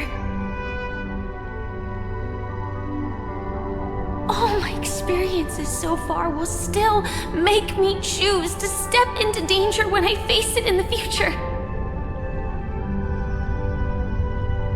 But you misunderstood my answer. I guess it's my fault too. Always talking about wanting a normal life, as if the past that shaped me is some heavy burden weighing me down. Being a Glamoth's Iron Cavalry and having entropy loss syndrome are more than just scars. They are a past that taught me to cherish, urged me to seek, and showed me how to love. All the things you listed are quite extraordinary indeed, but I believe any ordinary girl would make the same choice I did. When faced with everything I have faced. In the darkest moments, ordinary people never need to feel small. After all, they always discover that they've already become something noble and bright. Indeed, I can't change the outcome or even the process. But I can decide how to view my destiny. This is just an even deeper form of self-deception compared to actually changing the outcome. Free will is mere self-deception for most people anyway. But as long as I'm not asking others to do the same, there's no shame in it for me. Everyone has their own answers as to why life slumbers. Some will never find their answer. But no one can take away their chance to keep looking for the answer. I won't give up, nor will I blame those who do. All I need to do is return their right to make that choice, and return that right to myself as well. So, I will leave this place together with you.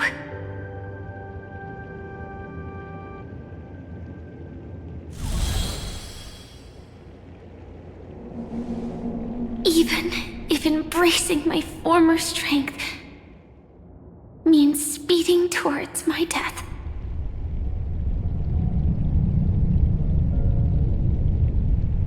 The name I gave myself is Firefly. I used to think I was similar to a firefly, just a fleeting glimmer of light. But later, I realized no one would give themselves an unlucky name. It was also because I thought fireflies were beautiful. Later, someone told me that my eyes don't actually work very well.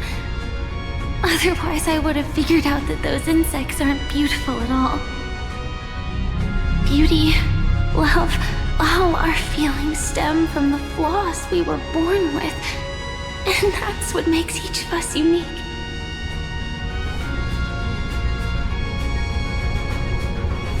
Yet, I can't help but love these little things. Even though I'm sensitive to cold and can't stand the night wind, I still go stargazing. Even though baking cakes is really troublesome, I'll still keep trying. Because I love giving them to people who matter to me and seeing those people smile. I love going around looking for cute dresses, not to show off to others, but because it makes me feel good. So, I won't mind any flaws anymore. I won't fear any new scars. I'll give it my all to find what I love, and I won't let destiny take them away. So,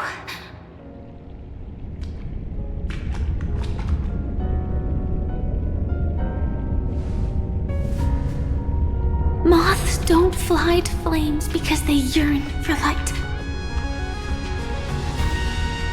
It's about going through the flames, igniting yourself and burning with the most intense light. My destiny won't fall into darkness. I will light up everything around me.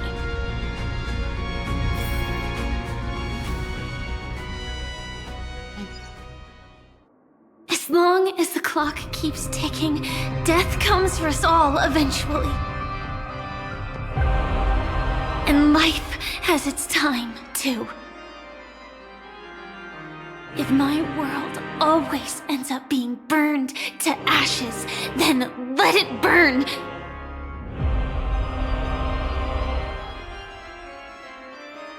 As long as I can keep burning, then wherever I am will be flames, not ashes. Order. Dismember. Actually, I used to envy you. You wouldn't feel pain, even though you were born to bring disaster.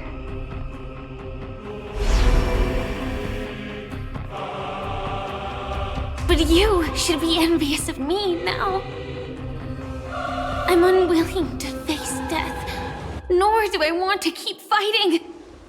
But when faced with destiny,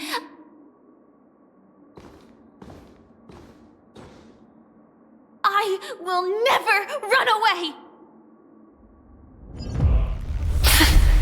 My dreams were always of scorched earth, where even a single new bud could never bloom. But I will still burn, and keep on burning, until life rises from the ashes!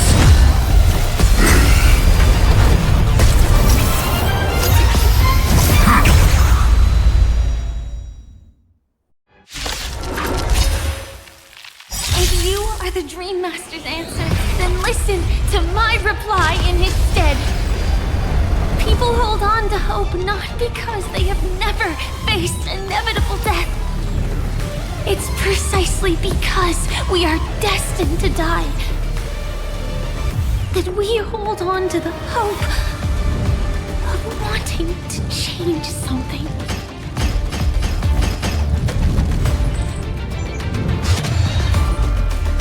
This is where it ends. Still waters of oblivion. In the name of legend, a will forged in ice never falters!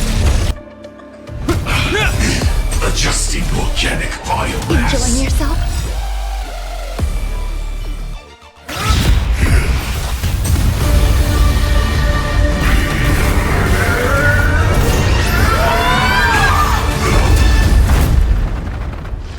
I know everything's far from over. If embracing fate is also a form of resistance, then this time...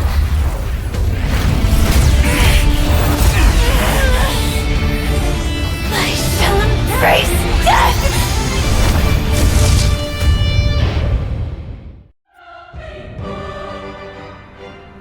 To live is to imagine a future version of yourself. But fate is never fair. The choices people make are almost completely dictated by their past.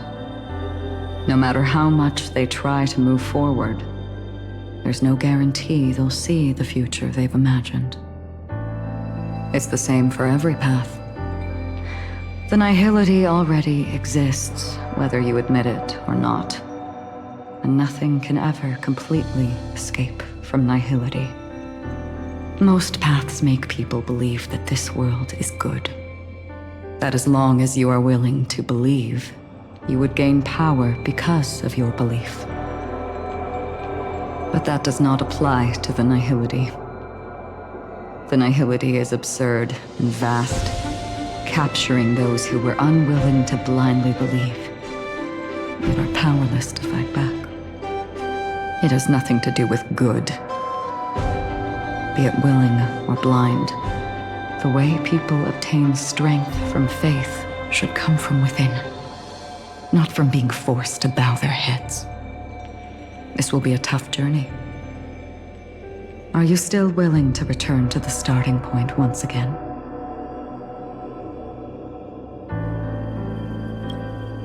In this way,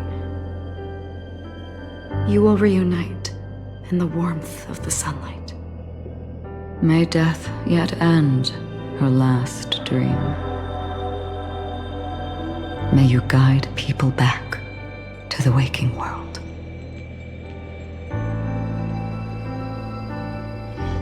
In the coming long nights, I'm afraid we will face many setbacks and witness many tragedies.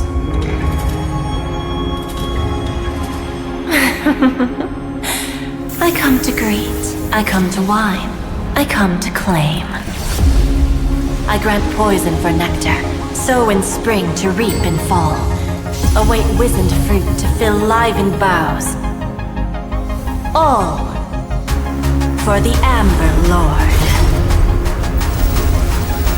But when you make a choice, there will be a fleeting red that reappears before you once more in that monochrome world.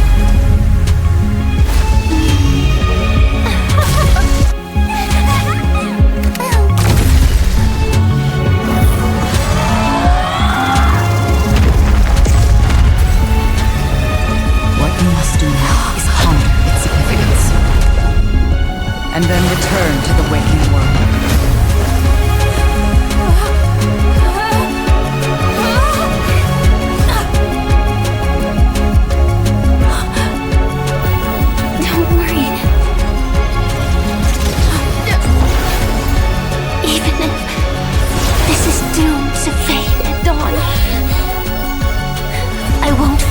Waking up from this dream. Go. Take back the right to trailblaze. For them and for me. That's where we will all find our answers.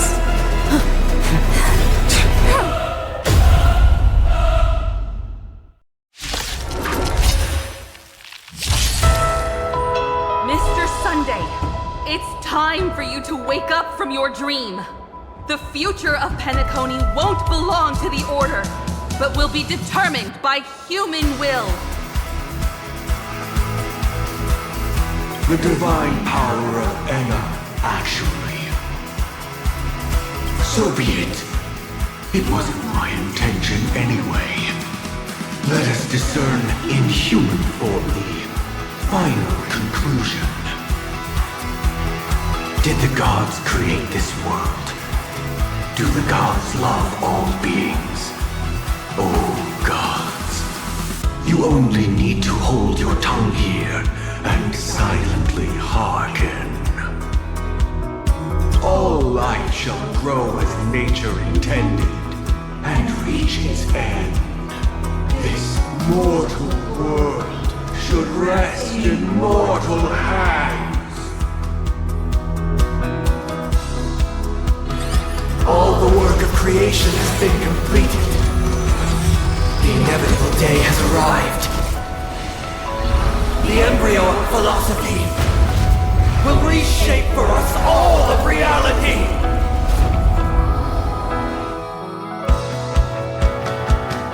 No god will ever stand here again. This paradise shall be forged by the king of humankind.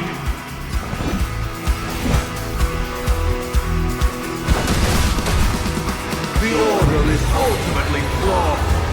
By this decree, it shall be ended!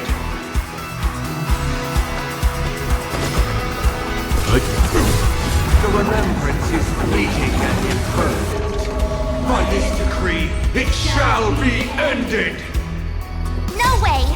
Rosalina gave her life to protect the sweet dreams past. Watch this awesome move!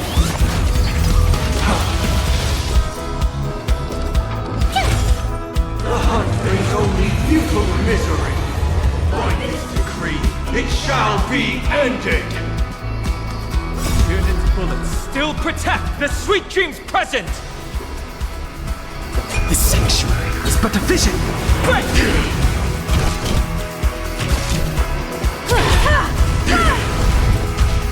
The nihility leaves no light unextinguished. By this decree, it shall be ended! Survive or be destroyed. There is no other choice.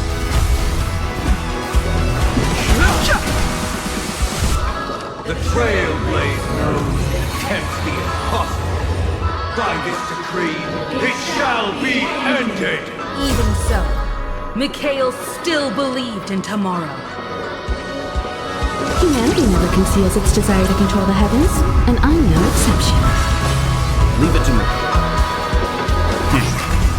With this perfect melody I command, recreate paradise anew! Is that you singing? Now, it's time to become the new Watchmaker.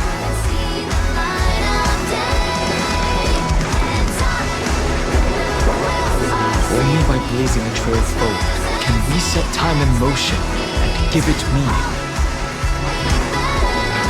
Only after the sweet dream ends will tomorrow come. People will keep moving forward, discovering countless new wonders. Tomorrow, people will know that the world will still welcome countless marvels worth fighting for. A stagnant sweet dream can't imprison our desires.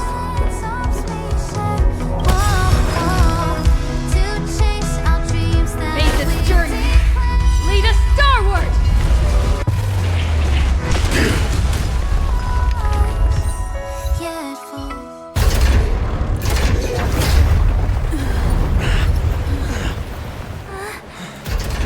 So, why does life slumber?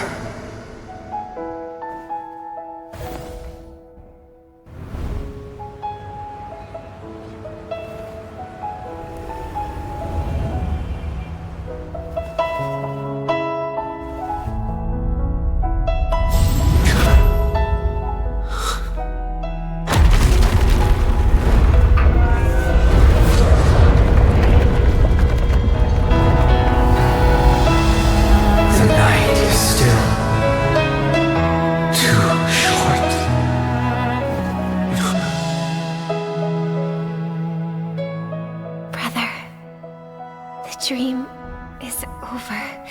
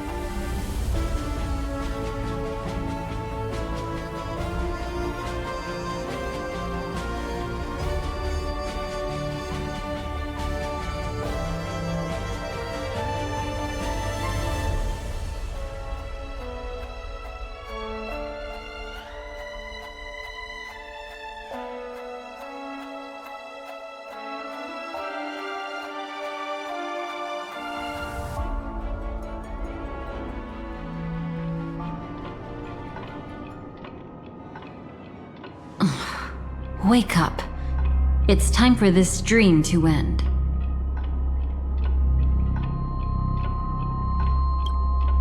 Destiny won't let me give you the answer, and the true ending is too sad. I'd rather you forget about it.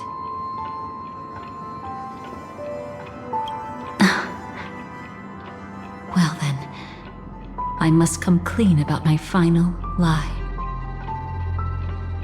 I never showed you anyone's memories, not even my own. All you've seen is a script I came across by chance.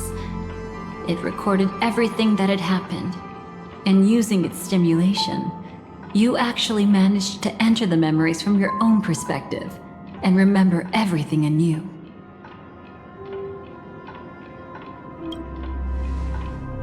It means you're different, unique. You've done something no one has ever done before. Even though your memories were cremated to ashes, you were able to recall them once more, treasuring them once again in your heart. The Stellaron Hunters say you are the one who can turn the wheels of time and give it meaning. That you are the one who can alter destiny and make whole what is incomplete. Come. I want to show you something. Elio?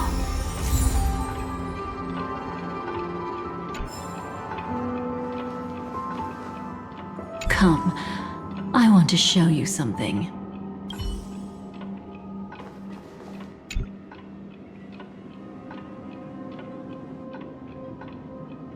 This is what I promised to give you. The truth about the finality. This cat is not Elio, but a strand of Terminus's divine corpus. The Stellaron Hunters described this scene to me, something I've never seen myself. When Terminus ascends to godhood once more, they will manifest their 1,000-armed divine form and proclaim, "Now I am become finality, lifting the wheel of time, the destroyer of worlds." Then, Terminus turned into a pack of black cats, distributing every ounce of their divine power between those creatures. The cats shall depart from the end of the world, going against the river of time till the moment of the universe's birth. What you see is one of those cats. As for Elio, he is an even more special existence. Only the Stellaron Hunters know his true identity.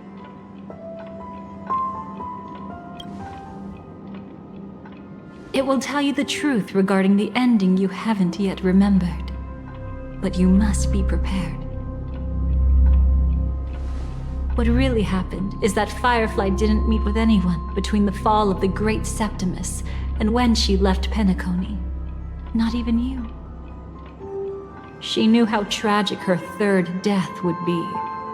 So she only dared to watch you from afar and hid on her lonesome when she was about to fade away. But even sad memories are precious. If you can accept farewells with grace, then you'll gain the strength to create reunions. When you bid farewell to loved ones, you should cry while they can still hear you. That's the only way they'll know just how many people love them.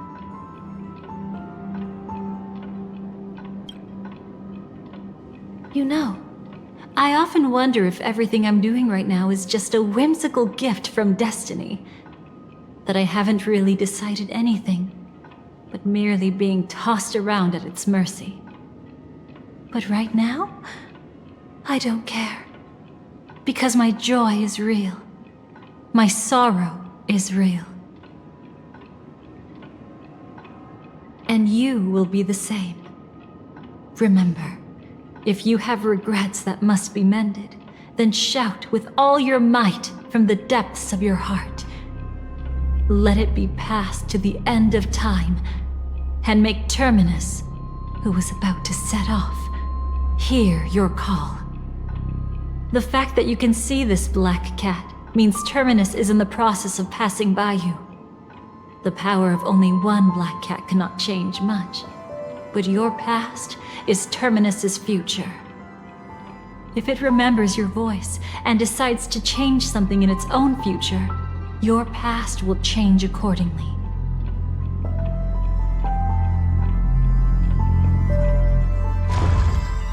Perhaps it is because the world is destined to shatter that an ordinary girl can obtain the bouquet she yearns for.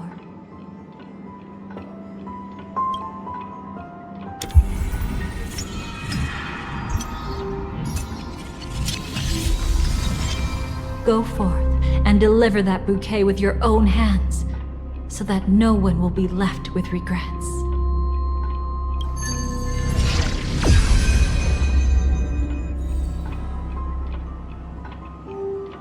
I hope we'll meet again, the only one who could ever please me.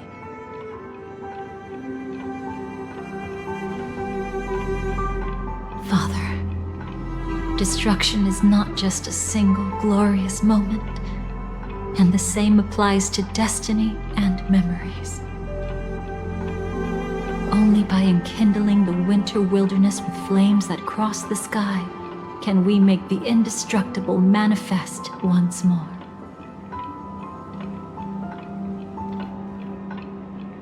This is the experience from cultivators who had remade the world, and the wondrous creations from those who painted the world.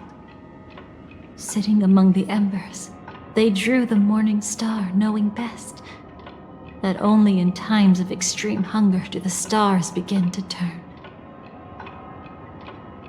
Why does life slumber? You will eventually find your own answer.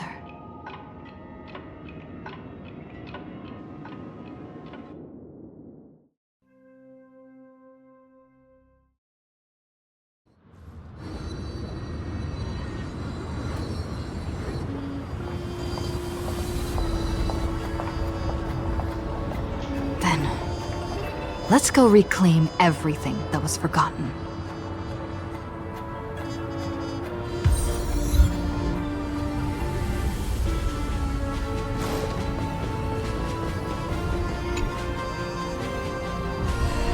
You arrogant gambler. I've already seen through your tricks. Oh, do tell me what you figured out. When sailing through storms, drunkards always beg for mercy from destiny. So? So, they all died. Destiny loves to watch them crash onto the reefs. A fool deserves a fool's end. I feel like I need to read between the lines here, Professor. But you know I'm not that well read. You're not lucky at all. You chose to forever remain sober, never becoming a drunkard.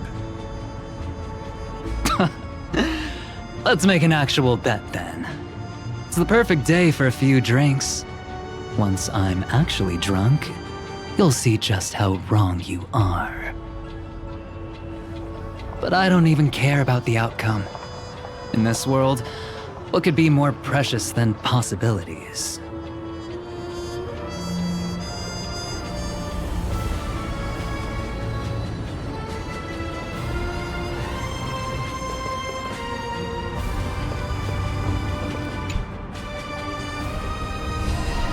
Creating a brand new path. That's truly astonishing. You must have some ideas as his sister, right? If he really managed to do it, what kind of path would that be? I think it must have been a battle between different kinds of the Trailblaze. However, my brother came to the wrong conclusion. His original aspiration was similar to the Trailblaze, yet the road he walked was one named the Domination, or the Conquest. Even if someone wishes for everyone's happiness, that's still a selfish wish. There will always be those who don't want to be saved, who want to save themselves.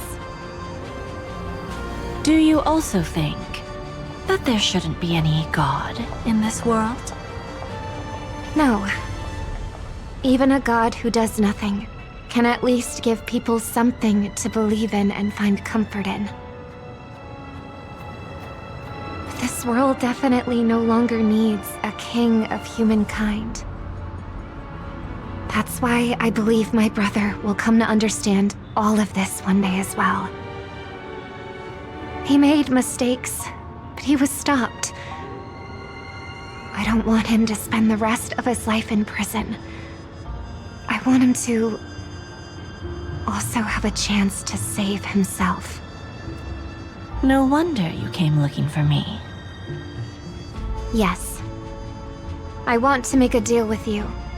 And after that, we'll talk about what position Penacony will hold before the IPC.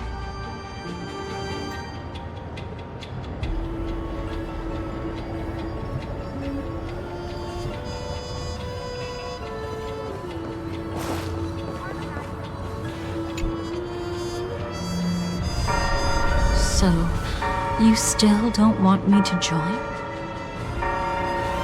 That's Elio's decision. He saw my future?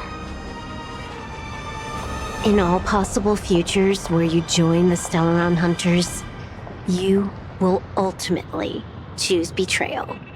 You shall become a Lord Ravager named Ephemera, poised to destroy the Remembrance. Those were Elio's exact words, and your payment. Payment?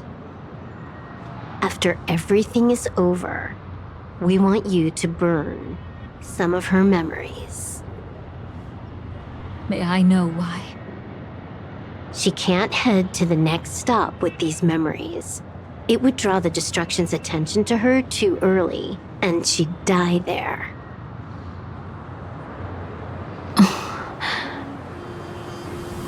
I can do that. But I'll give the memories back to her sooner or later. In my own way. Whether you try to stop me or not. No one will stop you. It is already written in the script. It will be a new beginning. The 4 apocalypses will converge towards the destruction because of it, while the cosmos will join hands to overcome that annihilation.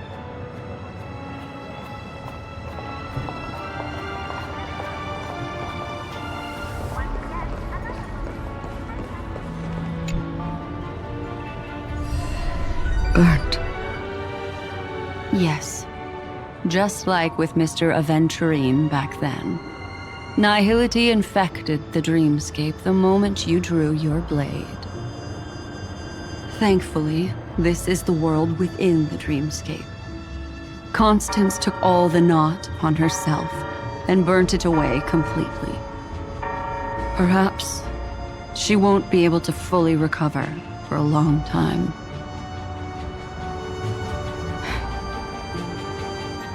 I'm very sorry.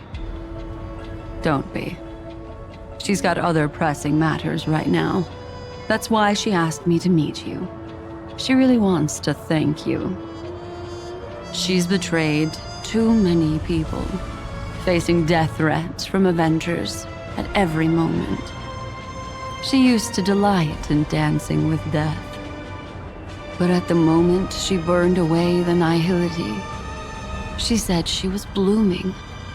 She said that, for the first time, she felt the joy of being alive.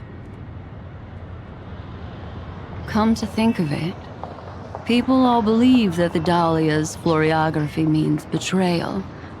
But on the planet where it was first discovered, the locals saw it as a symbol of life and prosperity.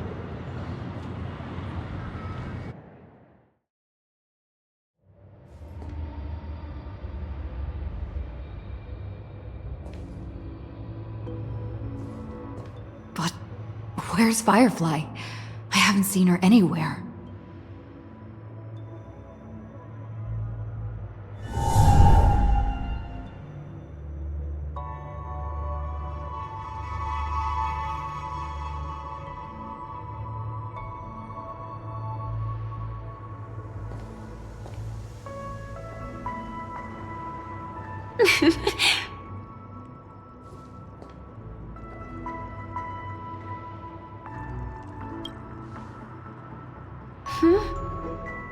How did you know I was here? I'm doing okay. Sorry. I wasn't trying to avoid you. But I have my own reasons. Can you just let me stay here by myself?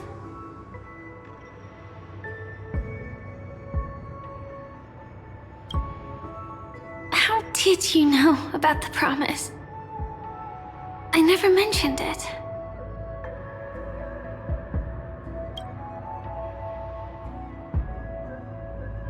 I don't think I've mentioned it, but I wrote down everything I wanted to do in my journal before coming here. I'm staying here because I want to fulfill the last wish written in it.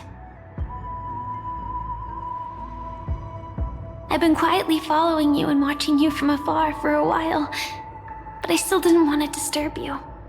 I hope your dreams begin with a smile and end with one too.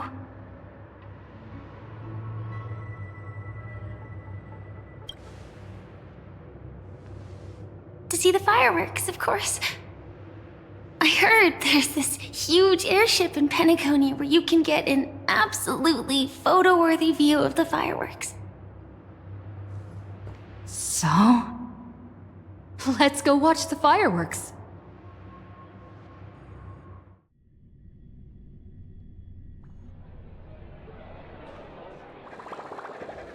It really is the perfect spot. You've got great taste.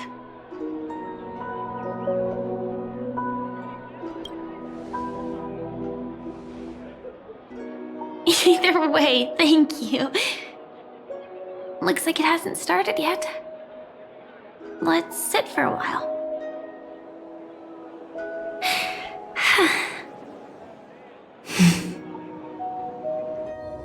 I wonder whether everyone feels speechless at times like this.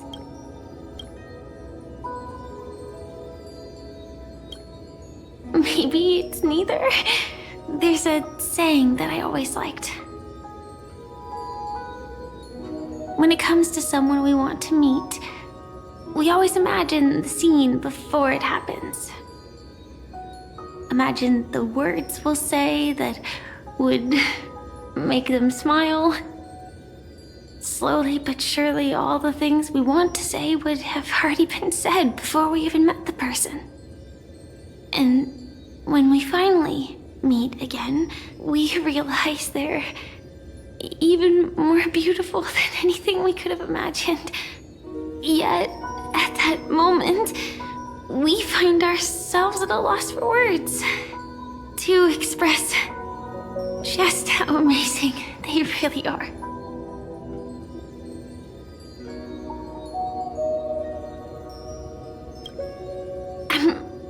sorry, but I can't tell you. Elio told me that it would lead to a terrible future. If I say even a few words more, you'll die at the next stop. All I can tell you is why our paths crossed again. Long ago, you promised me that if I could dream, then you would make it a beautiful daydream.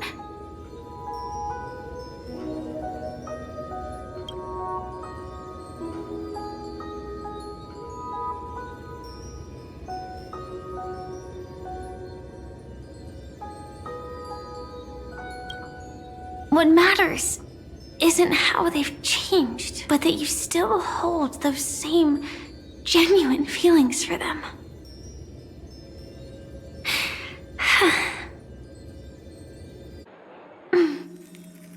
I'm sorry.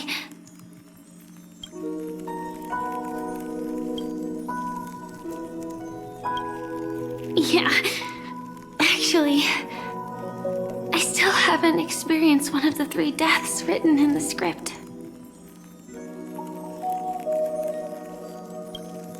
I only realized it after Anna's dream dissipated. I've made a mistake. Being sent to the Dream Flux Reef by death could hardly be called a death at all. That would have been way too easy. As for the true 3 deaths, the first one, I have known its true form for a long time. I can't dream. After I woke up, I would never dream again. In other words, the me that exists in this dream would completely cease to exist. The second time, I was killed by the swarm disaster. I activated my true power and came back from death. But that power would inevitably lead me to the 3rd death. My symptoms would accelerate uncontrollably until I die of entropy loss. The dreamscape had already started merging with reality when we arrived in Penacony.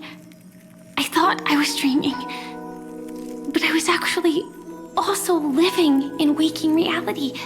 It was causing my entropy loss syndrome to worsen. But don't worry, I asked Silverwolf about it, and she said things won't get that serious in real life. Let's not talk about this anymore. I just don't want to see you looking sad.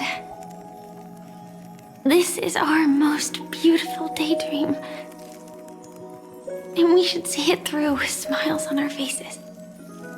After all, we never know when we will use up all the moments we have with someone across all space and time.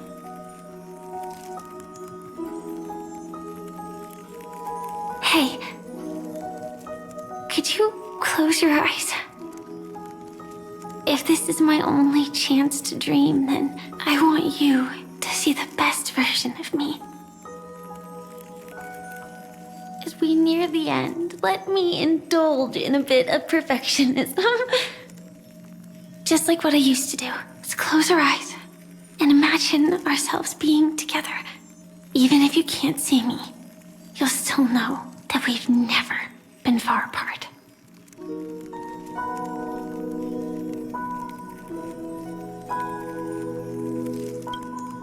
I won't. I promise to stay as long as I can.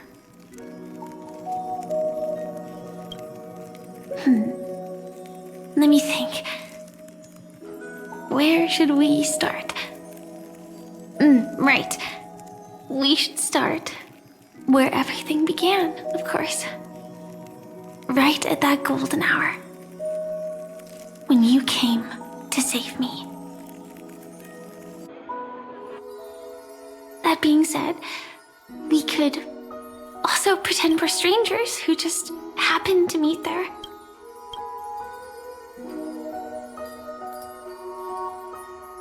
Me, I'm a student traveling to the golden hour, and it'd be nice if I had a bit more pocket money. Oh, and when I show up there, I should dress up a little fancier.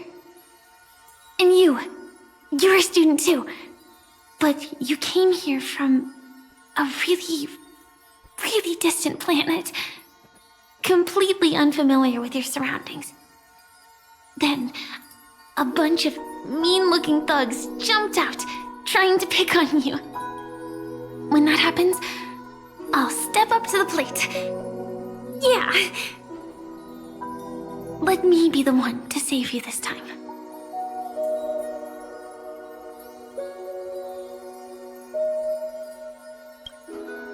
No worries. That's exactly what I'm going to do. The result doesn't matter. And even the process isn't important. What matters is how we take part in this journey and how we choose to view it. So, grant me one more wish. Remember how I held you and flew into the sky when we fought against Enna's dream? Back then, I wasn't sure if I would ever wake up again, but I was happy. We were standing shoulder to shoulder once again, fighting against things that we believed were wrong, and we'd do anything for each other. Still, I have a tiny, selfish wish. I know you won't forget this moment, but when you look back on it, I want it to feel lighter. Maybe there were no enemies at all. It was all just a prank. And when I carried you up into the heavens, what we saw there wasn't the terrifying swarm, but rather the fireworks that I never got to see.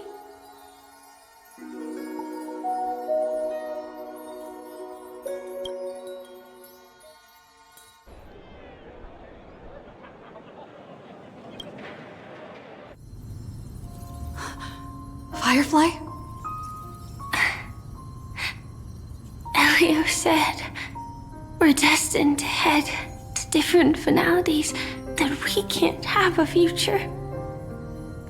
That's why you told me that you'll give me a daydream more beautiful than any ending could ever be. I'm looking forward to it. But can we really not step over the ending together? I'm not scared of death, but please don't let me die alone. They say you're destined to bring about the finality. But I believe you'll be there. You definitely will.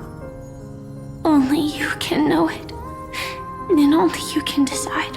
This cosmos certainly doesn't exist solely for you, nor does it flow only under your gaze, but it's forever waiting for you to save it.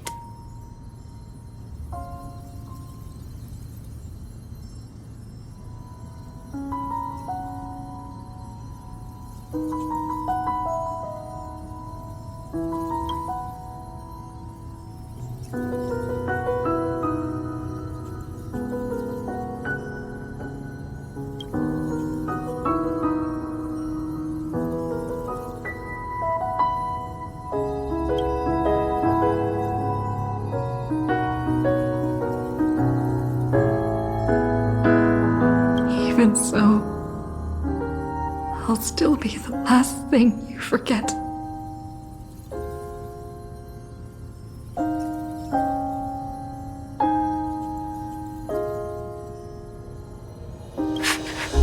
Fireworks. No. While she might still be able to see it.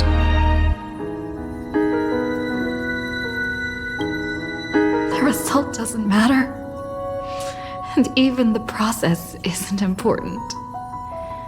What matters is how we take part in this journey. And how we choose to view it. I'll do everything I promised you.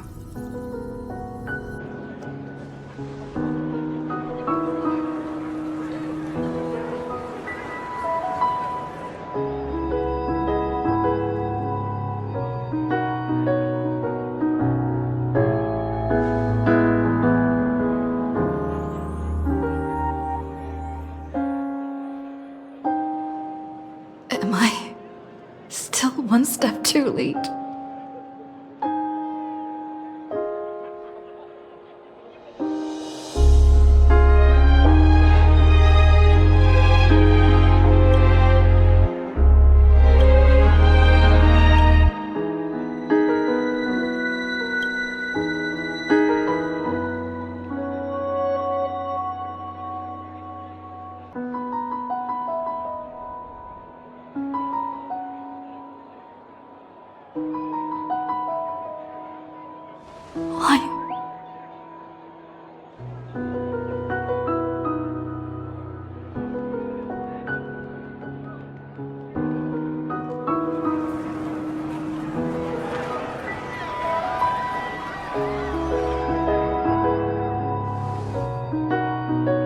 Firefly can't see it anymore.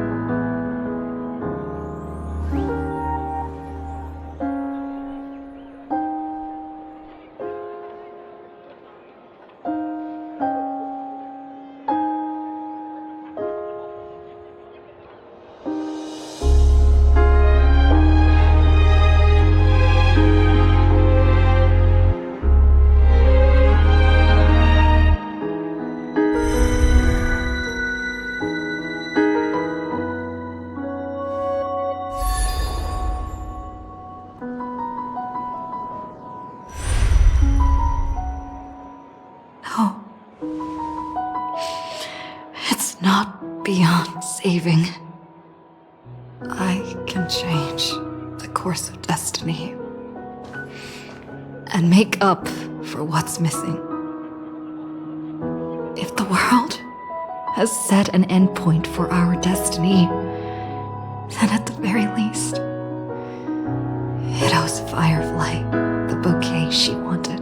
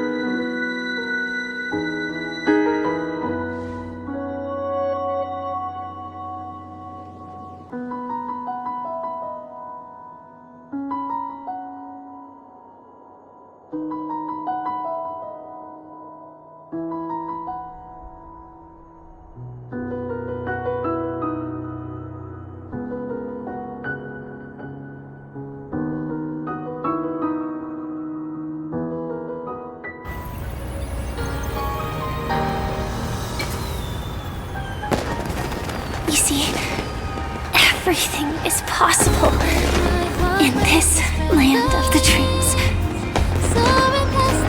We each came here with our own goals and realized them in unimaginable ways. Whether the outcome was sweet and dreamlike or bitter and real, it is still the answer we longed for. So, why do people choose to sleep? I think it's as you said.